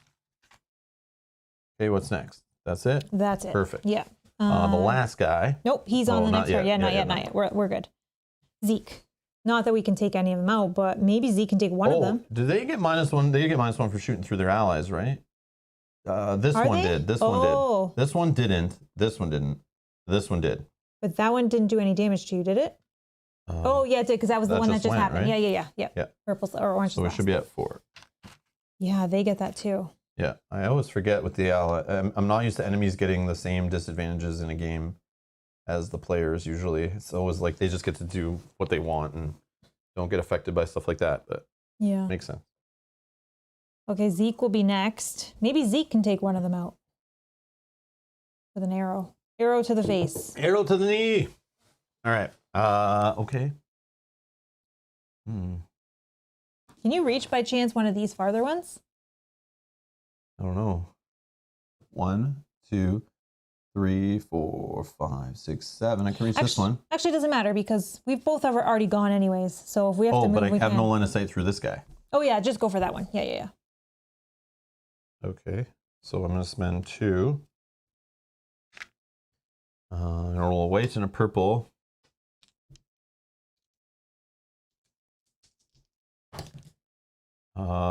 Awesome. So I will. Is that the lowest on this one? Yeah. One of them is the lowest. 2. This one's not. So I'm going to re-roll this die with this. Wow. Now it's the lowest. But like, why waste one? it? Yeah, I was hoping that I would get higher on this one and then change the other one. Yeah, yeah. But at this point, I don't think that's worth it even. I mean, I don't know, because if I change this one, it goes up to a 7, that'd be 9. That's a hit? Oh, that's more than that's a hit. Okay. So this will turn into a 7. Stupid. All right. I'm also just looking. I don't know what symbols would be better for you. They're all the same. Oh, then it would not be enough. 7, 8, yeah. Yeah, and that would have left that one at 1. Yeah. So. Anyways, so 9 against that, so I'm +1. It's not through anybody or anything. I could add another +1, but then I won't be able to move. I kind of want to move so I can fire on other cave sickles after. How much? Oh, I see. But I'm kind of in range of them anyway. Oh, but I could do a follow-up move. Yeah, I got 2 books. Okay, so I'm not going to move. I'll do the +1. So we're at 10. So 2 damage. Does the star do anything for you? A star does 1 more damage. Yeah. All right, so 3. Yeah, just do it. Okay. And then follow-up, move 1 space. And I have 1 left, but I think that's a save. Yeah. Yeah, okay, done. Okay. Zeke is done. Cavesicle number 4, which is way over here. Can he move and attack an opponent within range 4? Movement of 6. 1, 2, 3, 4, 5, 6. I think they ignore. Yeah, they ignore their own movement. So It'd have to be 1, 2, 3, 4. So he'd have to be in front of his buddy. Yeah, that's what I'm saying. Yeah. All right. Oh, so but now this is terrible. I know. now. That's what I was saying. We had to kill 1 or 2 already before they go. But that's it's gonna happen. Okay, so he's gonna get a. Are you dodging or anything? Who's it attacking? I don't even know. Nearest opponent, Nightingale. So Nightingale, no dodge. So we're gonna have. It's gonna have a teal, an orange, and a black. It also now has +1 defense. I think that's all of them all the time now at +1 defense. Yes. Yes. That's a miss. That's a miss. Right? Okay. Full miss. That's it. Awesome. Nightingale can't really counter, unfortunately. Awesome. Okay. Remy. 1, 2, 3, 4, 5. And get in there. Yeah, and just kill 1. Okay. Must kill 1. Kill it. Okay, we'll go right in there. We'll spend 2. Oh no, we'll go for free first. Say what you're thinking. No. I was thinking of doing Nightingale's thing, but she went a long time ago, so never mind. Oh, I see. But I see maybe next round with the whole, if she goes early, with all the cave sickles there to possibly get some additional attacks in. I see. But we never keep saving SP, so it doesn't matter because you never have enough to do 2. That's true. I'm going to use my free one first because if I do take it out, then I can save these 2 SP for next turn. But okay, so we're doing free attack on this cave sickle of white because of finesse and white. They have a defense of 1 now, so 9. As long as there's 3 others with an SOI, yes. So 9 or higher to hit. 5, 6, But 7. 7 is not a 9 or higher. Does she have anything that's me reroll? I do. You reroll that too. So we're going to keep the 5. All right, we got 10. So we are up by 1. And then each 2 shields does 2. So we have 3 total. Didn't get any. Yeah, 3 total, which is enough to kill him. Do you think the sickle? I think the sickle should be up or down the purple. Oh, I see. Oh, to be max. I see. 1, 2, 3. Yeah. Yeah, I see what you're saying. That makes saying. sense. Yeah, we'll put it there. Yeah, because it could stand there and still be within range, and it wants to be up to, right? So that it's abiding by the max. Yeah, good call on that, Rock. Good call. Yeah. Okay, I hit for 3, which is enough to kill Cave Sickle 1. Okay, so I have 2 SP left that I'm going to save For next round. Yeah. Okay.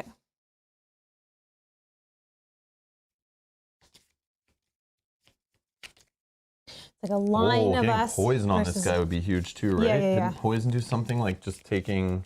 They have to roll the purple die. Yeah, but I what type believe. of damage is there or something? Does it get blocked by armor? Poison? I don't think so. It shouldn't. Irreducible damage. Irreducible. Okay, perfect. Yeah. Yeah, so poisoning this guy would also be huge. So make that happen quick. Yeah, yeah. I gotta get to him. He's Seriously, super just fast. fly over I and do know, that. If I she know. just did that this whole game, that'd be huge. Because in every single round, he's rolling that purple die. Let's do it. Okay. Poison him. I will try to do euthanasia stuff on him. Okay. Because his only 2 white dice on conviction. That's like our chance, I think. Mm-hmm. Rook is first, so I'm going to gain my 3, going to full max. Somebody had 5 health or something. Is she okay, We do you got 4 think? damage and 2 damage on Zeke. 2 damage on Zeke, 4 damage on Nightingale. Do you think she's okay? And you have 3 on Remy. I think we're fine We for think we're now. fine for now? Okay. It's just the sickles. They don't hit that bad. It's when this guy gets in the mix. 3, 4, 5, 6. We don't have animates right now, so I think we're okay. But these guys are kind of disgusting, actually. They roll kind of like the animate, Oh, this is but with empower too. So maybe they are actually more offensive than he was. Oh no, but they don't hit twice back to back. Okay, maybe they do sometimes. Just kill one. 2, 3, 4, 5, 6, 7, 8. Okay. So we're spending 1. And I need to spend a second 1 to get 8 spaces. 1, 2, 3, 4, 5, 6, 7, 8. I'm going this direction because this one's first. Potentially that one can go away. Oh. Okay. Potentially if I do something good. I Okay. can't push, but actually, can I push diagonal? No. No, that's too bad. Okay. Well, let's do 2 for an attack with a great hammer, which is 2 white and a black. All right. 7, 12. That looks good. A bunch of shields. And a bunch of shields. So that's good. So 12, and then they have 8. 9. No, 8 just because I 8. killed one. Yeah, yeah. They're at the 2 orange 8. dice right now, little. So that's 4. And then each shield does 1 damage. 4, 5, 6, 7, 8, 9, 10, 11, 12. 12. He's dead. That is this one. Here's your loot, because you just killed a grouping of these jerk faces. 6 gold. Perfect. Okay. I have 1 SP left, which I will save. Potentially. Yeah, I'll save. Okay, Remy. Remy's going to gain 3 to be full. Ready this and my sword. Okay. So Remy now. If I flew. You can get behind, do some 2, flanking. 3, 4, 5, Yes, 6. yes. Yes. Okay, so we're going to fly for 2. Do it. Stab him in the back. 1, 2, 3, 4, 5, 6. And no break backstab attacks. or backstab. No break attacks because they were not adjacent. At the start. At the start. Okay. Let's do my free attack first. Backstab. Okay. So I roll 2 white So die. because you're flanking, you're +1 to your attack roll. Yes. +1 to my attack roll. Let's do that first. All right. We got 10. 10 is good because they only have 8. Correct. So we're up 2. We can backstab, which will do 3. 3 more damage on So top that's of that. 5. And then we'll look at symbols. Each 2 shields does 2 damage, so that's 7. And then Plus a star does another 1. 8. Yeah, you killed him. Killed him. Boom. Purple guy is gone. 1 cave sickle left. That was free. I'm like, I didn't spend my thing, but Oh, it was you're free. good. Yeah. It was free. Okay. Let's face that way now. Unfortunately, I don't think I can do anything else except for maybe heal myself for 3 before getting in range. The only thing looking back is like you didn't know what you'd roll, and obviously having a +1 to your attack roll is huge. Yeah, but yeah. you could have landed between them. But you would be able to do 2 attacks, like if you did kill. But I mean, I think what you did is good because you're saving SP, and I don't think you would have. If you would have landed there, you probably maybe not kill that guy. Because I would have had the backstab, so I wouldn't have had the +3. That's what I'm saying. Yeah. So then you do like either waste 2 attacks on 1. So I think it's really good what you did. Okay, I think I'm gonna use my juice box now to heal for 3 as well. You thirsty? Well, yeah, and I'm gonna get into this guy's area. He's gonna move closer, so I'm just gonna use this now. I'm scared. No. I'm scared of dying. I'm not gonna forget. Time for a juice box, Mom. But I do want to get into poison range and see what we can do with this guy. But I think Nightingale needs to come up there too quick so that we can both... I like you saving SP too, because then you could, if you can move in, and then do 2 attacks to increase your odds of this happening. Yeah. Assuming you fail on the first one or something. Yeah, exactly. Okay, I feel good about that. Adam, I think my dice rolls are improving. Cavesicles, only 1. Is there adjacent? Nope. Nope. Is there opponent within range 4? Make an attack on Rook, because there's no on who. So on Rook. 1, 2, 3. Yeah, it could be any one of these 3, but you're seeing Rook's in the front, so it's Rook. Let's dodge. Get him. I can't counter, but we'll dodge. Oh, 4 shields. Yeah, nice. Okay. And then he's going to attack. There's only 1 of them, so 2 white die.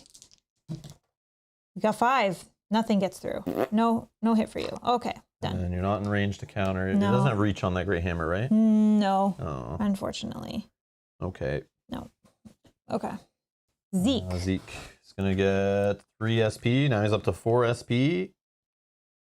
Okay, what can Zeke do? Zeke is 1, 2, 3, 4, 5, 6 range away, which is 7 with his light arrows. I mean, he can fire from where he is. I don't feel like he really needs to get into things right now. He can always move up later and fire this guy when he's closer. So I'm just going to fire from where I am for 2. Oh yeah, I got to ready this stuff up. We'll do white and a purple. A 9. I am going to add +1 to the attack roll off this and not move this turn. That's fine. Okay, so 10. Oh, but I don't get a free move. I mean, that's okay. That's okay. So it's 10. That's up 2. It's up 2. And then symbols are another 2. 4. Okay, so he's not dead, so that's good. You have another attack that you can do. Yeah, that's the plan. Okay, so 4 on orange. So then I will do another attack for 2.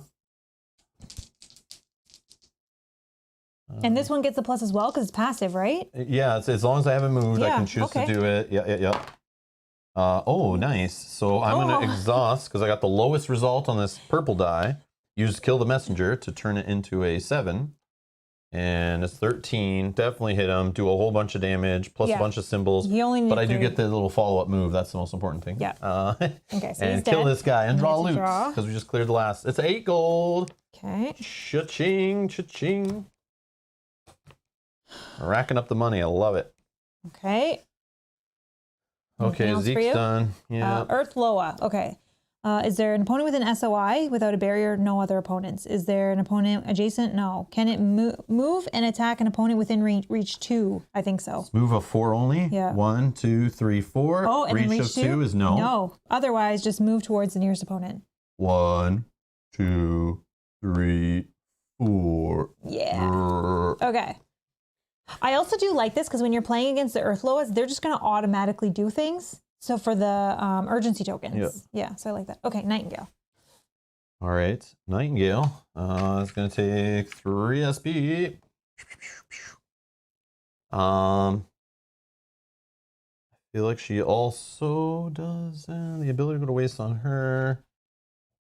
Just debating giving out the SP ability. If it lets her attack twice, it's fine. Yeah, that's what I think might happen. If you lose 1 on her, that's okay. Oh yeah, ready up. Ready up, ready up, ready up. Okay, I just need like one of euthanasia this guy. Okay, so she is going to, I mean, I could wait another turn, just move a little bit now with 1 SP, wait another turn. Rob, you sounded just like an Earth Loa just then. That was astounding. See, Dan, not every game needs a Kickstarter upgrade of plastic bases with little speakers in them making noises. Because you can make the noises yourself. Yeah, immerse yourself in the game. Yeah, it's part of the fun. Don't ruin my fun. Breaking games. Anyways, all right. So yeah, my minis make noises. Okay. I am debating just saving up. Either way, I'm going to move with an Yeah, because I need to get an SOI no matter what, whether I do it now or later. So she has a total move of 6. So it's 1, 2 to get out of hindering. 4, 5. Or sorry, what am I doing? 1, 2, 3, 4, 5, 6. I don't think hopping over heads. 1, 2, 3, 4, 5, 6. 1, 2, 3. Oh, yes, she has an SOI there. Oh, yeah, that's why it doesn't matter for magic. Or I mean, this guy doesn't matter for magic. Yeah, exactly. Okay, so that's actually pretty good. That's actually pretty good. Oh, but there's loot north to me there? Oh, yeah, I forgot about the loot. Someone's got to go get it. Oh, yeah, Zeke can come up in there and get it later, or somebody will, I'm sure, as long as nobody jumps on this all excited, which won't be me. No one's going to jump on there without checking the loot at least. Yeah, yeah. I'll roll back that if that happens. Undo, roll back. I forgot there's a chest there. Go back, everybody. Go back. We're all going for the loot. All right. Okay, so she is going to spend 2 SP to do a euthanasia little assemblage spell here. So casting die of white gets a 5. I don't think that's worth a reroll or anything, but is it worth spending to get pluses on that? He's going to roll 2 white die for conviction. Yeah. I mean, it's hard to tell. I'll spend 1. Let's make it a +1 to 6. So 12 total? Yeah, so yeah, we're at 12. He's going to roll 2 white. He's going to roll 12, of course. Exactly. Not 13, not 11, but 12. Here we go. Oh, it's only a 10. Okay, that's good. Through. That's good. So does that do 6? So I wasted my energy. That is 6 magic damage. Okay, so it goes right through his armor. Yep. Just put it there because there's only one of them anyways. And then he's wilted. Wilted, unless he's immune to that somehow or anything weird. I don't think he is. I don't think so. Attacks made against you are +2 irreducible damage. Yeah. So that will get through his armor also. So I think we got this little pairing here. But now I'm going to do this again. I'm going to do her ability to get 2 more SP. That gives 1 SP to everyone else. Okay. I feel like this is a good time to do this stuff. Maybe not the best time, but we're now fighting the boss of the scenario that we could just skip and run by. But I feel like let's get him. The only thing I'll be upset with when I saw this chest, maybe the scenario's nice because it's still kind of early in the game. It might give us something in there that helps us against this guy. Oh, but that's fine. If we kill it without it, then... Yeah, but... Then we're just boss. Yogi's copy must be broken. All right. So... Yeah, we're doing another euthanasia. Okay. White die. Roll it up. That's a 2. I think the exit was there, but it might need to be rechecked before we actually get there. And I'm going to... is there a reroll here somewhere? There is a reroll somewhere. It's this reroll. Should I reroll that? Is that worth it? Yes. Sure it is. What else am I doing? All right, I'm going to use up this thing to get a reroll. My enchanted piercings.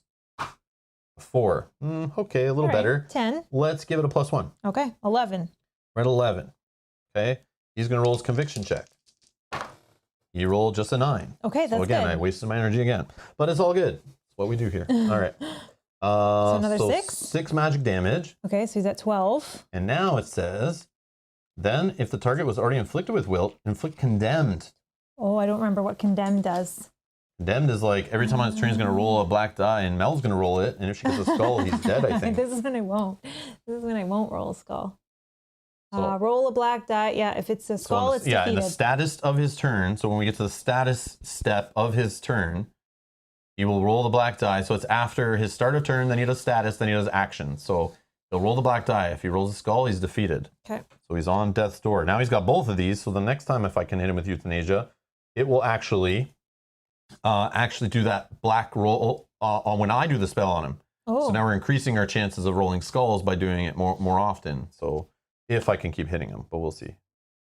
So that was good then. So he's at 12. Very good. Possible on death's door. You're done? Well, he's not on death's door. Well, if we with roll this the one, skulls. Yeah. But the irreducible damage, he doesn't heal, right? No. So Nightingale going again could just totally take it out. Well, but other people attacking him, that 2 irreducible goes through his armor, so at least other people hitting him will get him closer to that 20 health. Yep. He just needs 8 more damage. Yeah, I should roll that die. Exactly. So yeah, if you can get in there and do like multiple attacks with somebody, for every attack, think of it as 2 damage. Yep. So if we can do 4 more attacks, he's dead. Not including spells. Okay. Anything else you want to do on your turn? No. Okay. Okay. Guess it just depends on who's going first here. Yeah, true. Get him. Hopefully it's not him. Oh, it's him. But thanks, Mel. Sorry. It's okay. Why didn't you do your sleight of hand on that one to get it at the end? Anyways, all right. Okay, that's fine. So he's going to go. We know he's going to roll the black die. Mel, it's all you. Here, get a dice tray for this. This is special every time. Here, yeah, just put it right there, sure. Give me a skull. No. Oh, come on, Sorry, Mel. sorry. How come you can do it every other time? I don't know. That's you're supposed to do it then, too. I can only do it when it hurts me. Oh, okay. Okay, so that was unfortunate. Is there an ally? There's no allies. Is there more than one person opponent adjacent? No. Can it move and attack an opponent within reach 2? Yes. Yes. So it'll move and attack. Okay, so Remy. move to be in reach 2 of the nearest opponent, then make a melee attack within reach 2. Okay. So 2 teal. But I can dodge. Let's dodge. Oh, I can't counter those, so let's dodge with this in case he moves again or pulls me or something. Oh, you didn't dodge. I didn't dodge. I'll just roll again. Oh, I got 1. Do you want to re-roll that in any way? Do you have re-rolls on dodges? I don't know. No. Okay. So you have what's your defense with that one shield? My defense is 9, 10, 11. 11. But he still rolled 15. Okay. So it's a hit. So it's a hit of 4. And then he wants to spend each of these 4 shields for 1 damage each. 4. So 8. And another one from the star. 9. Ooh. 9 damage. You have no armor. I have no armor, so I just straight up take 9 damage. Holy. Well, Rook is right behind me, and he's going to protect me. Holy. 5, 8, 9. Okay. Holy. Remy just gets... Okay, there might be more. Then make an attack. Oh, now he's doing, follow up. Push 2, and inflict paralyze. So it's hold on. He's going to do force 11. So you're going to do a conviction check. Okay, so conviction is 2 purple. Do I have anything? I don't think she has anything to adjust this. So this is bad. Oh, 1 second. When making a dodge, I have 1. I didn't roll skull, so I have 1 more. Yes. So I just take 1 less. One less damage. 1 less damage. Because of your occult shirt. Okay. So you're at 8 damage out of 17. Yep. So I do not have anything to upgrade my conviction here. But you did roll a 12, but I did roll 12 which is higher than 11. So no pushing and no paralyzing. Perfect. Perfect. He's done. All right, Nightingale. Yes. It's going to take 3 SP.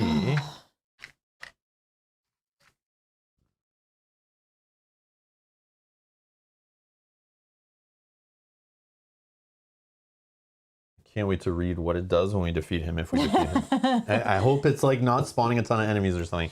I hope it's really nice. Okay. Nightingale has 3. Oh yeah, I keep forgetting to do this when I did my once ability. Oh, that's the wrong token. Okay, once per counter used. Okay. So I think she's just doing a euthanasia. Okay, she'll spend 2. She's going to roll her casting die, white. It's a 6. Okay. I'm going to spend the 1 SP before he rolls casting die. And we'll do it the way that we kind of, the timing we figured out before. So he's still going to roll his conviction check. Okay, so you're at 12. I'm at 12. Okay. He rolls a 12. Oh, that sucks. All right, so I'm going to exhaust this, and I'm going to give myself an energy token. Oh, this would have been exhausted actually from spending the 1 SP.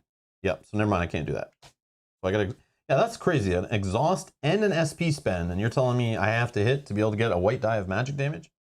I don't believe that. I still think I should be able to do the white magic damage. Do you get to roll a black die too on this? From this one? Because he already has both of the things? Oh, I forgot about it. Yeah. No, but I think I still have to pass to do this. Oh, you're right. Yeah, I have to pass to do all that. You're right. There's something I'm missing maybe. I don't know. Yeah, again, like this is so weird. Exhausted on the bottom effect. Exhaust 1 SP before the target of one of your spells makes a conviction check. And then in addition to the effect of the spell. So I feel like I have to hit because it says in addition to the effect. Yeah. Deal a white die of magic damage. Yeah, it just seems weird. It's like so expensive and it might all miss. So it's like very much eggs in all in one basket. And then it's exhausted. So even if I do miss, I can't get my energy token. It's like, ah, that was too much.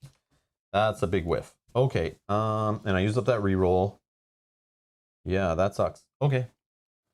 All done? We need to hit. Perfect. Yep, done. All right, Remy, she's only going to gain 1, but that's fine.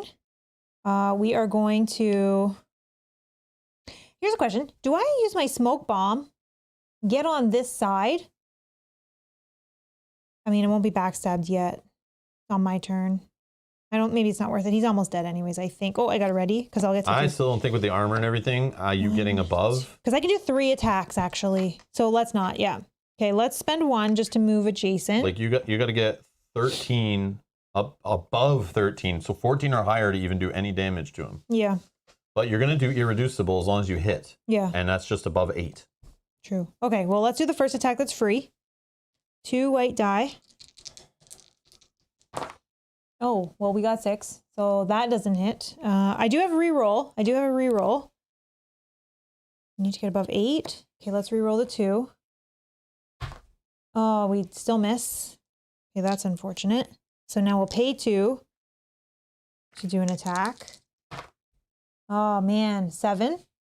Not enough. We'll spend 2 more. Okay, this time we got 8. That's a hit. That's a hit. So 2 irreducible damage is happening. Okay, let's flip that. Then, sorry, that's 14 out of 20. That's a hit. Plus, sorry, then each 2 of the shields does 2, so that's 2. And books do nothing. I have armor piercing of 2, so only 1. So 1 get through. He has 5 armor. Oh, 5 armor. Different guy. 5 sorry. armor total. So he's down to 3 armor. Nothing gets through. Sorry. Yeah, that's different guy. Yeah, just be happy this irreducible damage gets through by you making a hit is what I'm saying. Yeah, so just keep doing hits of 8 plus. 2 whiffed, but I tried. Okay, now Rook. He's gonna gain 3. 1, 2, 3. Ready this. Okay. He's gonna move. Do I go that side or this side? It's a break attack business. I think you need to get into here somehow. Or there. Sorry, there or there. Yeah, one of those 2 spots. Maybe I go on this side. I think that side's the only real option with these holes. 1, 2, 3, 4, 5. Yeah. I don't want to stop my movement to get that because It's okay. I want to do 2 Someone else attacks will get here. it. Don't worry. We're there. Okay, let's fight. Just worry about the big boy that's got the sword in the air that's ready to slam us. Yeah, we're gonna attack with the hammer. Oh, did you remember the cave sickle venom? No, I didn't. Mel, why did I give you that to you? I didn't. Okay, I didn't. I'll do it right now because the last one hit. We'll do it right now. I did that good job of stacking the deck to draw that monster loot at the perfect time, and then shuffled and got the perfect cave sickle loot, and you don't even use it. It's probably not going to go through because it's force 8 plus X, where X is equal to the highest level discipline, so 9. Sorry, it's okay. We'll do it. He can roll. So conviction check. Roll 2 white. As long as you get less than 9, which you just did, he's poisoned. He's poisoned. Sorry.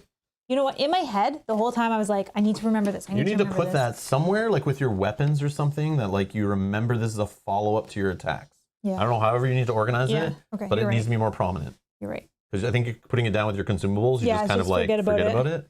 I don't know, however you have to do it. Okay. But yeah, I forgot it too when I was playing with it, but it's like, we need to remember you're like the rogue poisoner. You got your blades are dipped in poison. Yeah. Just like... Okay. So I already paid his attack. We're ready to go here. All right, 6, 7, 8. That 8 is enough. Okay, so that's a hit. What do I get here? I get 1 for each shield. 1, 2, 3, 4, 5. 5 damage, which is just going to get eaten up by his armor anyways, but 2 irreducible. Yay. Okay. Then we're going to... I got nothing else for that. Follow up, I could push him, but I want him to be adjacent to me still so I can attack again, so no. Okay, and we're going to do that one more time. All right, here we go. Okay, so we have 13. Yep. Which is a hit. Which is a hit, so we get 2 irreducible damage. Yep. So he's now 18 out of 22. Or out of 20. 18 out of 20. 18 out of 20, and then what do we have here? So we have 13, which is 5 damage. And start adding your plus symbols. my symbols of each. 4 shields is 4 more damage, so we're at 9. So at 9. And then the and star. the star does 1, so that's 10. So we get 5 through, so he's dead. Boom. Okay. All right. Oh, we didn't even get to the poison. We didn't even get to use all these fun toys. We didn't get to the poison or him dying from a skull roll on his condemned. Jerry says, I think Mel hit Rob with the poison. Yeah, probably sounds about right. that would sound about right. Okay, so that comes out. And Marcel's reminding with that push your guy has could have provoked break attacks. Oh, true.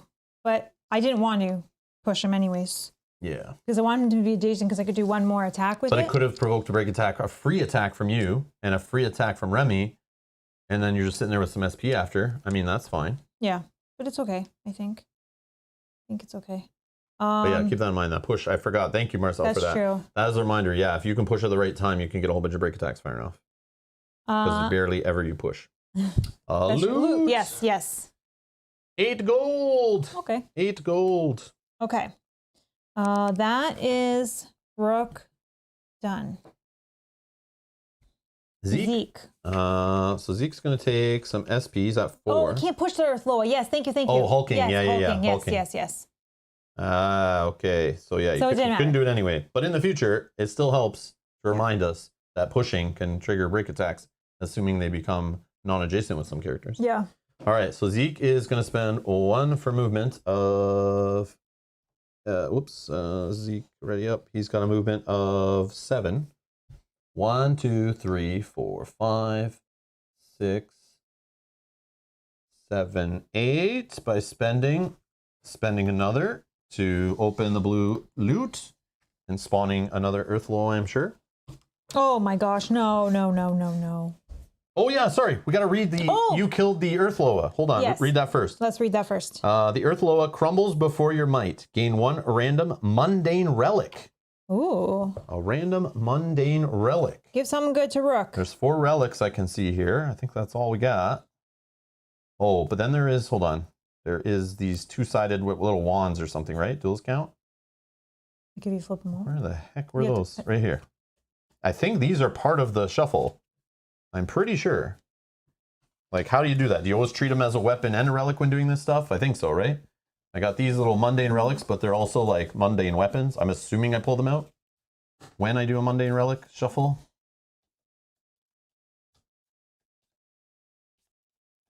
Thank you, Sapphire. Yeah, achievement. The wands are relics? Yeah, okay, perfect. Okay, you know what? Oh, the pusher doesn't get a break attack. Just the other, so Remy would, but...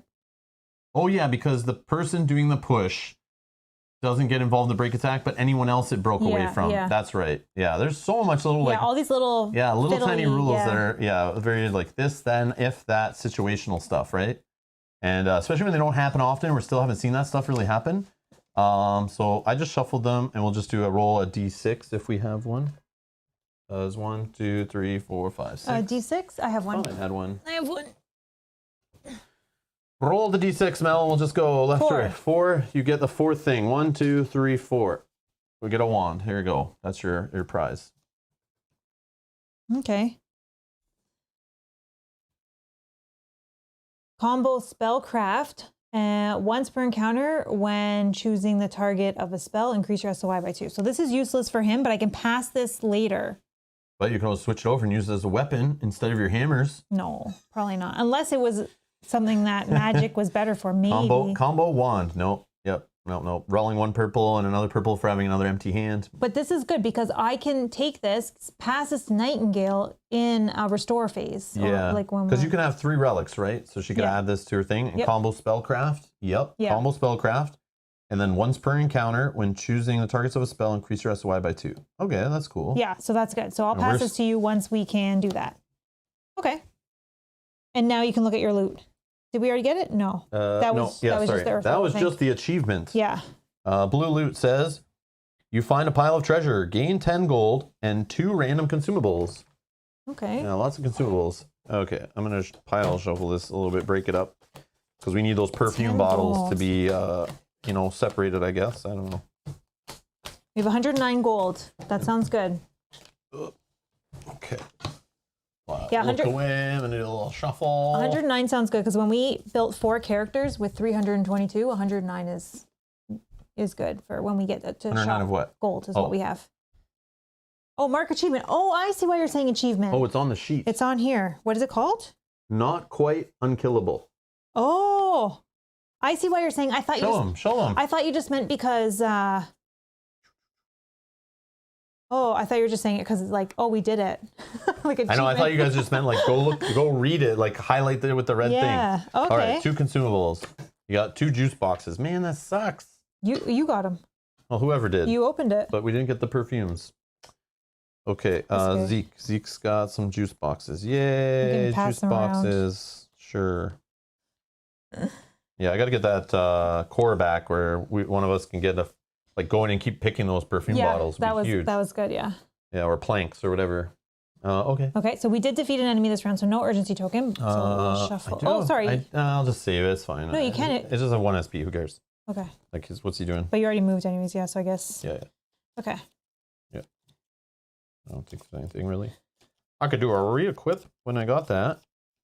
You can. I could take something from Nightingale. But I won't. No? No. Okay.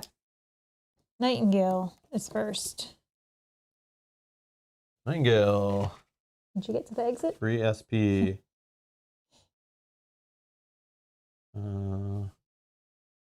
Okay, she is going to... Here's the thing, like I don't know if we're gonna get to restore finally or not, but part of me wants to like just steal a juice box, drink a juice box, you know, steal one from Zeke while I'm adjacent as a re-equip, throw one away so she can get rid of her 4 damage, but also I could just carry them forward in the next scenario and we could do it in the next scenario, but again that's like might be a waste of the start. I'd probably rather do it in this one while it's calm. But then again, if we restore, then I'll feel like stupid. Why did I use that juice box? So, I feel like we could, I don't know. How many have we not restored for? 2. This is the 3rd one, I think. Or, okay. No, this is the 2nd one, I think, because we didn't restore at the end of when we stopped playing. And we didn't restore the last one. So this is the 3rd, this is our 3rd since we restored. So I feel like it's a restore time.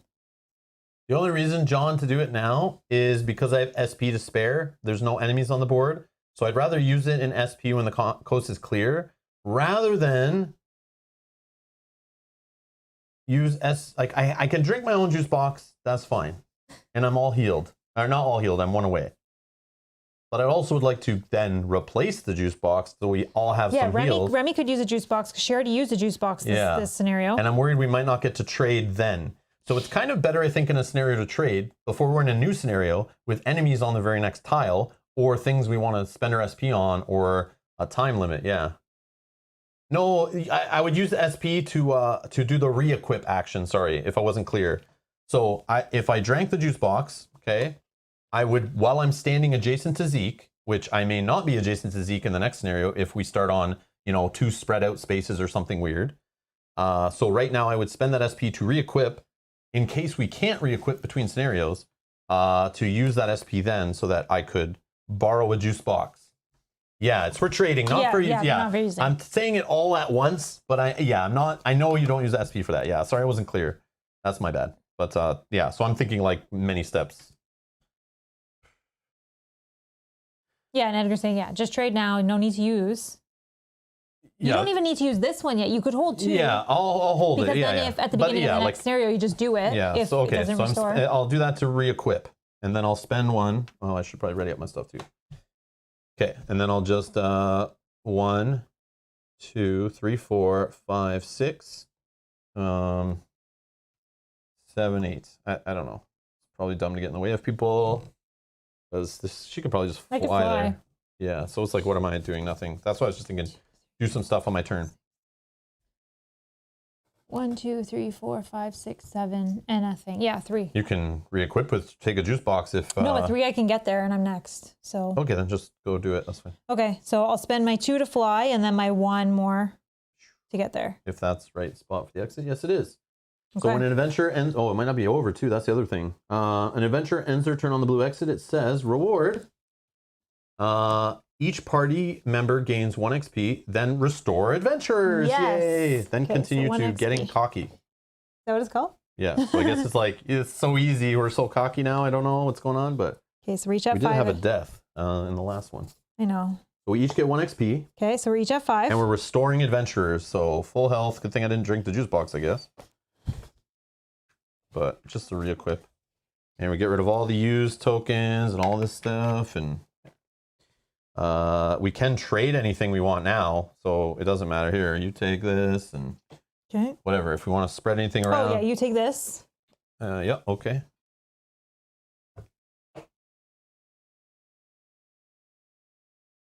Okay, we have 22 gold. I'm writing that in. Actually, let me put this. Yeah. We're at 129 gold. Okay.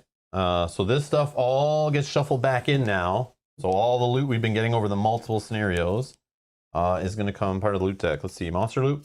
Nope. 5, 5, 7, 4. Oh, it's way down there. Nope. Definitely no monster loot anytime soon. The item loot. Yeah. Unique loot. Oh, I didn't know that was in there. Or maybe I did. I don't know why I forgot. Oh, monster loot. Monster loot was like 2 away. Closer to the bottom. Yeah. Sorry, let me give those to you. All right. Should we play another one? What do you think? I can. It's up to you. Let's 100%. see. Let's see what it looks like. If it's like 6 tiles right off the start. Oh, but it's lots of story. Oh, let's just. But that's Cole's notes. We can do the Cole's notes, aka Spark notes. So we're gonna do some story reading, but we'll just do the Spark note stuff. Don't worry. We're not gonna listen to 20 minutes of audio. Whoa, like page after page. Oh, holy. Okay. Yeah. Okay. We're about to just go reading. Yeah, let's do that first. I'm not going to keep going because I saw something other than a scenario coming up, so I don't even know what it was. Those are just getting put away over there. Put away? So, Well, yep. you think they're getting put away? Well, I don't know. Yeah. Okay. So I'm just going to shuffle this because that's part of. Whoops. Resetting. What else is part of resetting? You have the rule book because there's a table in the very back that I noticed at the bottom of one of the pages. Go one more in. There's one. Yeah, down here is like what to do when you're resetting an encounter or not. So what does it say on the left column? Restore there? all damages healed. Okay. Unexhaust all cards. Unflip all cards. Remove all status tokens. Remove all ability tokens. All right. Let's remove those heals. Yeah. Oh, They go away. That's too bad. Those are abilities. Oh, but we healed up full anyways. Okay. And then Did you flip your anything you had to flip? Do you have a flipping I don't have that armor or card anymore. anything? No, Okay. no. And then receive a free re-equip action, which we've already kind of done. Okay. And beginning an encounter. Okay. Okay. Yeah, we got the spark notes. Don't worry. Yep. And no spoilers. No, anybody. No spoilers Let me grab my... on what's coming. If you don't mind, it's okay to tell us if it's like a shorter scenario. Maybe if we're like worried about time, but yeah. Even if we have to stop in the middle of a scenario, we're playing again tomorrow live. So even if we started a scenario and it appears short and we think we're good, do not spoil us if like 6 more tiles are going to appear from the diagram book and stuff like that. And we'll just stop it if we notice it's getting like really long or late or whatever. We'll just pause where we are and we can just pick it up right where we are the next day. So it's no big deal. Okay. So Spark Notes. Spark Notes. Oh, sorry. We were continuing on to Getting Cocky. Where's that? I read that. Oh, it's back a page. Oh. I thought I read that already. Yeah, so Getting Cocky is actually on the previous page, which is weird. But anyways, let's see. The Spark Notes for that say...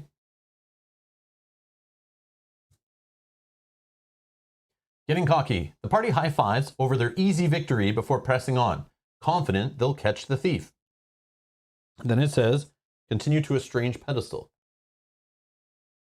So the party follows a trail of the thief deep into the white vaults and through the massive set of double doors that opens into a large platform that stretches across the darkness. The thief pleads with a gigantic, horrific abomination called the Hogrifar, master of the vaults. Between the thief and the Hogrifar, there is a pedestal. On its surface, the group sees a small radiant shard of glistening rock. Precious. It becomes clear that this glistening shard of great value to the thief is of great value to the thief, and his objective is to steal it. The party watches in fear. Okay, who's interrupting my reading? Extrava 24X. How dare you? How dare you? No, I'm just kidding. Thank you for subscribing. Welcome. Thank you. Welcome. Thank you. Thank you. All right. So let's see here. Where is it? Hogafar is under the impression the thief was alone, but after seeing Nightingale and the others, the abomination became enraged. Sorry. Where I scrolled, didn't I? I scrolled by accident. Sorry. It becomes clear this glistening shard is of great value to the thief, and his objective is to steal it. The party watches in fear from afar, but their rustling gives their position away. Hogafar was under the impression the thief was alone, but after seeing Nightingale and the others, the abomination became enraged. Hogafar decimates the thief in a horrific fashion, cutting him down and turning his anger on the rest of them. Nightingale instinctively runs over to help the injured man as her friends battle Hogafar. The thief warns her to get away from him before going still and succumbing to his wounds. Before Nightingale can react, a mysterious black ooze spouts from the dead thief's mouth and forces its way into Nightingale's throat. Oh no. She's going to become venom? Nightingale blacks out.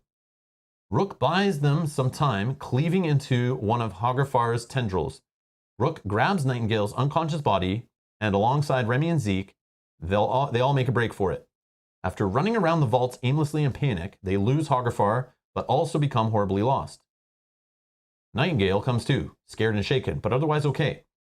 She asks about the mysterious black ooze that came out of the thief's dead body, but nobody else saw it latch onto her. After regaining their composure, the group panics as the reality of being completely lost sets in. After swearing them to secrecy, Rook calls for his interdimensional friend Suri to aid him. He is able to summon her from the realm of Arkala through an enchanted amulet he wears around his neck. Suri's presence on Middara is dangerous, and summoning those from Akrala is banned. If others were to find out, it would put Suri in real danger. After a quick introduction, Suri investigates for a moment before letting them all know she believes she can help them find a way out of the labyrinth white vaults. The chat's also mentioning to check out the art between the Spark Notes. So it must be cool, like in the actual book. Yeah. All right. So, oh man. Okay. Oh. So that's freaking gross. Okay. Wow. The art is very well done, but freaking gross. Okay. Like, I'm going to have nightmares. All right. Let's see here. And there's Nightingale. That's the thing, I guess, I'm assuming the black ooze stuff thingy that's going to mess with her there. Okay. No art on this page, just lots of text. Oh yeah, what do we continue to? Hold on. Strange pedestal. Continue to a way out. A way out. So it says, Suri guides them to safety through the White Vaults by finding a secret exit that leads the group to a remote area outside the grounds of the White Vaults. Zeke leads the group towards his family manor until they finally arrive at the Jiang house, a large white building that Zeke and Nightingale call home. Okay, 32. Oh, a way out was like way back there on page 32. Oh, this is messing with me now. Oh, so you pass like some of these things. So it's like you don't even know if you don't know. Yeah, you don't know if you're like skipping it or not. So some of this stuff like won't matter. That's kind of cool. Okay, that's a neat way to do it, I guess. Well, then you can't like follow it. Yeah, to help just prevent the spoiler stuff. Yeah. Okay, so a way out, page 32. Okay, which is going to go to Dark Passenger after that. Okay, Dark Passenger. So Dark Passenger. Whoops. Oh no. Oh no. Ah! Dark Passenger. After arriving at the Jiang house. Where's Dark Passenger? Page 40. Okay. So after arriving at the Jiang house, the group collapses and unwinds. Nightingale is clearly the most beat and her skin is still pale, but through her determination to convince everyone that she's all right, they let her be. Suri asks about the Jiang house, commenting about the magical hum about the building. Zeke explains that the royalty used the building as the dorms for their children and that the whole place is covered in magical enchantments that keep them safe from harm. After bidding farewell to Suri, she vanishes, returning to the realm from whence she came. The group spends the night at the Jiang house. Nightingale suffers terrible nightmares. suffers terrible nightmares that night as she constantly sees images of a white shard on the pedestal and a horrific black ooze with thousands of eyes, which we just saw. 1,000 eyes. As she comes to, images of the thing linger in her vision, standing in her bedroom, shaken, but still determined not to alarm anyone or be forced to go to her father. Nightingale shakes it off and heads downstairs for breakfast. Whoops. While they eat aloud, pounding on the door startles them. On the other side of the front door, they find Khufu on an errand. He explains that the three of them were summoned by King Balthazar himself for a special audience.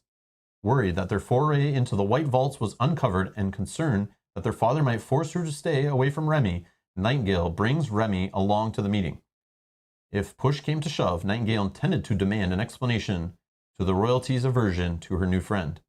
Together, the four depart with Khufu towards the Arson Castle, afraid of the disciplinary action that was to come. We're gonna get in trouble. All right, then that will go. Oh, here's the Dark Passenger. So then they got that same, eyeball teeth thingy here, whatever this thing is. It's the Dark Passenger, I guess. That's what's like riding along, travel along with her. And then that says go to Arson Castle. So there he is again. And Arson Castle. And there's this guy. I guess he's a dude we're about to meet or something at Arson Castle. Okay. All right. All right. Khufu brings them to the king's court inside the castle. To Nightingale's surprise, the entire Arson family and many Xiangs are present. The two families make up the diarchy, I don't know how to say that word, of Elenia, and their delicate balance of power keeps the country running smoothly. Nightingale worries about being caught trespassing into the White Vault's drain away as Balthazar explains the nature of the meeting. Balthazar exclaims that he will be embarking on his annual memorial hunt and will be leaving town. In his absence, Yoel Arson will be in charge. Nightingale doesn't get along with her older brother, so the news is a disappointment. Oh, okay. The two families argue over politics well beyond Nightingale. They make note of the rising tension between their kingdoms of Elenia and the neighboring Brahmanian Empire. Nightingale learns of a diplomatic mission to the nearby country of Fair Edge, a geographically strategic country nestled between Brahmanian Empire and Elenia. Nightingale only listens, accepting that her invitation to such an important meeting must be a byproduct of finally graduating and becoming a full citizen of Middara. Nightingale knows that Balthazar's claims of going on an annual memorial hunt is much more than it seems, but even so, Nightingale is happy to be rid of her father's presence in Elenia proper for at least a little while she can now go adventure with Balthazar. She can now go adventuring whether Balthazar would want her to or not. Unaware of the events that transpired in the White Vaults, Balthazar and Kezia both depart Elenia, and Nightingale's transgressions go unnoticed. The group heads into town, relieved that they weren't in trouble after all. With their newfound freedom and citizenship, Nightingale exceedingly wonders what the white shard on the pedestal was. Determined by her typical enthusiasm, Nightingale intends to find what was so important that both Hografar and the thief were willing to die for it. Nightingale concocts a plan to again go adventuring into the White Vaults. We're going back in. Rook thinks the idea is bad, but he's convinced to tag along only after taking a couple days off first. In the meantime, Nightingale and Zeke decide to share a stipend while they were given by their parents upon their graduation. Reward: Nightingale and Zeke are pulled out small pouches and begin counting how much gold they have shared with everyone. They have to share with everyone. With the money from their parents, the group decides to buy a better gear and spend some time in the city before they journey back into the White Vaults. Okay. So there's more art, and then more. We have to go to the reward, though? Yeah, we'll go to the reward in one sec, because we'll show that here. There's more art. I don't know who this is, but she's also in this section, Arson Castle. So somebody we were talking to or meeting. I don't know. Now, the reward says the party gains the following bonus depending on how much XP the adventurers have earned, including XP they've spent. Oh, okay. So we have a total of 8. So each. 7 plus equals 10 gold. Okay. Right? Yeah, because we spent 3. So it says here, as much as they spent. So 7 plus XP equals 10 gold. Okay. So we're at... So more balancing mechanic. If you sucked at getting XP, they're going to throw a bunch of money at you. After recording your gold bonus, continue reading. Okay. Yeah, because we spent 3 each and we all have 5. Oh, that's Zeke's mother? Oh. Okay. I mean, I can see the resemblance. Sure. Okay. I'll believe you. Scantily clad for a mom. Yeah, well, and they don't age in Middara, right? That's so true. That's true. She's just, this is what she looked like when she came back from Earth. That's true. Was like a, a belly dancer or like a, work in the corner or something. I don't know what she's doing. And I don't know what they do in Middara just like that, but anyways. Oh, it's written under her picture. Oh, Edgar. I thought it was the artist's signature, and that's why I didn't even look at it. Ida Jiang. So the last guy, hold on. So the last guy, does it say? Oh, yeah. Is that Khufu? No, it's Joel Arson. This is someone's older brother, right? Oh, Joel it's Nightingale's. Nightingale Arson. There we go. Yeah, it's all coming together now. Okay, we're getting there. We're getting there. We're learning it. I know I don't really care about the story, but it's still kind of interesting. Pieces I like to know why we're where and what we're doing and like, what's at stake and stuff. But it's like, do I really care about their family and what's going on in their drama? Not really. But it's still cool. All right. After recording your gold bonus, continue reading. Okay, we read. Now this says story. Oh, continue to story round the city of Alenia. Oh, we can shop. Oh, more art. Oh. Look at this. Oh. That's cool. Look at that art. That's cool. It says tip, buying the right gear. Anytime players are instructed to go to a story round, they go through all the steps listed on the story round. During story rounds, players can buy new items, spend XP to learn new disciplines, and embark on side quests. Each time players initiate a story round for the first time, a new, unique item will be for sale. So if you can't afford it now, you can always come back later when you return with more gold from a side quest. Monsters in Middara can be difficult to kill. For this reason, we recommend prioritizing new weapons over other gear in most cases. New weapons over... Oh, so get new weapons if you got money rather than just like buying a relic or a consumable or something. It's recommended to embark on a side quest to earn the gold required to purchase new weapons before continuing the main quest. So, okay. So let's see. So we got a story round here, City of Alenia. And you know what? I know I got an email. I saw the email. Let me just... that I might have the PDF here. Thanks to Juan earlier, who's probably not here anymore. Let me see if I can get the PDF going. So we can see all this text here without my forearms exploding from lifting this book anymore. Let's see here.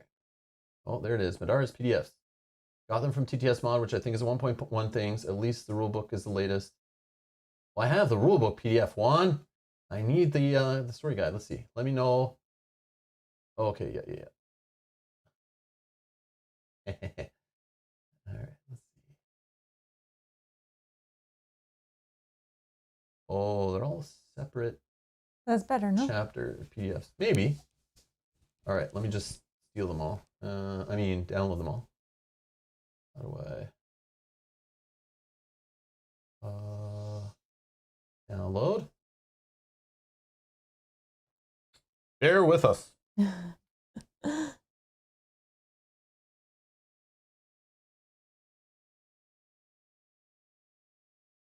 don't know. It's not doing any quick, so I'm sure they're huge. Can you view it still? No. Oh. I'll just leave it. Okay. Okay. We can wait. Leave it let that downloading or zipping or whatever it's doing. Zipping, then downloading. Okay. All right. So we'll just look at this. Shop and train. You may spend gold and learn disciplines with XP. In addition, you may trade any gear amongst your party members with and party stash. The store contains the following items for sale. After completing this step, return all items to their respective decks. So we get a whole shop and train thing like we had before, where we're going to grab all mundane items, all accessories, all upgrades players have unlocked, and a random mundane unique item, limit 1. Okay. Okay, so, and there's this art That's for beautiful. the city of Alenia. That's cool. Very cool. I'm just going to move these while you do that, because in case we need to put some things out. Absolutely. Okay. So let's get to our unique, mundane unique. Oh, I see a sword right away. I'm like, yeah. Mundane unique, mundane unique, mundane. Oh, that's common. Okay. Oh. One unique for the whole city. Yep. Yep. Yeah, we understand how that works. And then it's kind of stuck there. If we don't buy it, it stays here until we get to a new story round. Then it's like stuck in this story round until then, I guess. Or while we're in the story round before we move on. Is it, how many cards is it? Because I can roll a die. Yeah, we'll do the die. It's 7. Oh, it's 7. So I have a D8. Okay. I'm sure we're a D10 or 12 or something that I can Something more use. than 6? What do we got? D8. Okay. So let me just shuffle them once more. Yep, and tell me when you're ready. Oh, there's another wand. Man, I'm excited for this. 2-sided cards too? Oh boy.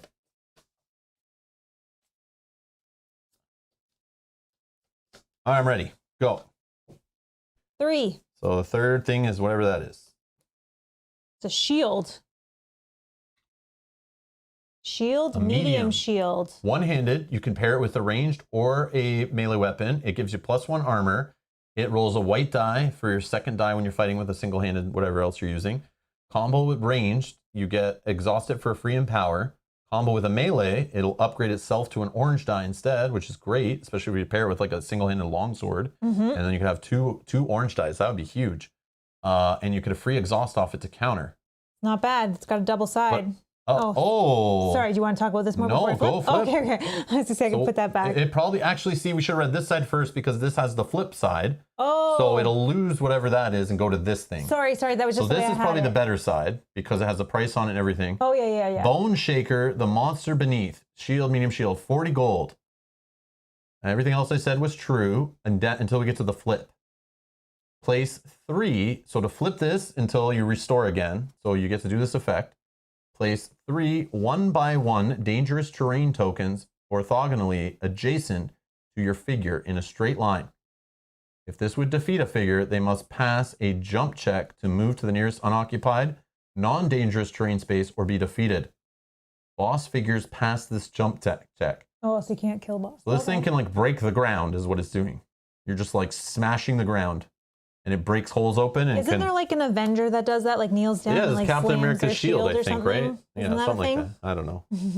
That's in like all like cartoons and stuff. That's not bad. There's someone that smashes a staff down or something that like splits the ground. Yeah. That's what I'm thinking. That's what it's kind of like. But you like smash your shield down and it's a bone shaker. Oh yeah, that's pretty sick. But it's 40 gold. It's 40 gold worth of shield. I wish we saw the big sword or something, but I mean, this is fine. But yeah, if you compare this with another single-handed weapon, like the longsword, I know it's not. I actually would probably pair it with the guitar because it has a backstab and the 2 armor piercing. What are you rolling right now with your attacks? 2 with this? white. Oh, okay. So if I orange is higher, right? yeah Check the back of the book. Yeah. I don't know how better it is, or well, I guess I could have done it. No, that's okay. That's okay. I keep forgetting. Right here. So orange gives you like an 8 is the highest. It's definitely better than the white. It has more symbols as well than the white. No, it should be the same. Oh, it's the same. It has more books actually. Oh yeah, it's more book focused. So that wouldn't be the best. And yeah, this doesn't have any way of spending so that anything. kind of tells you what you want to pair it with. Yeah. Interesting. Okay. Yeah. Okay. So it seems like this is more shield focused. We didn't realize this is more book focused. Yeah, we're these realizing days. that now. Okay. I knew they were grouped separate for a reason. I just didn't realize why. Okay.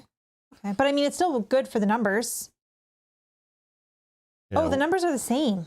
So I wouldn't in this case want to do it because the numbers are exactly the same. Between what? Between the white and the orange. 2, 3, 4. Oh, 5, 6, 7, 8. Oh, right. It's better. It's better. Yeah. I thought they were the Yeah, same. because this is the level 1, but they're in pairs, right? So these two are like the same. Yeah. Then these two are the same, and then these two, and these two. Okay, I see. Okay. What do you guys think? What do you think? Are we crazy? Remy needs 2 one-hands for battle works. Yes, agreed. You lose backstab with that shield. Yeah, that's what I'm saying. That's what I would think. Yeah. I don't think you use it with her. Paired it with the guitar. But yeah, I'm just saying. I don't know. I'm not saying we do that right now. 2 white seems better right now because of the physical damage from the shields. This would make me deal less damage. Rook? And not play with a great hammer? I mean, But you'd have to get another weapon. yeah, I need another weapon, and I don't know.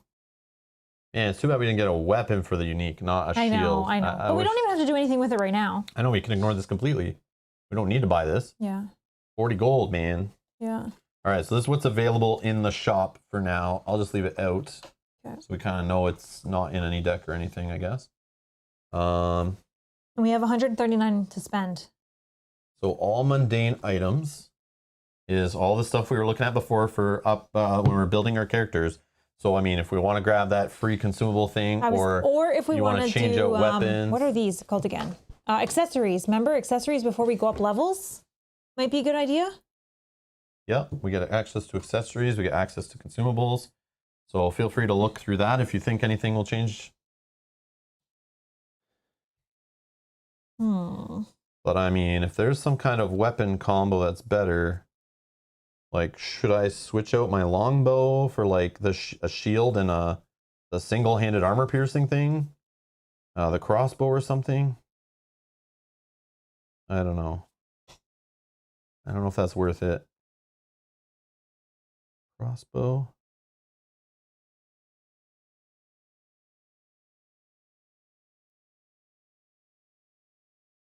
Yeah, it's this one. It's only putting me 4 range, but with these arrows, I'm actually 5 range. The crossbow, obviously I would sell back my longbow, I think. I don't remember how much it gets us. I think only like 5 gold or 10 gold or something. Yeah, we do have 5 XP, yes. Oh yeah, we can get discipline. I need to get, for Rook, I need to get that one we were talking about that lets me re-roll. Assuming he's keeping that weapon. How do we make that weapon better so we don't have to re-roll, sell it and buy it? I like the weapon. More. There's gotta be more. I like the weapon. I don't think any of these are like amazing right now, unless somebody wants the weapon straps that give exhaust to dodge and +1. With range, +1 movement. Yeah, +1 movement with range. Does he have an accessory? No. Yeah, he does. Oh, he does. Oh, the quiver. And we're only allowed 1 what each, about, right? What about Nightingale? Oh, she doesn't have range. It doesn't come with range. Yeah. So then I don't think any of these are like amazing, but unless there's what about the spray-on stuff? That was good. The spray-on stuff. There was like 2 defensive things that were good. Spray-on undergarment. And there's one more. When making the cloak. Where's the cloak? This one? Yeah. The dodge and gain protection. Yeah. Okay. Here. Okay. So maybe we do that. Maybe, but we might want to. Okay. Hammer helm is what you're talking about. Yeah. Let's look at hammer helm because I think I'll just spend my 3 on this and go like 2 different ways. I gain +1 physical damage and I can exhaust when making an attack. If you have a two-handed weapon, you may reroll any dice in your combat. I'm going to buy this one. So I'm going to spend 3 on for Rook on that because I think that's 100% needed. So Rook has 2. Oops. Oh, I see. There's a combo of melee on here too. So it's melee or range, so you can get a free dodge off this. But like, I mean, it's, yeah, I mean, that's still good too. I mean, yeah, it's good. But anyways, this is a dodge. That's a dodge. And then this is the half damage thing. Yeah. Which we should put on someone who keeps getting hit for the most damage. I don't know. What's this? Once per encounter. When you would be if I take another level 1, it costs 4. Oh, right. So he has 1. But what I think is it that's if you fine. go to level 2? It's just a 5, I think right? it's just a straight path, right? But if you take 1 from the other one, it's... Yeah, for every... no, or is it from the same? Is it from the same? Hold on, let's find out. I think if you go the same, or is it just any level 1, you get that extra XP you have to spend? I don't remember. Oh, it's probably down here, because...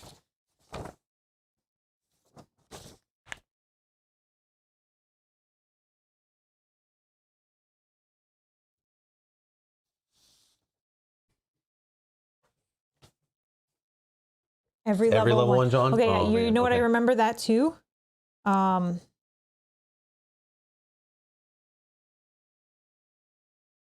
man, if that hammer is doing junk and you're going to stay as a 2-handed weapon... 34 and 61. Hmm. Yeah. Okay. Oh, 34, not 33.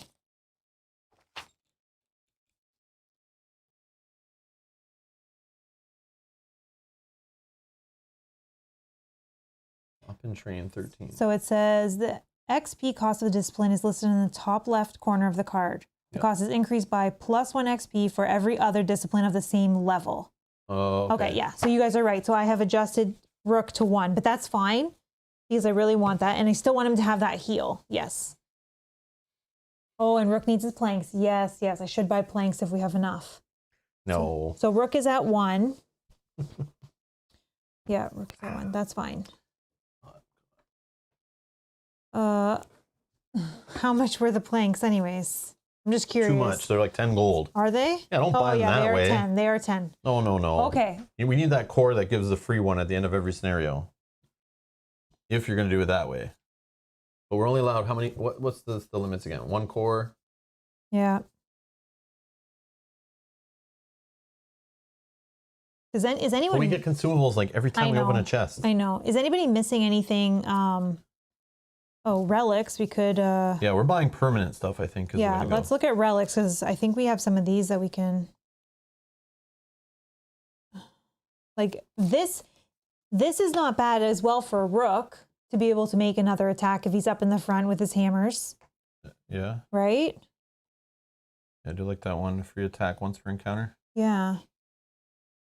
So maybe we'll put that there as possibly to buy. It's also conviction upgrades. I know, I like that too. And it for is a something. once reroll per encounter on anything, pretty much. This one's also a conviction upgrade. So we could buy those for conviction upgrades for everybody. You can only have one of these, right? So do we buy the accessories already? To get them out of the way before we get to the next level and they cost more? We didn't know. So we should buy those first. Okay. But then, like, I want to look at what disciplines are, because if we're going on purple in subterfuge for Zeke, Oh yeah, and I'll look at these quick. what's a level 2 for him? We did not look at these in between. Yeah, so if you guys have any suggestions or things, like names of things, because if Zeke, how much XP do we have each? 5. Rook has 1 left, but he's already done. We're done with him. Okay. So if I go to level 2 of subterfuge, I could do blade distortion. Let's look at these. I'm just going to read them all. Subterfuge, exhaust. Before making an attack, this attack cannot be dodged or countered. Okay, I mean, that's interesting. False idol, a level 2. Exhaust, make a melee attack. Well, that doesn't really work since he's a ranged guy. Okay. Here's the zip. Let's go.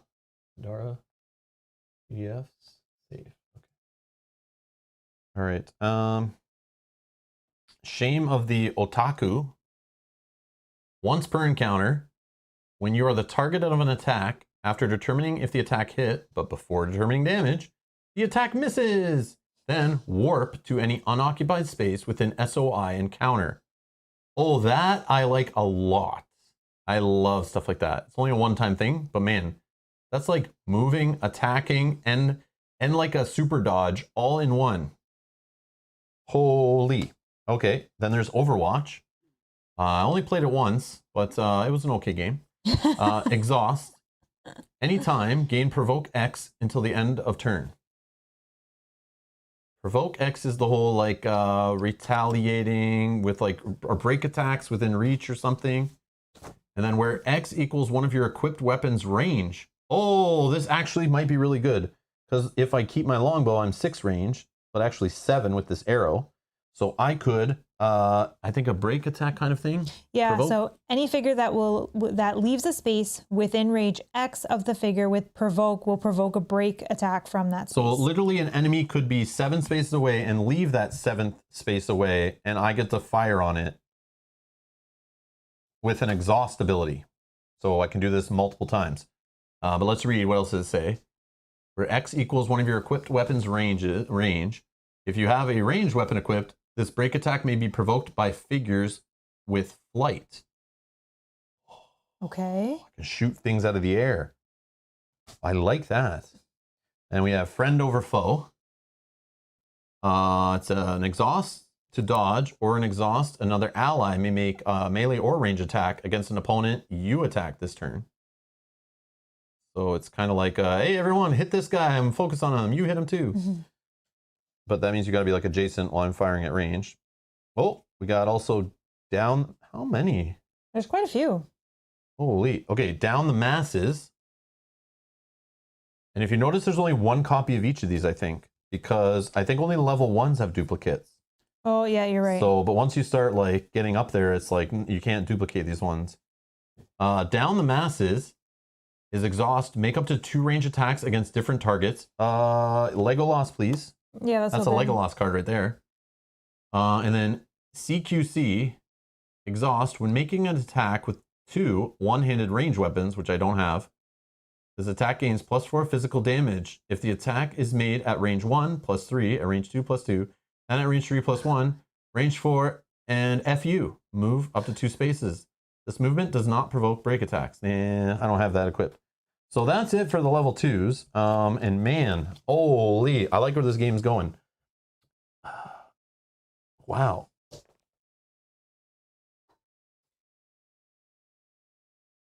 I don't know. Now, see, Down the Masses is expensive. But it's like, as long as I have 2, it makes my attacks cheaper is really what it's doing. Right? Because it costs 2 SP and an exhaust. Close quarter combat? Oh, okay, RC. Thank you. I was going to ask that. I forgot. But yeah. Close quarter combat. I like Down the Masses. A little pricey because it's like, but if you think about it, it's 2 attacks. It just has to be against different targets. And what I find is we're usually pretty focused on one thing and trying to kill one thing to eliminate it before moving on. So spreading your attacks, but it does make them cheaper.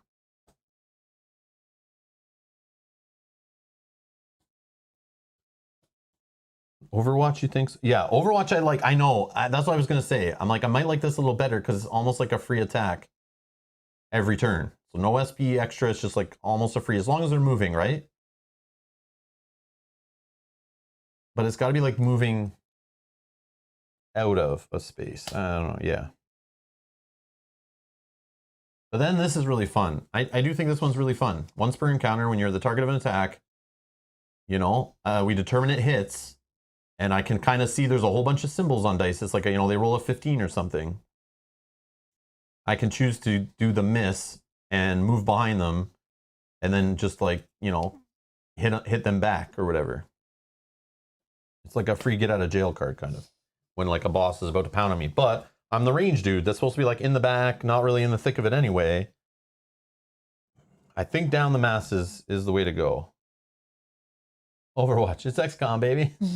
Hey, Daniel. That's the one that lets you attack twice? Yeah, but it's like I still have to have 2 SP to do it. But that gives me 2 attacks. Let's say I start my turn with 3 SP. I can still move, exhaust this, and spend the 2 SP to do 2 attacks. When normally I'd only be doing 1 attack. Yeah, I mean, it's good. It just has to be against separate targets. That's the only issue. So when we're down to like 1 big enemy on the board, and obviously he's the enemy to focus on, whether he's the only one or there's multiple, but if that's the one against bosses and stuff, this sucks because it has to be against different targets. Right. So that's not going to help us against big, solid enemies. This helps us when there's like cave sickles or like a Waterloo and something else within range. So I don't know. But at least with your range of 7, likely if there is more than 1 enemy on the board, you might be able to hit them. Yeah, I understand that. Yeah. So but I mean, I'm still it's not, yeah. Against the boss. It's like it just sits there. When there's 1 big enemy on the board left, it's like, that's awkward.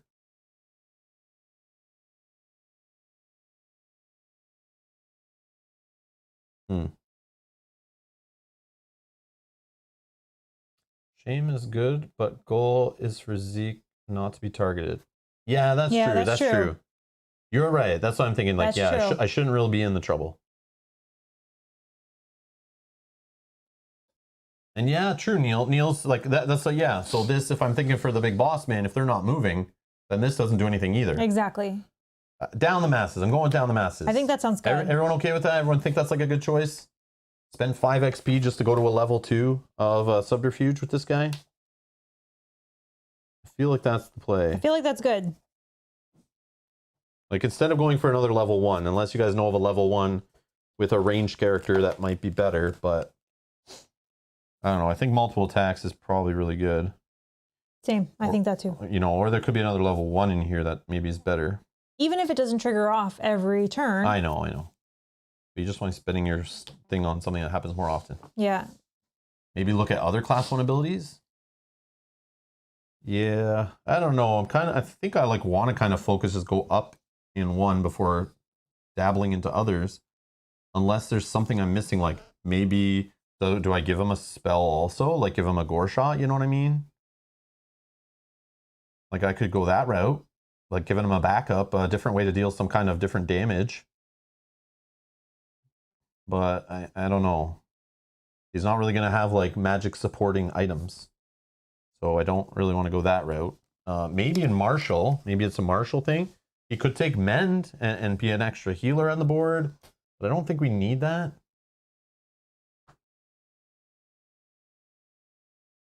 Imbued Fear? Yeah, if you guys have recommendations, I'll look at them. I was just thinking like, let's go all in on one, but yeah. If, what do you got? So you could also get Imbued Fear. Let's see if we can find that. Imbued Fear. Yeah, play along, guys. I'm okay with like recommendations and stuff. We can try to switch things up. Imbued Fear, Cure level 1 exhaust. When making an attack, this attack gains +2 physical damage. So if I hit and do some damage, I'll get extra damage. And then it's got a follow-up, Inflict Darkness. But it is a Force X, and it's plus the difference of the hit. Not a fan. Where X equals 6, plus the level of your highest Cure or Discipline. So it'd actually be a force of 7 plus the difference of your hit. Which is like, if you're good, like a 2 or 3, you know, kind of sometimes. A 1 to 3 maybe.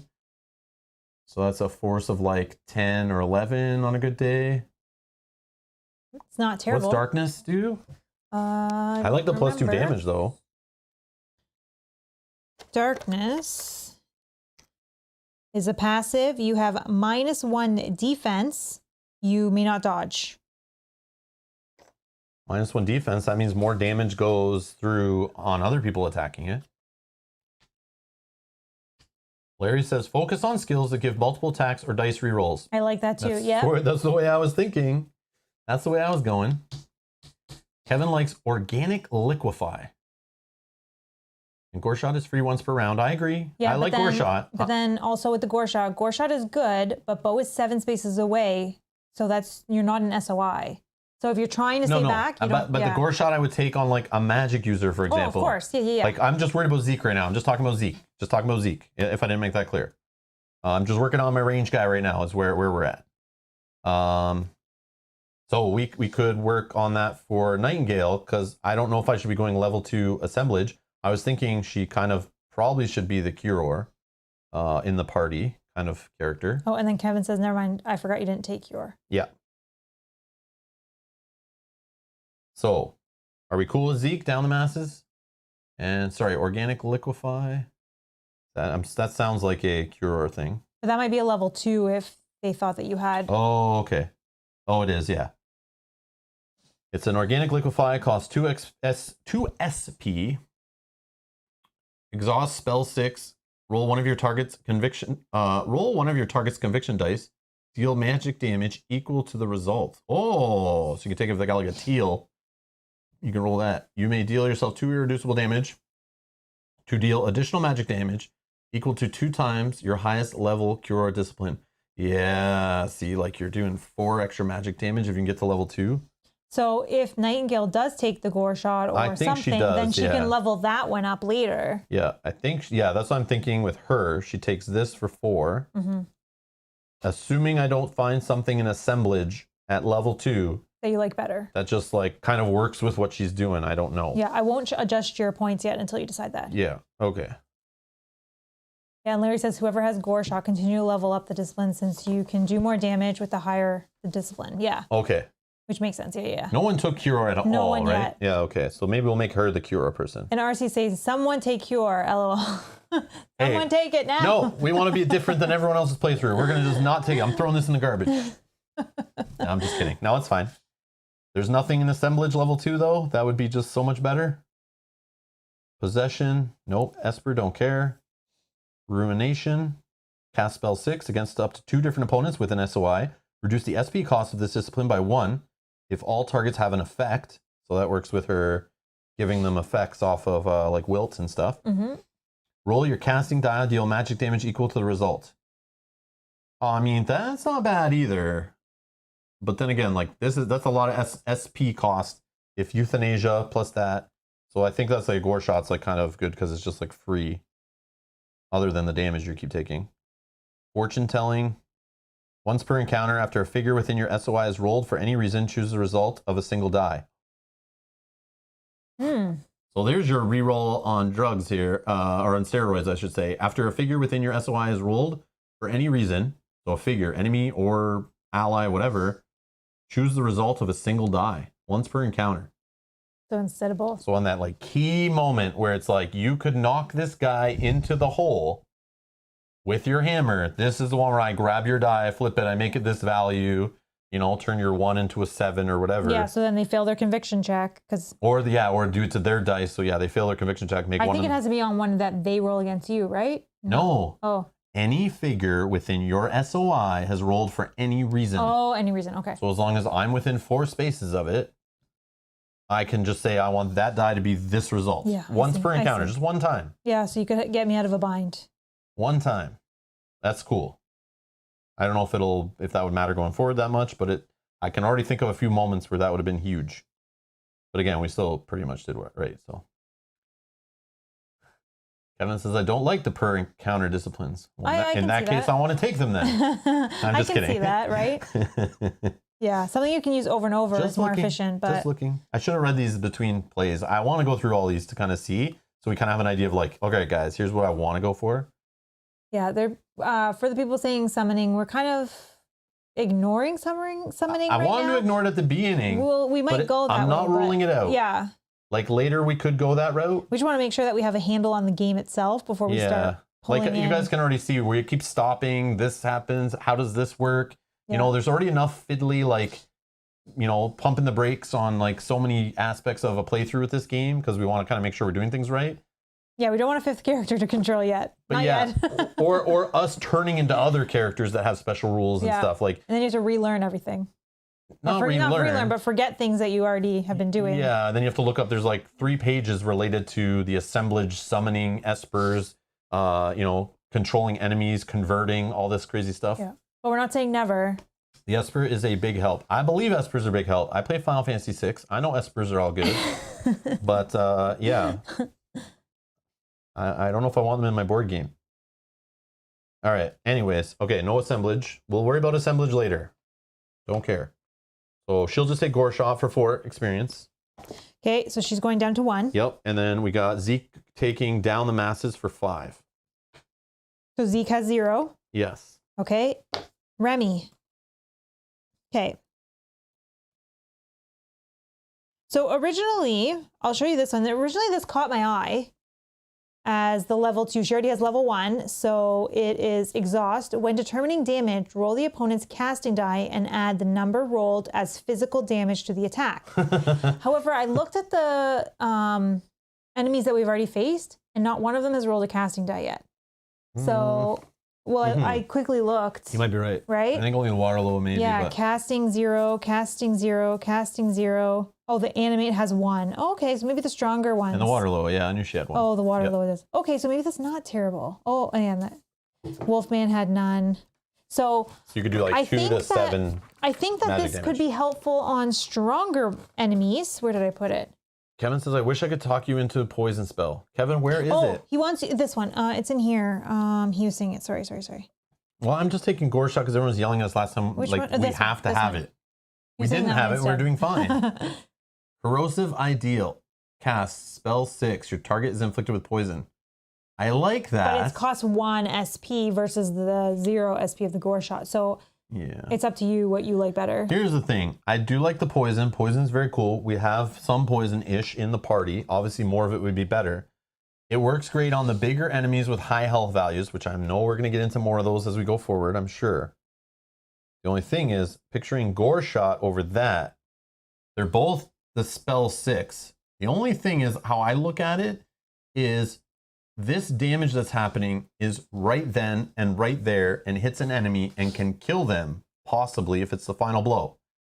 Putting poison on the enemy is me hoping they don't clear that poison, or a Waterloo is nearby that clears the poison, or I'm waiting for their turn to happen before they finally roll the die, and maybe they get poisoned for a lot, maybe they don't, but either way it's delayed.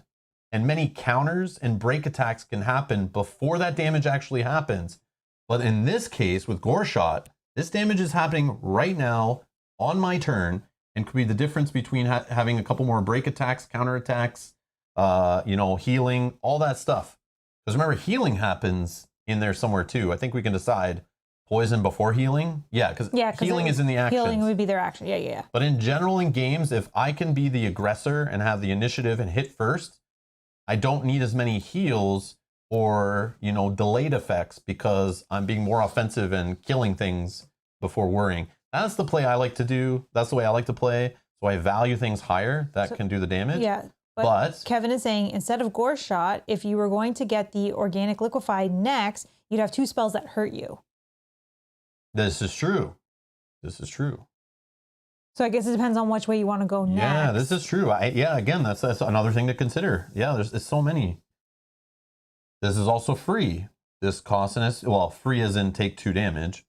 Not necessarily, because maybe you only want to do the 2 damage that finishes them off. Never. Depending on where you are, yeah. Always the 2 damage. Yes.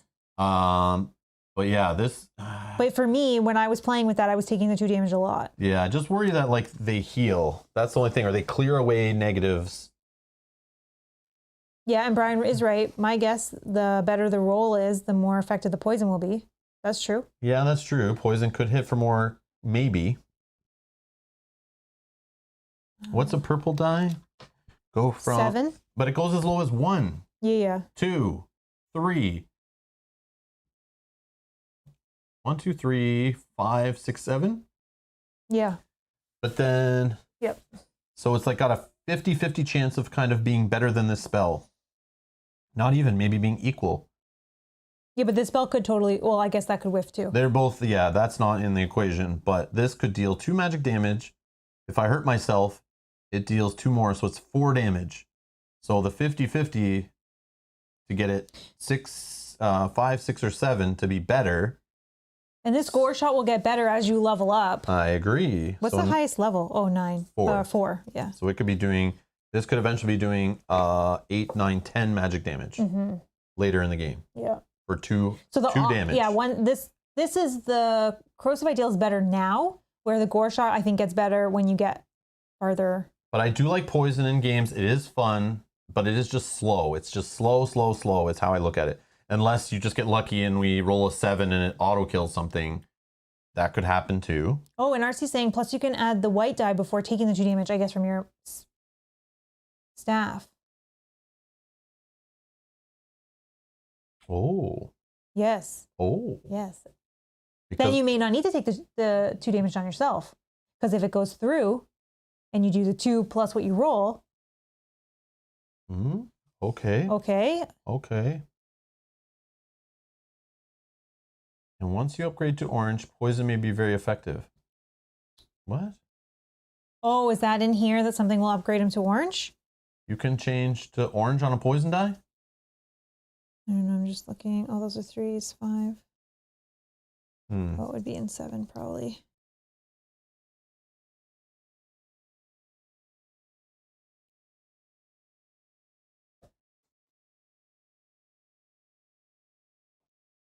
When do you upgrade to orange? I don't think so. I don't know how that works. I'm not sure. Poison is always purple. Oh, maybe Brian is assuming that you can upgrade it to orange. Oh. I don't know. No, you can't. Poison is just 1 purple die. Okay. Oh, okay, Yeah. okay. I've always seen poison. Okay, Yeah, perfect. Okay.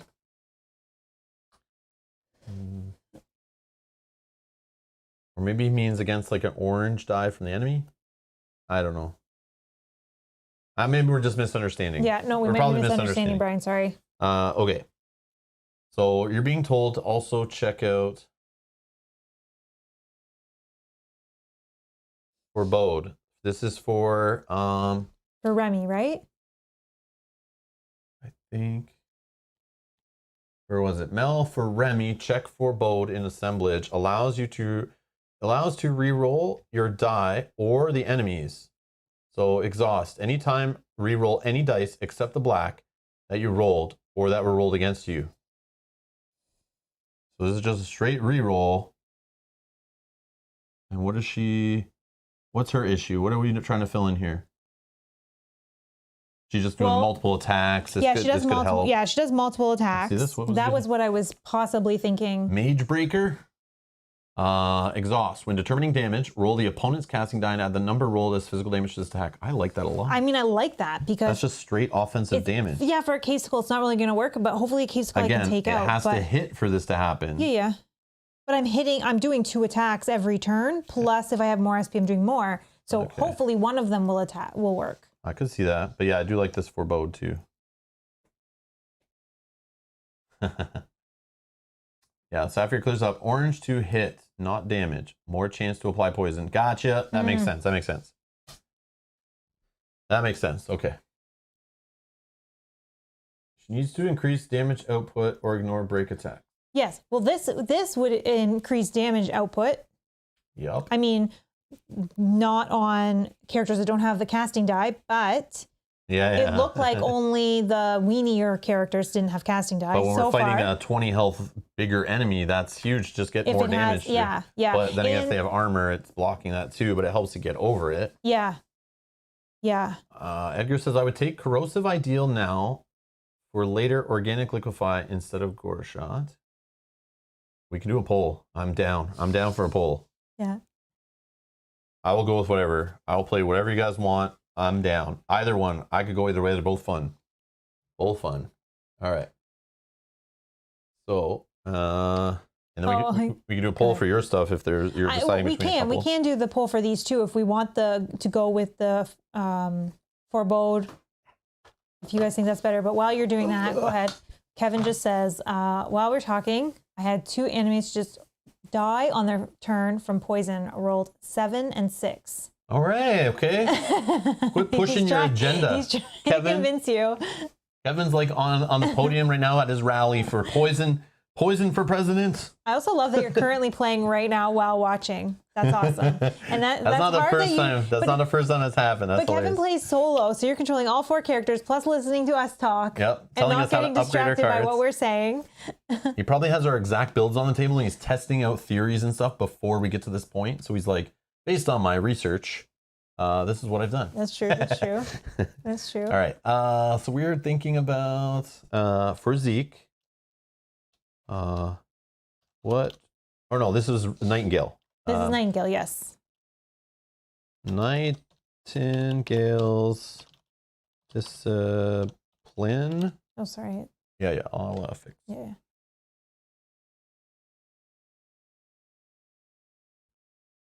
Okay. And it was between the 2 Cure ones. We're talking Gore Shots. And we'll show them on the screen in a sec before you guys vote. And Corrosive. Oh, we're making Kevin go slow because he's listening to us. Sorry, Kevin. We're interrupting your playthrough. Very sorry, Kevin. Oh, and he also says funny. Oh, sorry, I can't see it. 1 second. Funny, but I don't have a single discipline you're using so far. Oh, that's awesome, you though. Think you're better than us? That's awesome. You think you're better than us? No, I'm just kidding. You've played so much, so I'm sure you've already tried a lot of these too, right? And found your favorites? But doesn't that show how it's huge. How much there is to this game that you can... So you're voting in the chat right now. I put a poll in the chat so you can vote and decide which one Nightingale will take. She's our spellcaster, you guys know. So there's Gore Shot, which everyone's yelling at us last time we were buying discipline, saying someone has to take it. It must be in the party. We saw it when we were in the mass training, but we threw it away and thought it just wasn't good enough. I'm just kidding. You can exhaust, cast spell 6, deal 2 magic damage, which we know gets through armor. Huge.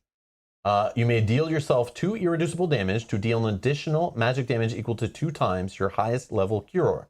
At this point, I would only be at level 1 Cure, but the next time I upgrade, I probably would go Cure again, and we'd be doing 4 magic damage. But for now, it's just 4 magic damage total off the effect with taking 2. But it doesn't cost any SP. On the right side, we have Corrosive Ideal, which exhaust, cast spell 6. Your target is inflicted with poison. And if you can pass me a poison, which is right here. Oh, I think I have one, yeah. This is poison. Poison is a status effect that goes on the enemy. We've seen a couple enemies that are able to clear these away.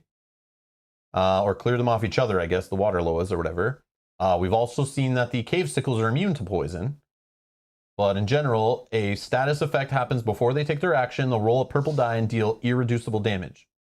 So the purple die is anywhere from a 1, 2, 3, 5, 6, 7 in damage. And it's just straight up irreducible damage, which is great against armor, just like magic damage is. And it happens on their turn, not our turn. So you gotta wait for them to take their turn, which I'm just a little weary of how the delay on poison is. The enemy's still on the board, could still counterattack, could still dodge, could still do all this crazy stuff while we're, do break attacks and stuff before we get, before we see that purple die rolled. Or it could be healed off of them before that. But there are going to be chances where we will be throwing that on enemies, just like that last Earth Loa.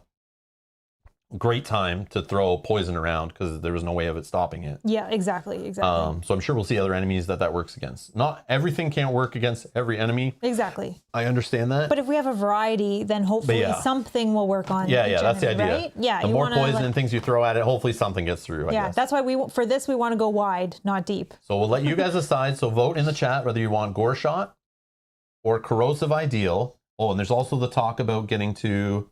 What was that next level of? Liquefy, something liquefy? Liquefy? Organic liquefy. So there's talks about going to this later in the future, which would pair with it kind of.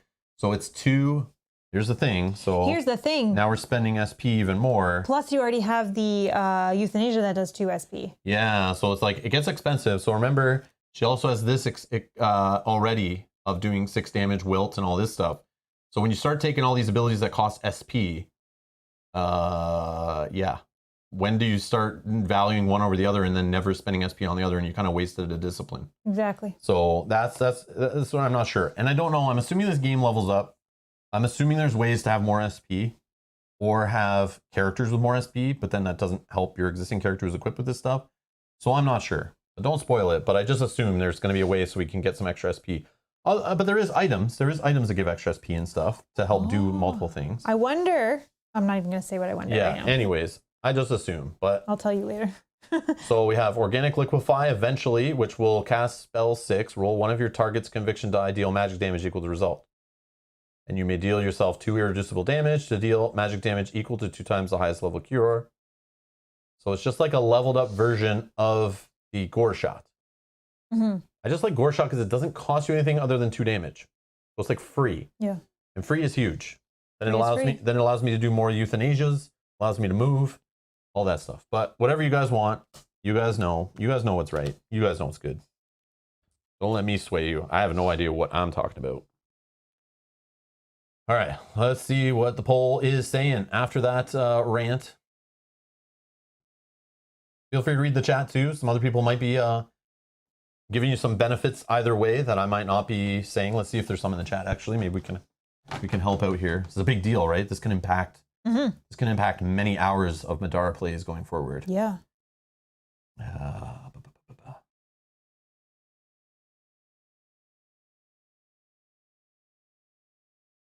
Yeah, different builds are what make this game great. Yeah. And the Johnny is on the tables here. This is as far as I played on Tabletop Simulator. Decided to wait for the actual game to arrive so I could play it properly. Hey. I mean, I'm not one for Tabletop Simulator, but to call it not playing a game properly, I don't know. I'm just kidding. I'm not sure I want to watch it after here. Spoilers. I totally understand. No problem. Yep, go away. I don't want anyone to be spoiled that doesn't want to be. Don't ruin it for yourself. Yeah. You can always come back and watch these later, catch up with us live, possibly. Yep. We are going to slow down after tomorrow's playthrough.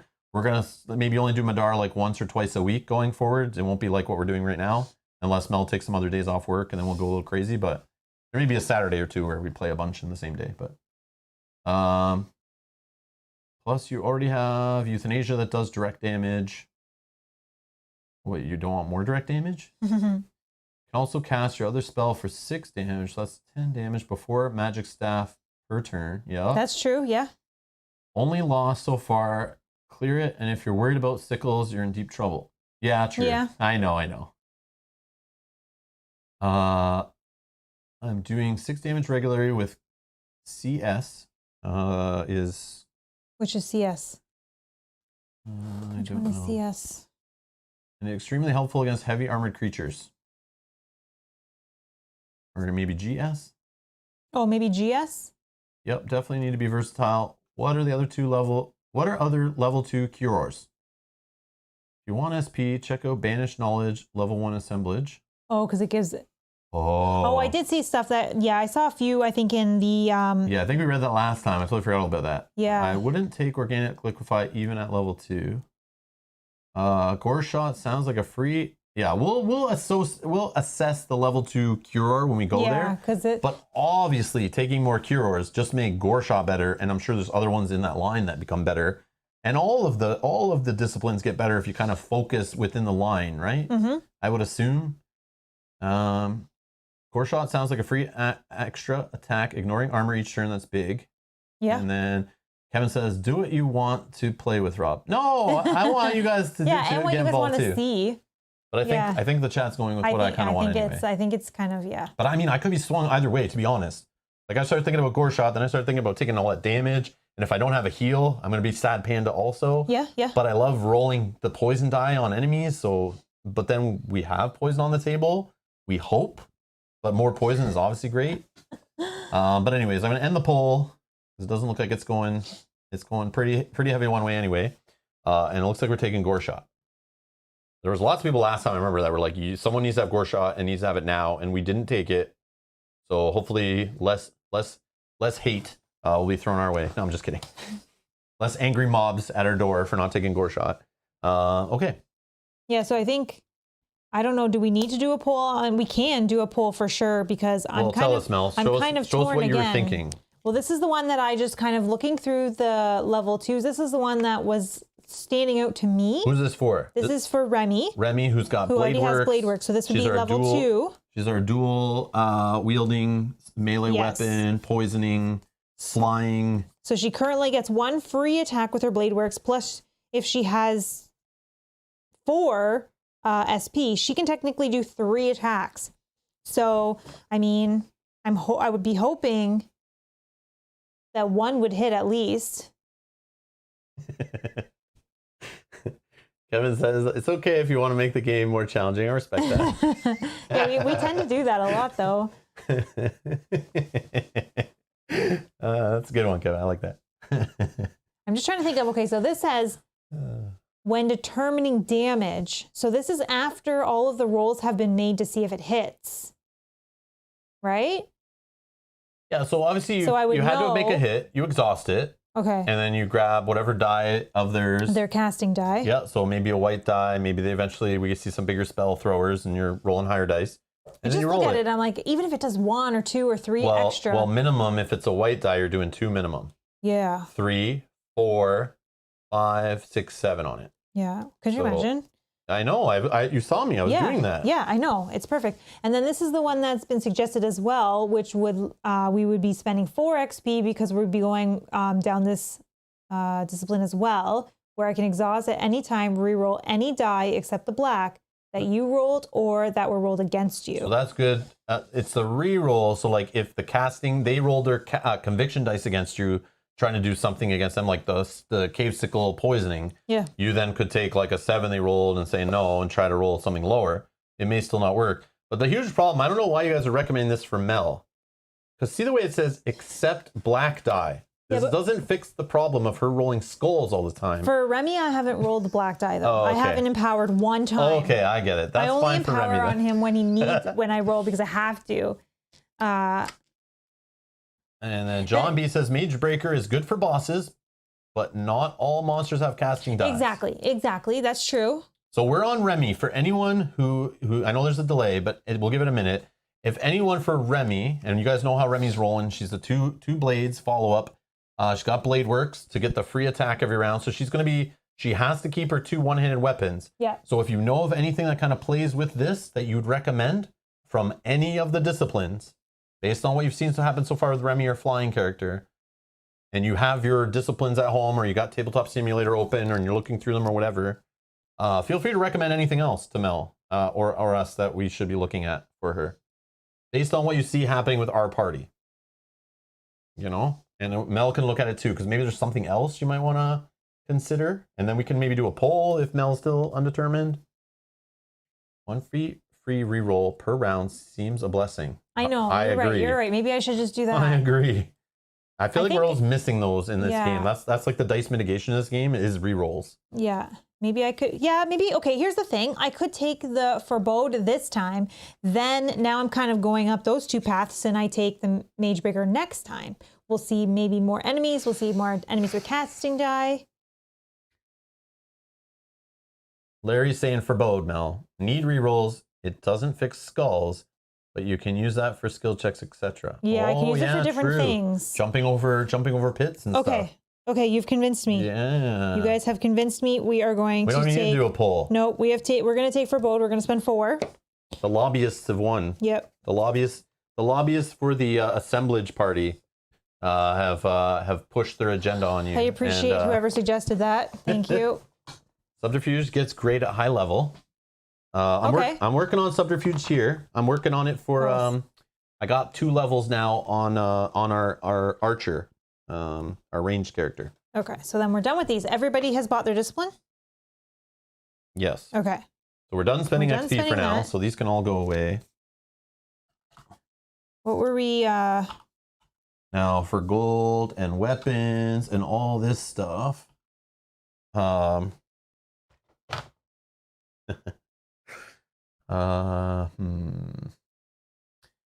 only thing, don't know. Yeah, I'm just debating. So the longbow, now, it's cute and all, but again, in this game, like I was saying at the start of today's stream, the long range is cool as long as the rest of my party is not in my way and there's no hindering terrain, because that stuff really hampers the ranged attacks and it's so annoying. Okay. Because -1 to the attack roll in this game is like the worst thing you can read. Yeah. Because attack roll, you need to make a hit and it just makes everything else fall apart. Your whole house of cards is built on a nice attack roll. So having a shorter range weapon doesn't scare me like I thought it would.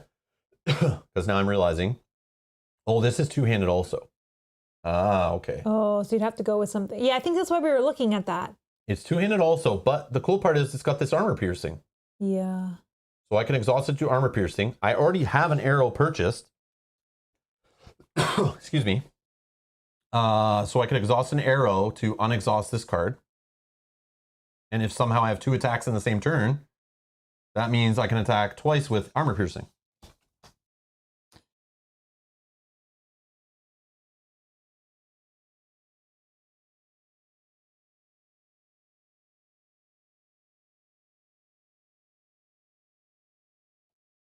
All right. So there's a suggestion from RC that you could do the hand crossbow and a shield. That's the other option I was looking at too. But does it have armor piercing? Let's see what it's got. I don't know. Got a purple die.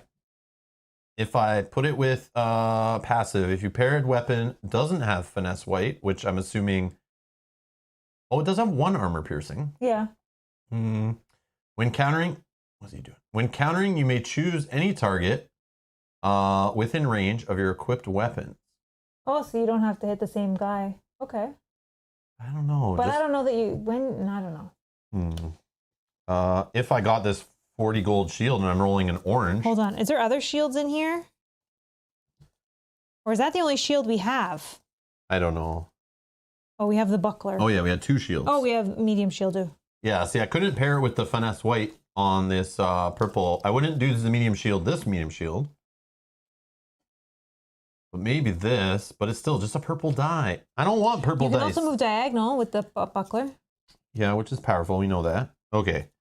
But then why would you not take the 40? There's this pairing. Yeah. This is expensive. But the cool part is I get an orange.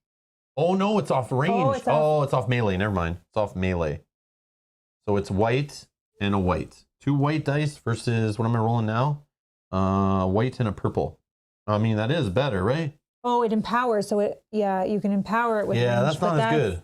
No, this shouldn't go with a range. This should go with melee. So the buckler, maybe? This should go with melee. But right now I don't. But we don't have a single-handed melee person. Yeah, and I don't want that for Remy because this is like the worst unique draw. Like this sucks. This sucks. I want it to work, but it's not going to work. I got to give up on it. And Neil says, sorry, if you dodge, and the buckler means you can counter for free.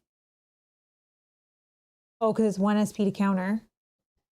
Oh, I see. Oh, but if you dodge, yeah. Yeah, that makes sense.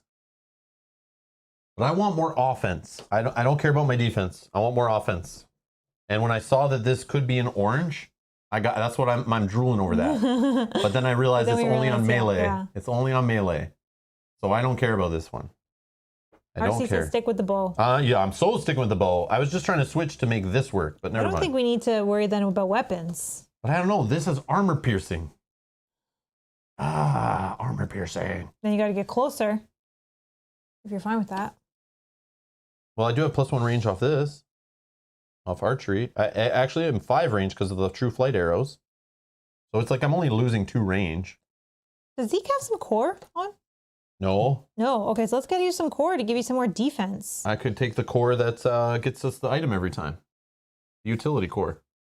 Yeah, and it'll give you another defense if you do get hit. And a conviction upgrade of white. And a conviction upgrade of white. Yes, yes. Because we can convict. Yes. We can convict. We can get everybody. Yes, let's keep repeating each other. Let's echo. No, with the other relics, we can get everybody a conviction upgrade. Okay, so I'm keeping longbow. Yeah, put what we're buying here, so then I can count, and I'll do it all separate. This is gone. Yeah, here. I don't. Okay, so everyone has a core on. Core. Does she have a core? She doesn't. Nightingale doesn't have a core. Let's give her a core. Yes, she does, right here. Oh, she does. I didn't see that. Defensive core. Didn't see that. Okay, perfect. And everybody has armor? Armor. Culture. Armor. Okay, everyone has armor. Everyone has core. What about accessories? Accessories. I think we buy accessories, cores, fill those in. And relics. And then a bunch of relics if we have money for it. But I'm saying I think that I wanted to give... How much money do we have?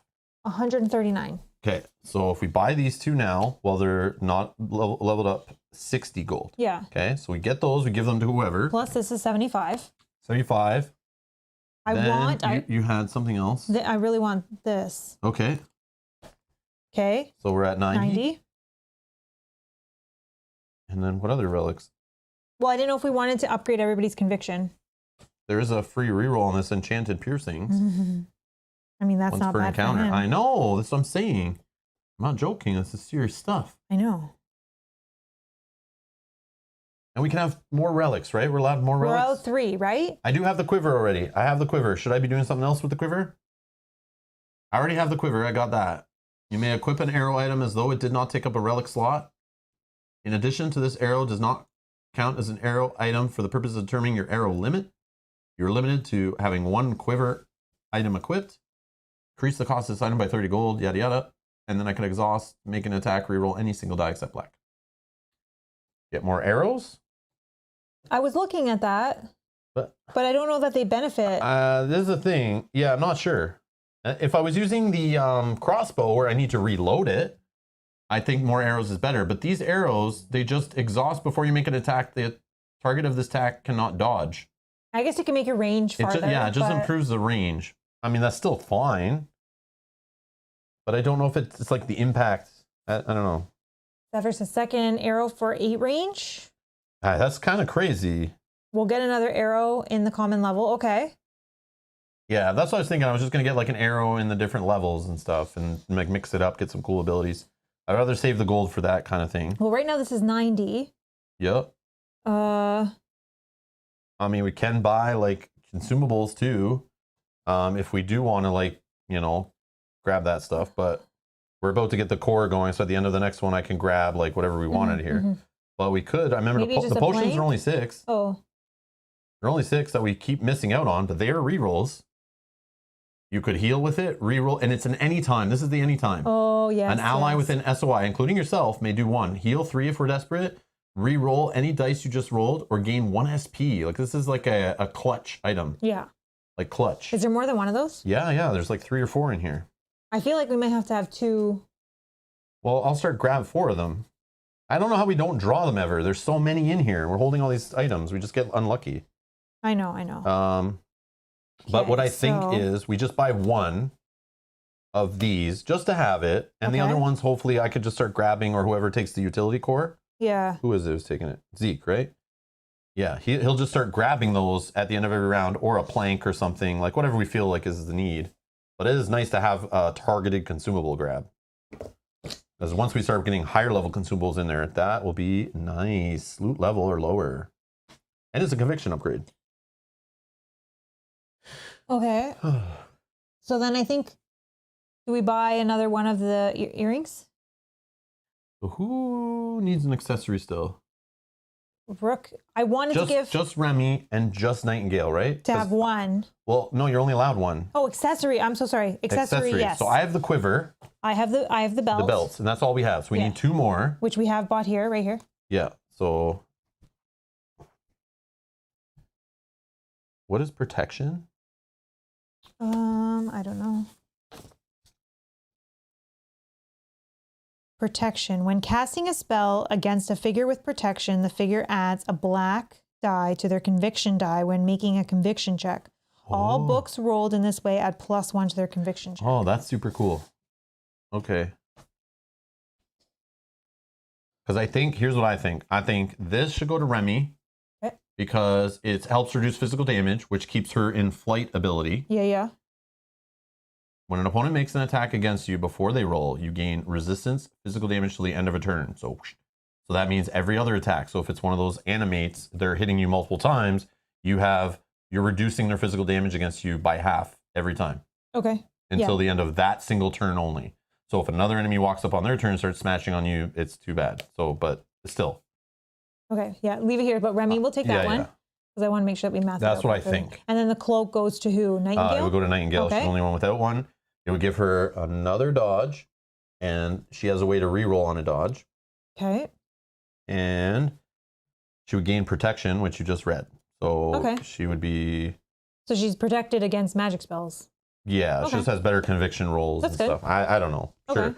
Because if she's going to be in with an SOI of enemies, that means their SOI are also hitting her. So yeah. Sapphire, that's right. It's a magical dodge. It's a magic dodge. Okay. That's good. Okay, good way to think about it. I feel it's a good thing for a magic user. Yes. Utility core is going to go to Zeke because he does not have. Yep. This I would love to get if possible. The fight. I want to always call it flight, but, because he can do an additional attack. Yeah, you do whatever. And then the potion, I don't think it matters right now. So this was 96. Yeah. So, but then why I'm trying to find out who's getting what, because then who has conviction die upgrades and who doesn't. So Zeke will have one from this. Rook will have conviction already. We already have one for Nightingale. Okay. So then we just need one for Remy and one for Zeke. Zeke has one. Okay. Or he will when he takes this. Okay, so then if I buy this. Or what about this? What's this once per encounter again? After a roll is made against you, remove all symbols from one die. I think this is better. It's a reroll. Yeah, the enchanted piercings I like better. Put that up there and let me just. So 60. So 111. 75, 90, 110, 116. Yeah. Then minus 139. We have 28 gold left.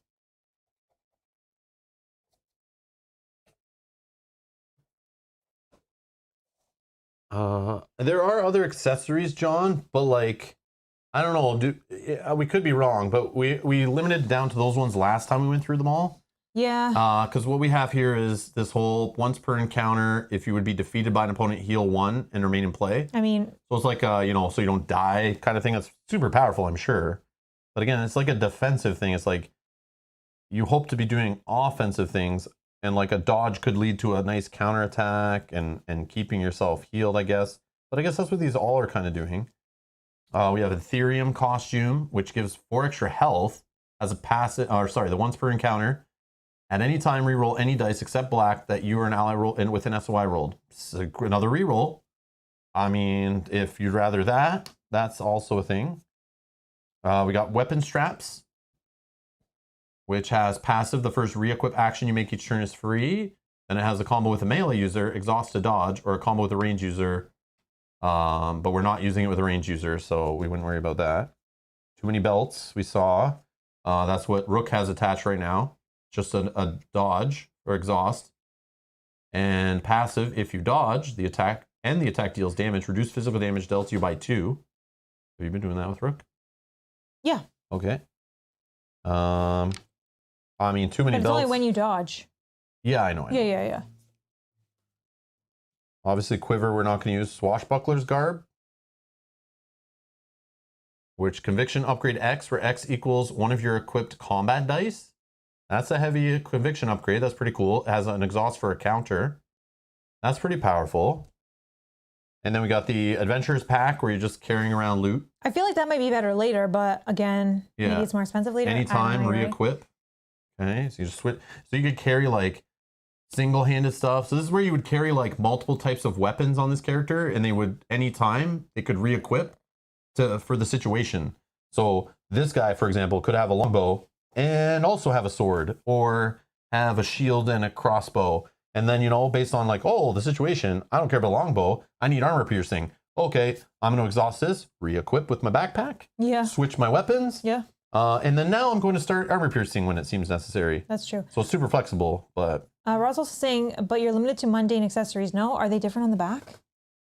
There is no level to accessories. Oh, okay. So accessories are accessories. In this game, they're just all the same. So we get to look at all of them right from the start. They just have a passive on them that says increase the cost of this item by 30 gold for every loot level beyond mundane. So it's kind of telling us you better buy this now while you're at mundane, or else you're an idiot and you're going to pay more for it later. So that's why we're trying to buy them now.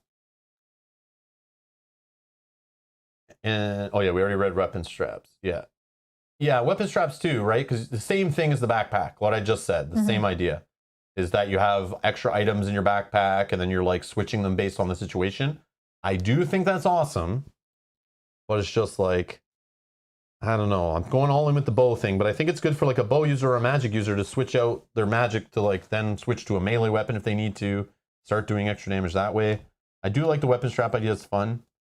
Yeah, but none of them like jumped out at me. Yeah, but I do like the way these can fully change how you build your character and how you play certain characters. Yeah. And I love it. I want to take more of these. I want to try more of these. We'll see. Maybe we'll switch out later based on stuff we see in the next level of weapons and things.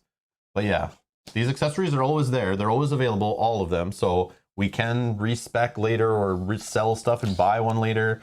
You know, that kind of stuff. Trade them around, do whatever. But that's just the way we're going. You give up quiver, so meh. Yeah, you don't want to give up the quiver, right? Yeah, I don't want to give up the quiver right now because the reroll and the future of having more arrows. Like I'm building the long game with my archer. But yeah, it's got a reroll on it. I don't know. So I'm just looking at these because these are the two that I would choose between. And if I take this one, it does say I have to exhaust it when an opponent makes an attack against you before they roll. So I have to do this before they roll, and it may not even hit. They switched. That's what I'm saying. No, I'm you saying so. I don't know if I should just take this one that gives me the four health increases and the your thing. reroll. Yeah, you do whatever. But that's the whole turn, right? Huh? Isn't this for the whole turn? Until end of turn, yeah. Oh, until end of turn. Yeah, so that's what I'm saying. So if that enemy is going to do... once for encounter reroll. Yeah, no. Okay, we'll take that one. Yeah. Until the end of turn, that's huge, yeah. I mean, weapon straps would take place of quiver, so both source. Yeah, oh, I agree, Edgar. I agree. Yeah, I agree. I know. Yeah, I'm just saying, for example, I mean, it's not the best way to use it, but yeah. Okay. So these we're not doing anything with. These we're not doing anything with. And then these ones we were going to put the cloak on Nightingale. This one I would love for our buddy here. Who else needed the conviction upgrade? Remy, right? Who doesn't have a conviction upgrade? Oh, you're getting this one. Yep. That'll give you. So she has a conviction upgrade. Yep. He has a conviction upgrade. Is this one? Okay. Okay. We're running out of room. I told you, man, this game, they give you too many damn cards. They're all too big. And who wants... I feel like maybe Nightingale has this because she has... he can hold another one. He can hold 4, so we can do that if you want. do whatever. I'll take But he's going to be like up in the fray. It's like as long as they're within SOI. Yeah. But she needs to be within SOI of enemies anyway, so she's still not going to be laid back that far. Yeah, I feel like... Does she have room or no? Yeah, just going one more. Okay, let's do that for now. If we need to change it up, we can. Okay. We're allowed to trade anything right now. Like whenever you're shopping, I think you can like, whenever you get a new item, you just can re-equip and trade and all that. Yeah. I think.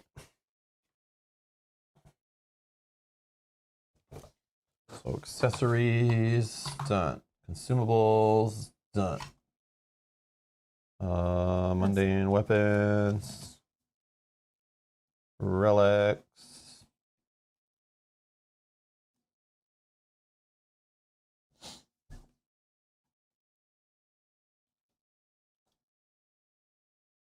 Middara Mart. Middara Mart.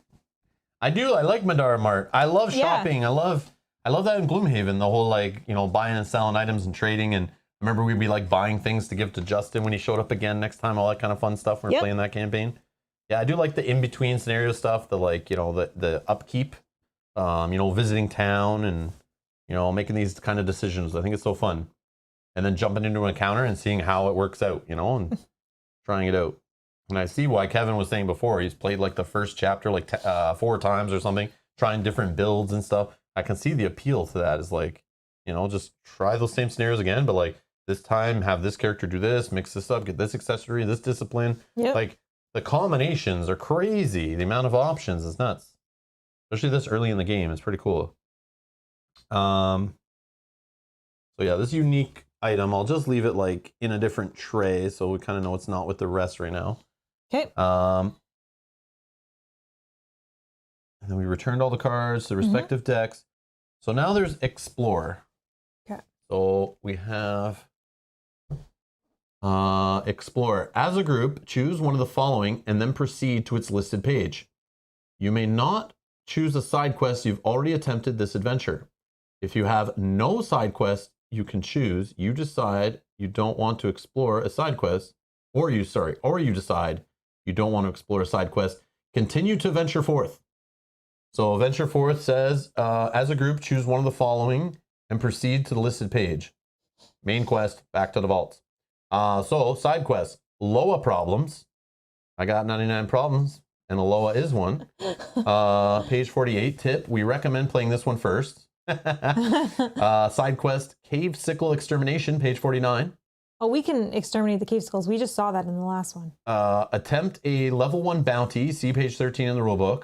Tip, Unintentional Malum only comes with a single level 2 bounty, so we want you to buy expansions and play this whole adventure again because we didn't give you a level 1 bounty. Bunch of jerks. So we can't even do a bounty. Ra's asking, can we vote on the side quest? I don't know. I don't know what Ra's up to here. I think we could manage either one. So I think it's fine. Let them vote. But obviously the Loa one, either A, is slightly easier and more straightforward or shorter, or it also might give us a loot or treasure or some opportunity to get something to help us with the second side quest. Or just help us going forward. But we can do both, right? Yeah. It says, no, but it says choose one of the following. We can only do one right now until we get to the next one. That might be listed again. Oh, are side quests on here? I think when we go there, we're allowed to come back here again. And then we do this whole story round over again. Oh, maybe it'll say that. I think it keeps going into like a loop, right? Every time you come back, it keeps going into a loop. John's saying, do them in order. Velco's saying, or ignore side quests. Never. No, we don't ignore them for sure. We definitely want to do it. We already discussed this at the start of the stream today, that if we have side quests, we're going to do them for now, just to see what they're like. You know, we want to experience that part of the game to see how they're designed, get some idea of what's going on there. Probably get some good money then, or good XP. Well, the idea that they're saying go in there if you can't afford the unique item or there's some weapon you want, go do the side quest, come back, and hopefully you'll be able to afford it then. So I'm assuming like there's quite a few enemies that will be drawing like, you know, enough gold cards hopefully. Yeah. Or loot chests that give you good money and XP in them. Oh yeah, true. Yeah. Imagine it probably has multiple loots. And Larry's saying you can try the bounty, just won't be ready for it. No, we're not going to try the bounty, that's for sure. I don't think you're allowed because it's a level 1. It says attempt a level 1 bounty. I don't think you're allowed to attempt higher bounties unless it lets you. I'm pretty sure. Kevin is asking a question for you. Do you want to know which is longer in case of a time factor? I don't think we're going to play it right now, to be honest. I didn't expect the shop round to happen and all this deciding. Because we are playing again tomorrow morning, so we could just continue tomorrow. Up to you, totally. And if I'm assuming a side quest is more than just one scenario. And well, they're two there. Yeah, it's like one and you come back. No. Yeah, You're not understanding what I'm saying. Oh. the side quest, it's not saying side encounter. It's side quest, which could be multiple back-to-back encounters with no resting in between. The game has taught us is a thing. Yeah. And I don't know if that first one of either one of these is going to be easy and a good point to save. So I don't know. John's still saying do the first one. Just do it. It's up to you. I don't know, Kevin. I don't know if we want. Again, yeah, see, Larry's like, they're pretty long. That's what I expected. They're side quests. They're not supposed to be just a simple do this thing and you're done. I expect them to be long. Like I saw the bounty thing, and that's like, it's a whole book. So I assume there's more than just one thing. So I don't know. Do we want to play another one right now? It's up to you 100%. I don't know. I just worried the next encounter could end up being, 2 hours ish. And I don't know. I want to keep playing. It's tough because once we buy items and level up our disciplines, I'm always like, yes. I know I want to use them right now. I want to try them and see if we've made the right decisions, but I understand if it's too long. You don't think I want to be like shooting multiple enemies with my arrows? John says, fix the Loa problem. Pressure, he's giving us the pressure. All right, let's just look. Okay. Well, let's do the Loa one. We're going to do the Loa one. You can look at the map to start. Okay, page 48. 48. Okay, we're 100% doing the Loa side quest. We'll start watching. We'll stay watching. Yeah. They're still watching. I know you guys will watch. I know someone people need peer pressure. Says Layla, I'm back. Oh no, Layla's here. Quick, end the stream. End the stream. Rob.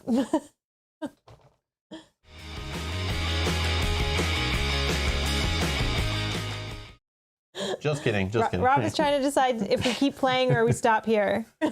All right, so let's just peek. Let's just peek. Page 48 is Loa problems, which I'm sure is a ton of story. Side quest, Loa problems. Choose one adventurer. Don't read that yet, because no, but I just want to see Loa altar page 50. I just want to look. Oh my god, I'm not getting into that now. But I am excited, though. Look at this. Look at all the stuff we can't see. I don't know. Yeah, look at. There's even more on the next page. Look at all this. Look at all the special rules. Excited. 9 tiles. Look how pretty this tile is with the flowers on it. Yeah, I'm excited, actually. Oh, yeah. See, this is a great one to start the next stream with, I think.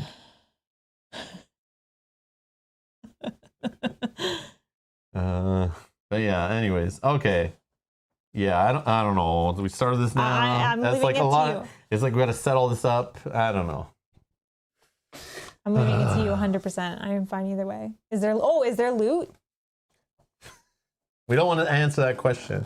Is there loot? No, but there is totems and objectives. 3 objectives. 2 totems. Layla's saying this is a great one to end the stream with. Sickle one starts with a small encounter. It's up to you, 100%. I'm fine either way. I hate this decisions. I hate it. I hate making choices. All right. Well, it's up to you how you feel. So let's see. Sneaking out, page 49, cave sickle, jumps to page 54. Let's peek.